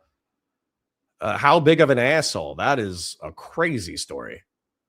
And another morally insignificant sacrifice. The difference between these doesn't matter. So you can go from a specific case like this to a general claim like one. And the thought is, if you agree with Singer about this specific case, then you have to accept premise one of the argument. Okay, so there are two ways in which you might think you can't go from this example to this premise. Or another way to put this point is you might think that there are two big differences between this shallow pond example and the example of giving up your luxuries, the luxuries in your life, a new car, a cup of coffee, that sort of thing, a massage. There's a difference between this example and giving up those things to save someone from a famine. There's two ways in which there might be a relevant difference. These are the two relevant differences that Singer considers and responds to. Here they are. Okay, here's the first potentially relevant difference: proximity. In the shallow pond example, you're right next to the child. You're very close to this child. Whereas in your day-to-day life, you are not. Okay, so I want to hear the proximity argument, but this is what I Googled while we were doing it. It's the sheep gets in the hole twice thing. Okay, so watch this video real quickly with me if you can. There's a sheep. He's stuck in a ditch. This young child puts a belt around his leg, gets the sheep out. The sheep gets out, sprints, jumps, lands in the hole. Okay, so is it your obligation to get the sheep out of the hole?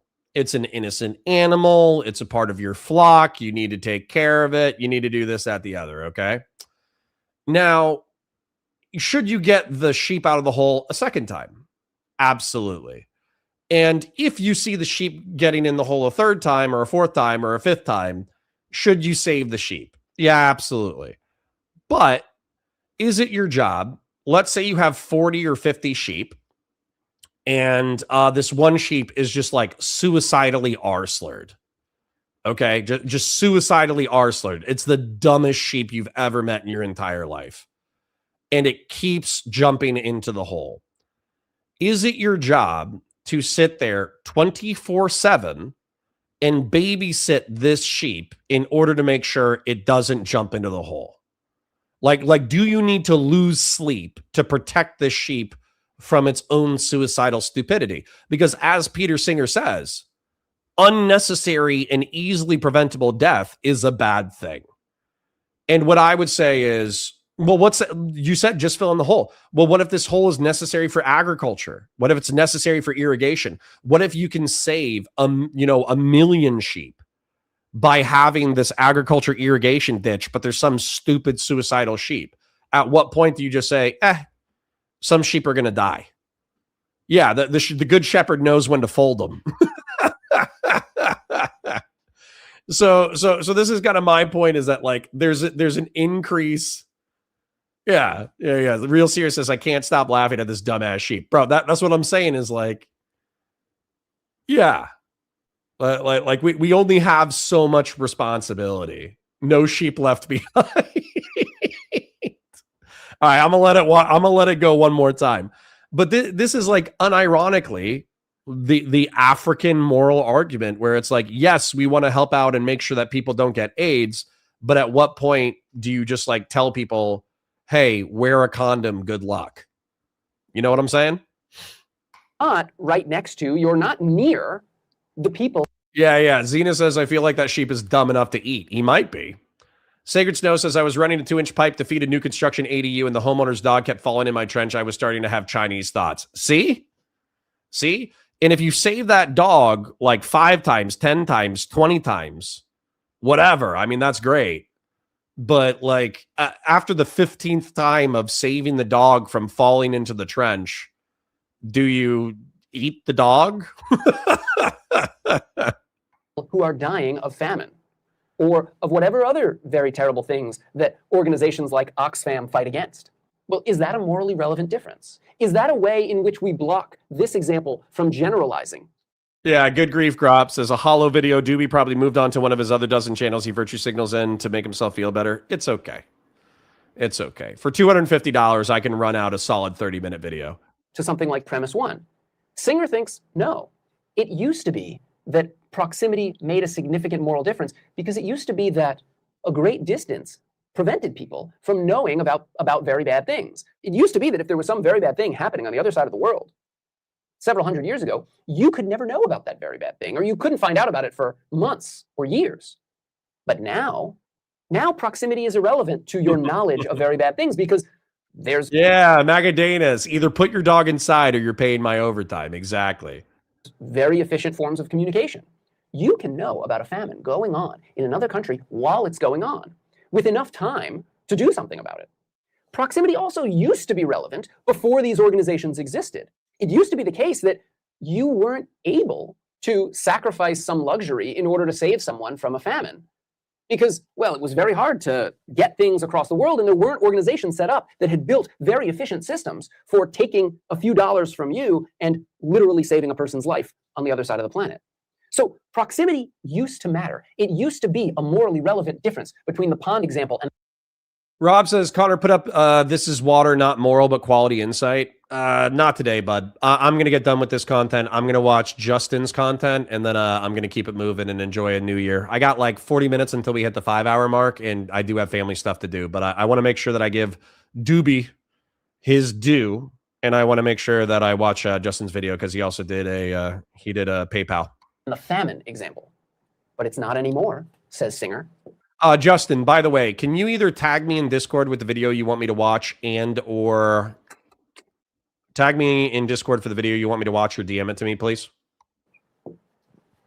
So this difference of proximity does not prevent your intuition, your thoughts, your moral thoughts about an example like this from translating over to a very general claim like one.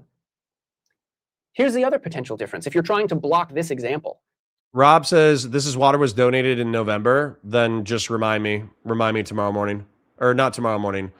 I'm not going to be here tomorrow morning. Remind me, what's tomorrow? Is today Tuesday? Is today Wednesday? What's today? Is today Wednesday? Remind me the day after tomorrow. From getting the result, ultimately, that you have to give up all the luxuries in your life. You might say, look, in this shallow pond... Is using proximity, so distance to target, convenience, it's inconvenient for me, and tribalism to justify letting people die, any better than the immorality behavior you criticize? If no, how can you make moral critiques of anyone? Yeah, let me play this while I draw it. Example, we're led to assume that there's no one else that could save the child. There are no others who are capable of saving the child. Actually, drawing it might be, today is Wednesday, tomorrow is Thursday. Yeah, remind me on Friday. Rob, remind me on Friday and I'll watch it. Okay, so let me describe it, because drawing it would take a really long time. Let's talk about tribalism real quick. Okay, I agree in general that human death, misery, and disease is bad. Okay? However, I do think that there's human tribes, and I divide up my tribes not along racial or ethno-religious lines, but I divide up my tribes based off of like political philosophy. And so there are political philosophies like communism, authoritarian communism, and there are authoritarian philosophies like theocracy or fascism that I think are evil, and I think they're wrong. And you could actually point to these societies like the Chinese Communist Party of China, and you could actually say they live in a more just society because they have less unnecessary death, they have more equitable resource distribution. There's a whole bunch of things that the CCP is like, correct on from a utilitarian perspective, and yet they engage in what I view from a free society's perspective as moral atrocity. And what I mean by that is, just for criticizing the government, you can be zip tied and thrown into a river. You can be killed for protesting for democracy. You can be killed for protesting for capitalism. I think that freedom of conscience and freedom of speech is what makes the free world amazing. And so I view that as uniquely evil. And so if there's something bad that happens in China, let's say there's like a civil war, and it's nationalists versus communists in the civil war, and I think that the nationalists are correct. Well, the nationalists could be getting their shit kicked in. They could be getting annihilated by the communists. And I would still say that there are reasonable limitations to the level which I should care about the nationalists losing the Chinese Civil War, to the point that it's silly for me to sacrifice my life in order to make sure that China doesn't fall into the grips of communism, even though tens of millions of people will be condemned to a hellscape as a result. And so, no, I still think that you can sit outside of a society that is engaging in abhorrent behavior and say, it is not my responsibility to change your society because you're a member of a different ethno-religious tribe, and it's not my moral responsibility to save you from yourself. So one of the things that you're saying is like easily preventable death. Easily preventable death is, I don't want to say arbitrary, but easily preventable is something that you can fight over. And if ultimately, here's the other thing too, I can fight on the complexities of like history or whatever, but if you want to say that like you're just a bad person based off of these moral analyses, I could just say, yeah, sure. It actually, if that's what you want out of the conversation, is if you want like, Connor, you are not perfectly executing your life in a useful way that maximizes human well-being, therefore you're a bad person, I could just be like, yep, you caught me. I'm not a good person from this evaluative philosophical metric. But in the case of famine relief, anyone could give money to Oxfam, right? There's all these other people present. And the thought is, well, in the cases where there's all these other people present, it doesn't fall on you. You don't get the obligation to be the one who, saves someone's life when they're dying of famine. Here's what Singer says in response to that. He says, look, the presence of others who could help is sort of relevant because their presence typically leads to their actually helping, those other people actually helping prevent the very bad thing. So if there were other people who saw the child drowning in the shallow pond, well then very likely one of those other people would save the child, and then you wouldn't have to save the child. And if then you showed up and you at the meeting and said, hey, there was this kid drowning in the pond, and whoever was going to go in and save the kid was going to get their clothes wet, and someone says, your clothes aren't wet. Are you an evil monster? And you say, no, there were other people there, and someone else saved the kid. And they'd say, oh, okay, wow, that must have been something. Let's get on to our frat party or whatever we were about to do. The point is, the presence of others is only relevant if those other people are going to do something. If they're not going to do anything, then it seems like, at least to Singer, the obligation is on you. If there's other people who are able to see that this child is drowning, but these other people care a great, great deal about getting their clothes wet or muddy, and they're not going to step in to save the child, and you know this, and they say this to you, well, does the fact that they're there and they could save the child excuse you from your duty to save the child? No. If you show up at the meeting and you say, I was going to save this kid, but there were these other people there, and they say, who saved the child? And you say, no one saved the child. The child drowned. The child is dead now. Everyone would say, you're a monster. You're an evil person. You should have saved the child. And you say, yeah, but there were other people there. Doesn't matter. The other people didn't do anything about it. So that means you have to do something about it. The fact that there are other people who could help in the case of famine, in the case of a drowning child, is itself irrelevant. What matters is if someone else does help, and then there's no more need for you because all the children have been saved or all the people have been saved from famine. A lot of people donate to organizations like Oxfam, some amount of money or other, but there's still plenty of people left who need to be saved. And so you have an obligation to them, according to Singer. If they're a member of your tribe. The fact that there are other people who aren't helping also, that just seems totally irrelevant. Okay, a few ending notes. One, how much do we have to give? I mean, it's one thing to give up, 1 cup of coffee, right? Made at a fancy coffee place, right? But do I have to give up all the coffee that I might ever buy? Do I have to never buy coffee and never get a new car and never get new clothes? Am I allowed? Yeah, Fatima says Dooby is one of those types that thinks that every action, including inaction, in the trolley problem is violence. I mean, I agree with that. I think that inaction is its own action. So if you have a murderer who's going to go stab somebody in the chest and you know it's going to happen and you know you have the capacity to stop it, if you don't stop it, then I think that you contributed to the problem through inaction. I think inaction is an action. You're not as morally culpable as the person doing the murder, but you still have the moral culpability for whatever you are capable of. And so that's where I'm kind of like I'm just conceding to Dooby. Like, if you just want to say, based off of this evaluative criteria, we all fail morally because we don't prioritize and contribute to the maximal human good. Okay, true. We are flawed, stupid, myopic, tribalist human beings, and we make all sorts of excuses for why we don't do the optimal thing for human well-being. So, I mean, sure, you win. No luxuries at all? Do I have to give away so much of my money that I'm reduced to the level of the person who's suffering from this famine or near to that level? Singer says, maybe yes. He considers 2 versions of premise 1, right? And this is more specific and it's in the paper. I think it happens on, where does it happen? It happens on page 231. He considers 2 versions of premise 1, a stronger principle and a weaker principle. And this is the weaker one. right? According to the weaker principle, you just have to give up some luxuries. You don't have to reduce yourself all the way down to the level that's near equivalent to the people that you're saving. But according to the stronger principle, you do. And Singer actually thinks this argument basically works for the stronger principle. You have to give up a lot. Here's an objection, an additional objection that Singer considers. He considers this on pages 236, 237, 238, if you're looking in the text. This is just too demanding. This is too much to ask for people to give up all these things. To that, Singer says a couple things. One thing he says is, look, that is a standard, objection to utilitarianism. And Singer is himself a utilitarian, or at least he's a consequentialist. I can't remember. Anyway, he's close to a utilitarian, and he could be for the purposes of this paper. So, well, it's a standard objection against utilitarianism that it's too demanding. But Singer just thinks that this is a very weak objection. Maybe. Well, Drakeel, I saw you and maybe somebody else say that you have no idea whether or not your money is actually specifically spent in order to save the life. I think that's silly. Like, even if we're talking about I donated $25 a month to Heifer International.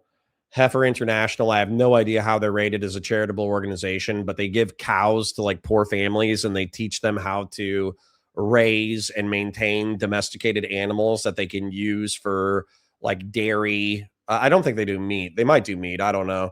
But effectively, they just teach families how to do domestic. That's your mom's org. They teach people how to domesticate and care for animals so they can have an economic vehicle that sees them into the agricultural middle class of their very poor societies. And even if it was true that 90% of my dollars went to administrative costs and only 10% of my money actually went to a cow, well, if I donate $25 a month for a decade or whatever, eventually somebody's going to get a fucking cow. And that cow being in the hands of a poor person who then gets to achieve economic mobility they otherwise wouldn't is good. And also you can research these things. The reason why I don't like your argument of like, you'll never be guaranteed that your specific dollars are the ones that make the difference and or it'll get trapped in the NGO industrial complex. It's an excuse to do nothing. That's what you're really doing. What you're really saying is, I don't want to research it. I don't want to see which charities are the best. I don't want to see which NGOs are actually fiscally responsible. I don't want to see what NGOs actually have a positive impact on the planet. So I'm just going to say it's all the same and who knows where my money's going. So I'm not just going to donate anything, which I think is a silly way to conceptualize it. Maybe morality is very demanding. Yeah, see, Fatsimo says Heifer International, CS Sarita Sandoram had reported compensation of $500,000 for 2023. She thanks Connor for her contribution to her third mansion. So, yeah, but Fatsimo, that's not how you should conceptualize it. What you should conceptualize it is how much is their operating income, how much of that is spent in administration, how much of that is spent in direct aid, and how much is the CEO salary, how much of a percentage is it of the total operation? Because if her compensation is $500,000 a year, that's a lot of money, obviously. But if the operation is a multi-billion dollar operation, then it would be piss in the ocean. Argument seems to work. The fact that you don't like the conclusion, which is really what the too demanding objection comes to, the fact that you don't like the conclusion is not an argument that the conclusion is false. He considers another argument. This is on page 239. Another argument that goes like this. If private individuals start donating money to famine relief, then governments will stop. And if governments stop donating money because the private individuals have got it taken care of, well, then very bad things will result. There won't be enough money because the governments are the real source of the money or whatever.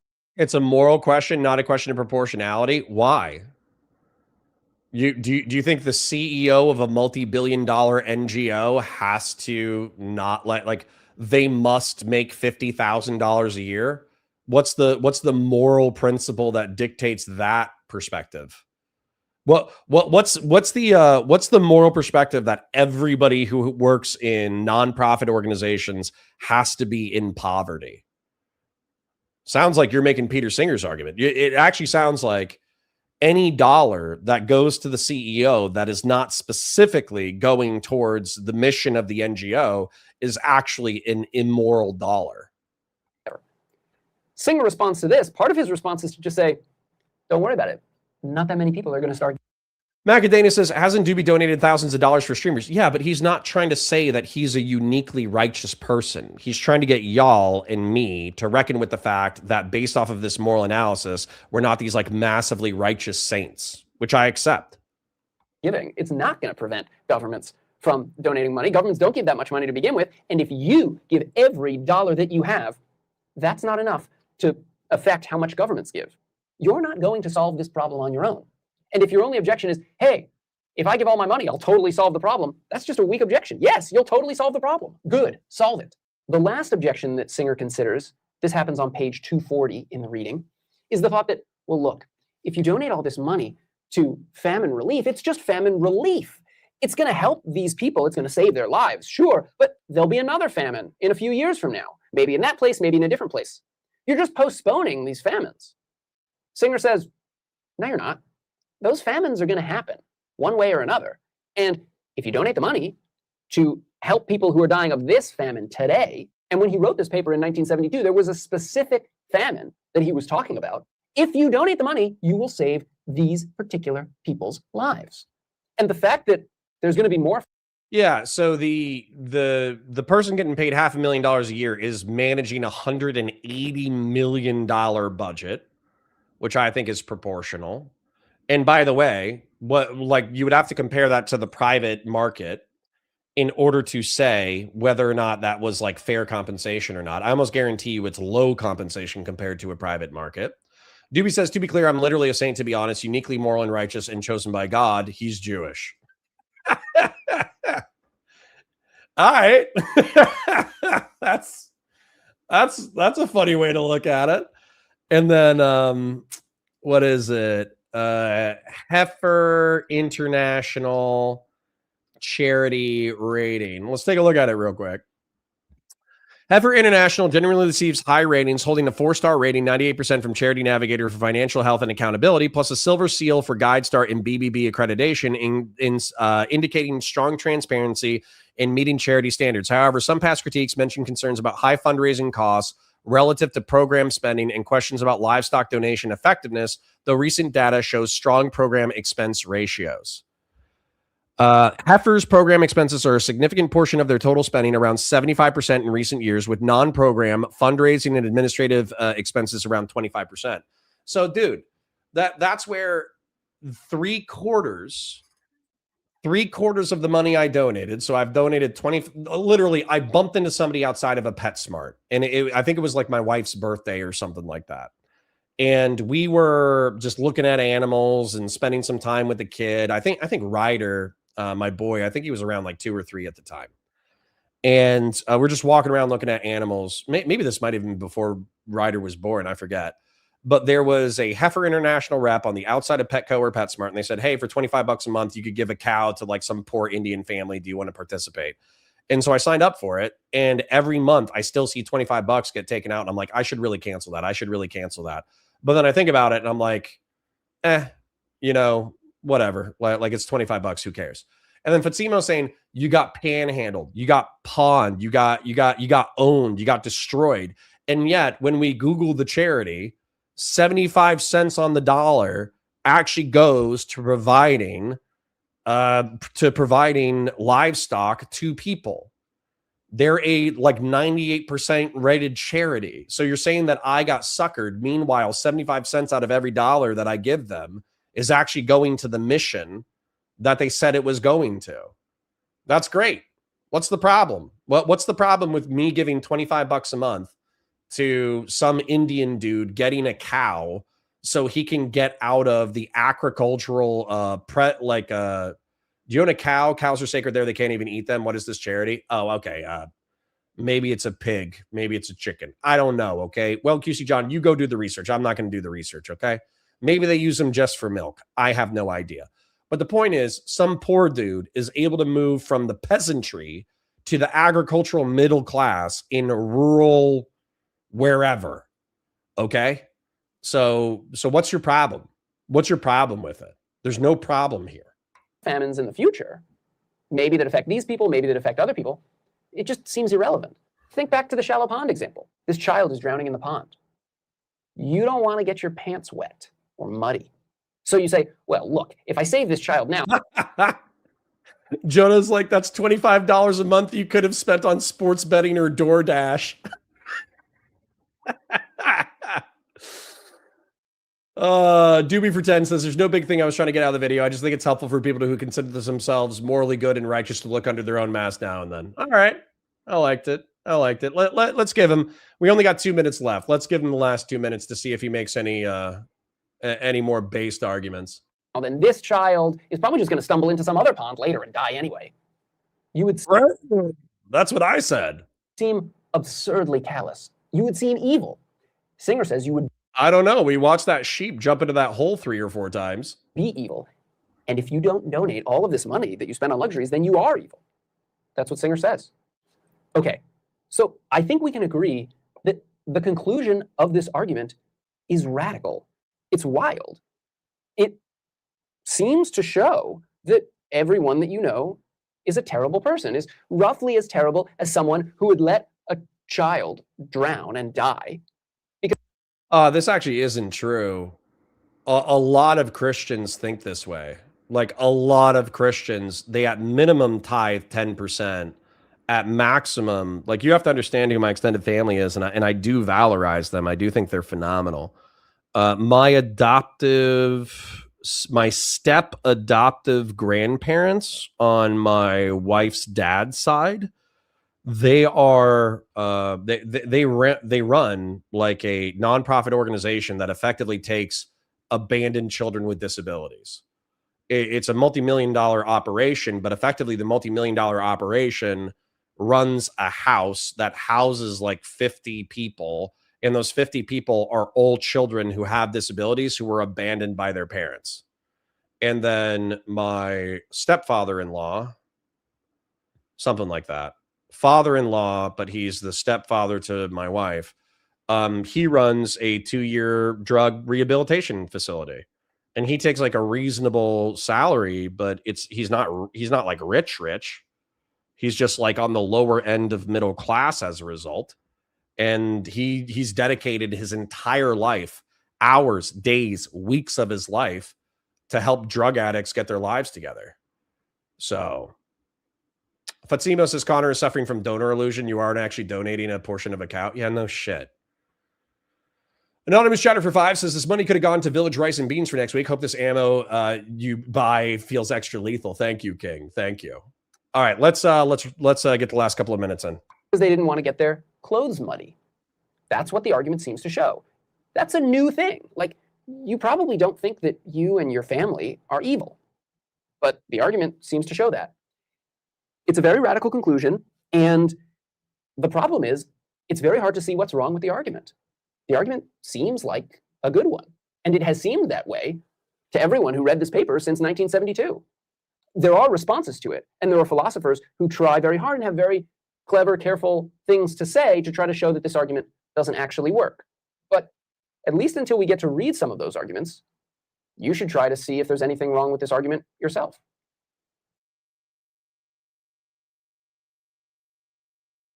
Okay, I'll accept that based off of this worldview, I am a moderately bad person. I'm not a terrible person, but I've spent some of my money on frivolous things like firearms and ammunition and a bolter and Warhammer stuff. I'll accept that. And then I will say that arguments about like proximity, tribalism, moral responsibility, all that kind of stuff, those could be bad arguments, but I still think those arguments work for a shitload of people. Yeah. Like what? And then I also think the sheep argument is actually quite funny, where like if you see an easily preventable death, but then you see somebody repeatedly engage in behavior that is going to result in easily preventable death, how many times do you have to save people from themselves? So yeah. Anyways, I'm not going to reset the goal because we are going to wrap in a second, but thank you for the donations. Dooby says, if the Christian God is real, would he accept proximity, minor inconvenience, tribes as an excuse for allowing children to starve to death? I think most Christians should believe they're going to hell. I don't think that. No. What? Whoa. You're like the worst Christian I know. What are you talking about? You can be a sinful, spiteful, ignorant piece of shit and still go to heaven as long as you believe in Jesus Christ. You understand that like ACTS is not how you get into heaven, right? It's like faith in Jesus Christ. and that he accepts that you're a sinful, ignorant, r-slurred piece of crap. You understand that, right? And then also, would God accept that? No. He says, that which you do to the least amongst you is what you do to me. So the ideal, of course, is that you do like that which you do to the least amongst us is what you do to me. But you don't go to hell through acts. That's a silly understanding. But anyways, thank you for the donation. And let me watch this video. So Mr. Justin donated $20 via PayPal. Thank you for the PayPal King. That way YouTube doesn't take a cut. Apparently this is clavicular mogging Michael Knowles by saying that JD Vance is a weird dysgenic freak and that he's going to vote for Gavin Newsom because Gavin Newsom is a Chad with a white family with like 4 blonde kids. So let's take a look. Oh, 25 says Justin. He wants you to know it's 25. Thank you, Justin. Let's take a look. But I mean, like this next election cycle, who's going to win? It's going to be Gavin Newsom against JD Vance because JD Vance is subhuman and Gavin Newsom mugs. JD Vance is subhuman? Yeah. What makes you say that? He's got a very short total facial width to height ratio. He's I wasn't ready. I wasn't ready for that. obese, very recessed side profile, whereas Newsom is like 6'3" Chad. So you're JD's very tall. JD's got to be well. Still, 6'2", I mean, 6'3". Gavin Newsom obviously mogs him to death. So you're a Newsom head. You prefer Newsom to the vice president. I'm just telling you who's going to win. Do you prefer him though? Honestly, it's hard to say, but Newsom being that much more of a mogger and like having a president who's like fat and especially that young. You think I don't think he's fat. I would say he's a bigger guy for sure. He's just like, it's just embarrassing. Like, how are you fat and you expect to like lead a country? You can't.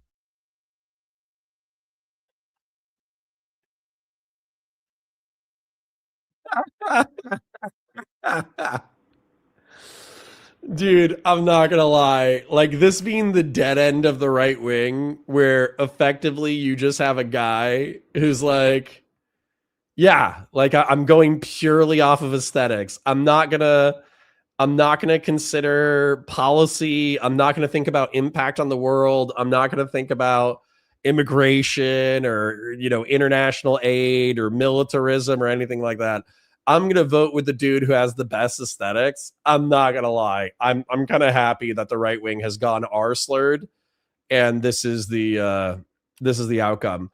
But Simo says, you say, is clavicular right wing? I mean, wasn't he like hanging out with like Nick Fuentes and shit like yesterday? Weren't they talking about, looks maxing and, mog maxing and getting surgery in order to mog and doing steroids and having like double chin surgery in order to accentuate his jaw? Like, I'm not saying that's all right-wing stuff. I'm just saying like, it's pretty funny. It's pretty funny. Nick Fuentes has absolutely it's definitely not left-wing. I'll tell you that. Saying that society should be run by exclusively attractive people is definitely not left-wing. Even be in shape, So let's say you got a vote. It's 2028. I'm voting for Gavin Newsom. You're voting for Gavin Newsom. You can't be that subhuman. So hold on. You got all right. Well, this dude, he's laughing, but there's actually like a blood vessel in his eye. There's a blood vessel in his eye that has just felt extreme pressure that feels like it's going to rupture, because I have that same thing, and this is my exact physical reaction. When I get a blood pressure spike so bad, I think the vein behind my eyeball is going to rupture. Take a look at this. You can't be that subhuman. So hold on. You got all right. Well, this actually is of a thread with the whole conversation, because you look at these two candidates. You have Gavin Newsom, worst governor. Dooby for 10 says, James 2:26, faith without deeds is dead. Belief plus action equals true faith. You're one of those gross, I only need to believe in Jesus and I get to be a depraved monster Christians. Icky. I'm not Christian. Number one, I'm a deist. Number two, that is like a dueling scripture. There's another one that basically says it's not by acts, but faith alone that gets you into heaven. Matter of fact, I'll Google it for you. In the country, I think we would all agree, destroyed his state, let its main city burn to the ground because of his incompetence, is a personal, complete derelict, liar, degenerate. But he is good looking. I'll grant you that he's good looking. And it kind of looks like Patrick Bateman, American Psycho. Hey. And then you have this vice president to President Trump, the transformative right-wing president in our lifetimes, who, do you support Trump or no? Yeah. Okay. So you got this vice president handpicked by Trump, who is extremely intelligent, very right wing. I think he's a pretty good looking guy. I don't know. Maybe I guess you disagree, but he's all these things, checks all these boxes, would have all these great policies. And regardless, you're going to pick the pro mass migrant, pro trans, pro murder the babies, pro burn the cities to the ground, pro BLM Democrat, because he's skinnier than the conservative vice president. 100 times over. Yeah. Dude, number one, thank you for making me watch the clip. Number two, I'm so happy that Michael Knowles almost ruptured a blood vessel going into that. But Dooby, I'm pretty sure I'm too tired, so I'm not going to Google it. You've donated a lot of cash, so if I need to just take an L, I'll take an L. I'm pretty sure that so you sent me my favorite scripture in reference to acts and faith, because I think that I have acts, but I don't have faith. So if you claim to have faith but take no action, your faith is dead. Yeah, I agree with that principally. And the what would I say? I would say that I don't have faith, but I do have action. So I act as if turning the other cheek is a good thing, as if, looking after your community and your family is a good thing, as if trying to be a good steward with like finances and the gifts that God's given you is a good thing. That being a steward, not a tyrant, is better than, being a tyrant. I try to live a lot of Christian principles. I just do not believe that Jesus Christ is the Messiah. And I don't believe that God incarnated himself as a specific human being. And I'm pretty sure it might even be a saying from Jesus Christ himself, but it's effectively like the only path to the Father is through Jesus or something like that. It's some kind of statement where like the only way that you get access to heaven, what is it? Let me see if I can find that one. I think that's the one I was thinking of. The only path to the Father is through me. The phrase, the only way through to the Father is through me, is John 14:6 in the Bible. There you go. I am the way, the truth, and the life. No one comes to the Father except through me. And so effectively, what I was taught when I was growing up is that if you don't have faith in Jesus, then your works don't matter. Like you could be the best human being on the planet. You could do everything right. You could pay your taxes, be charitable, be nice, be kind. You could do all those things. But if you don't believe in God, or don't believe in Jesus, then you're fucked. Dooby for 10 says, to be fair, this isn't a settled issue with Christians. Depends on the sect. Some think faith is enough. Others think belief plus acts is faith, and you need both. Well, I agree with the second one. I agree that faith without acts is dead. I agree with that scriptural statement. What I'm trying to say, though, is that faith, like if let's just use that scripture right there. Nobody gets to the Father except through me. The way that was translated to me as somebody who is going to church is that it doesn't, like, I could live a perfectly Christian life. You're saying Ephesians 2? Let me take a look at Ephesians 2.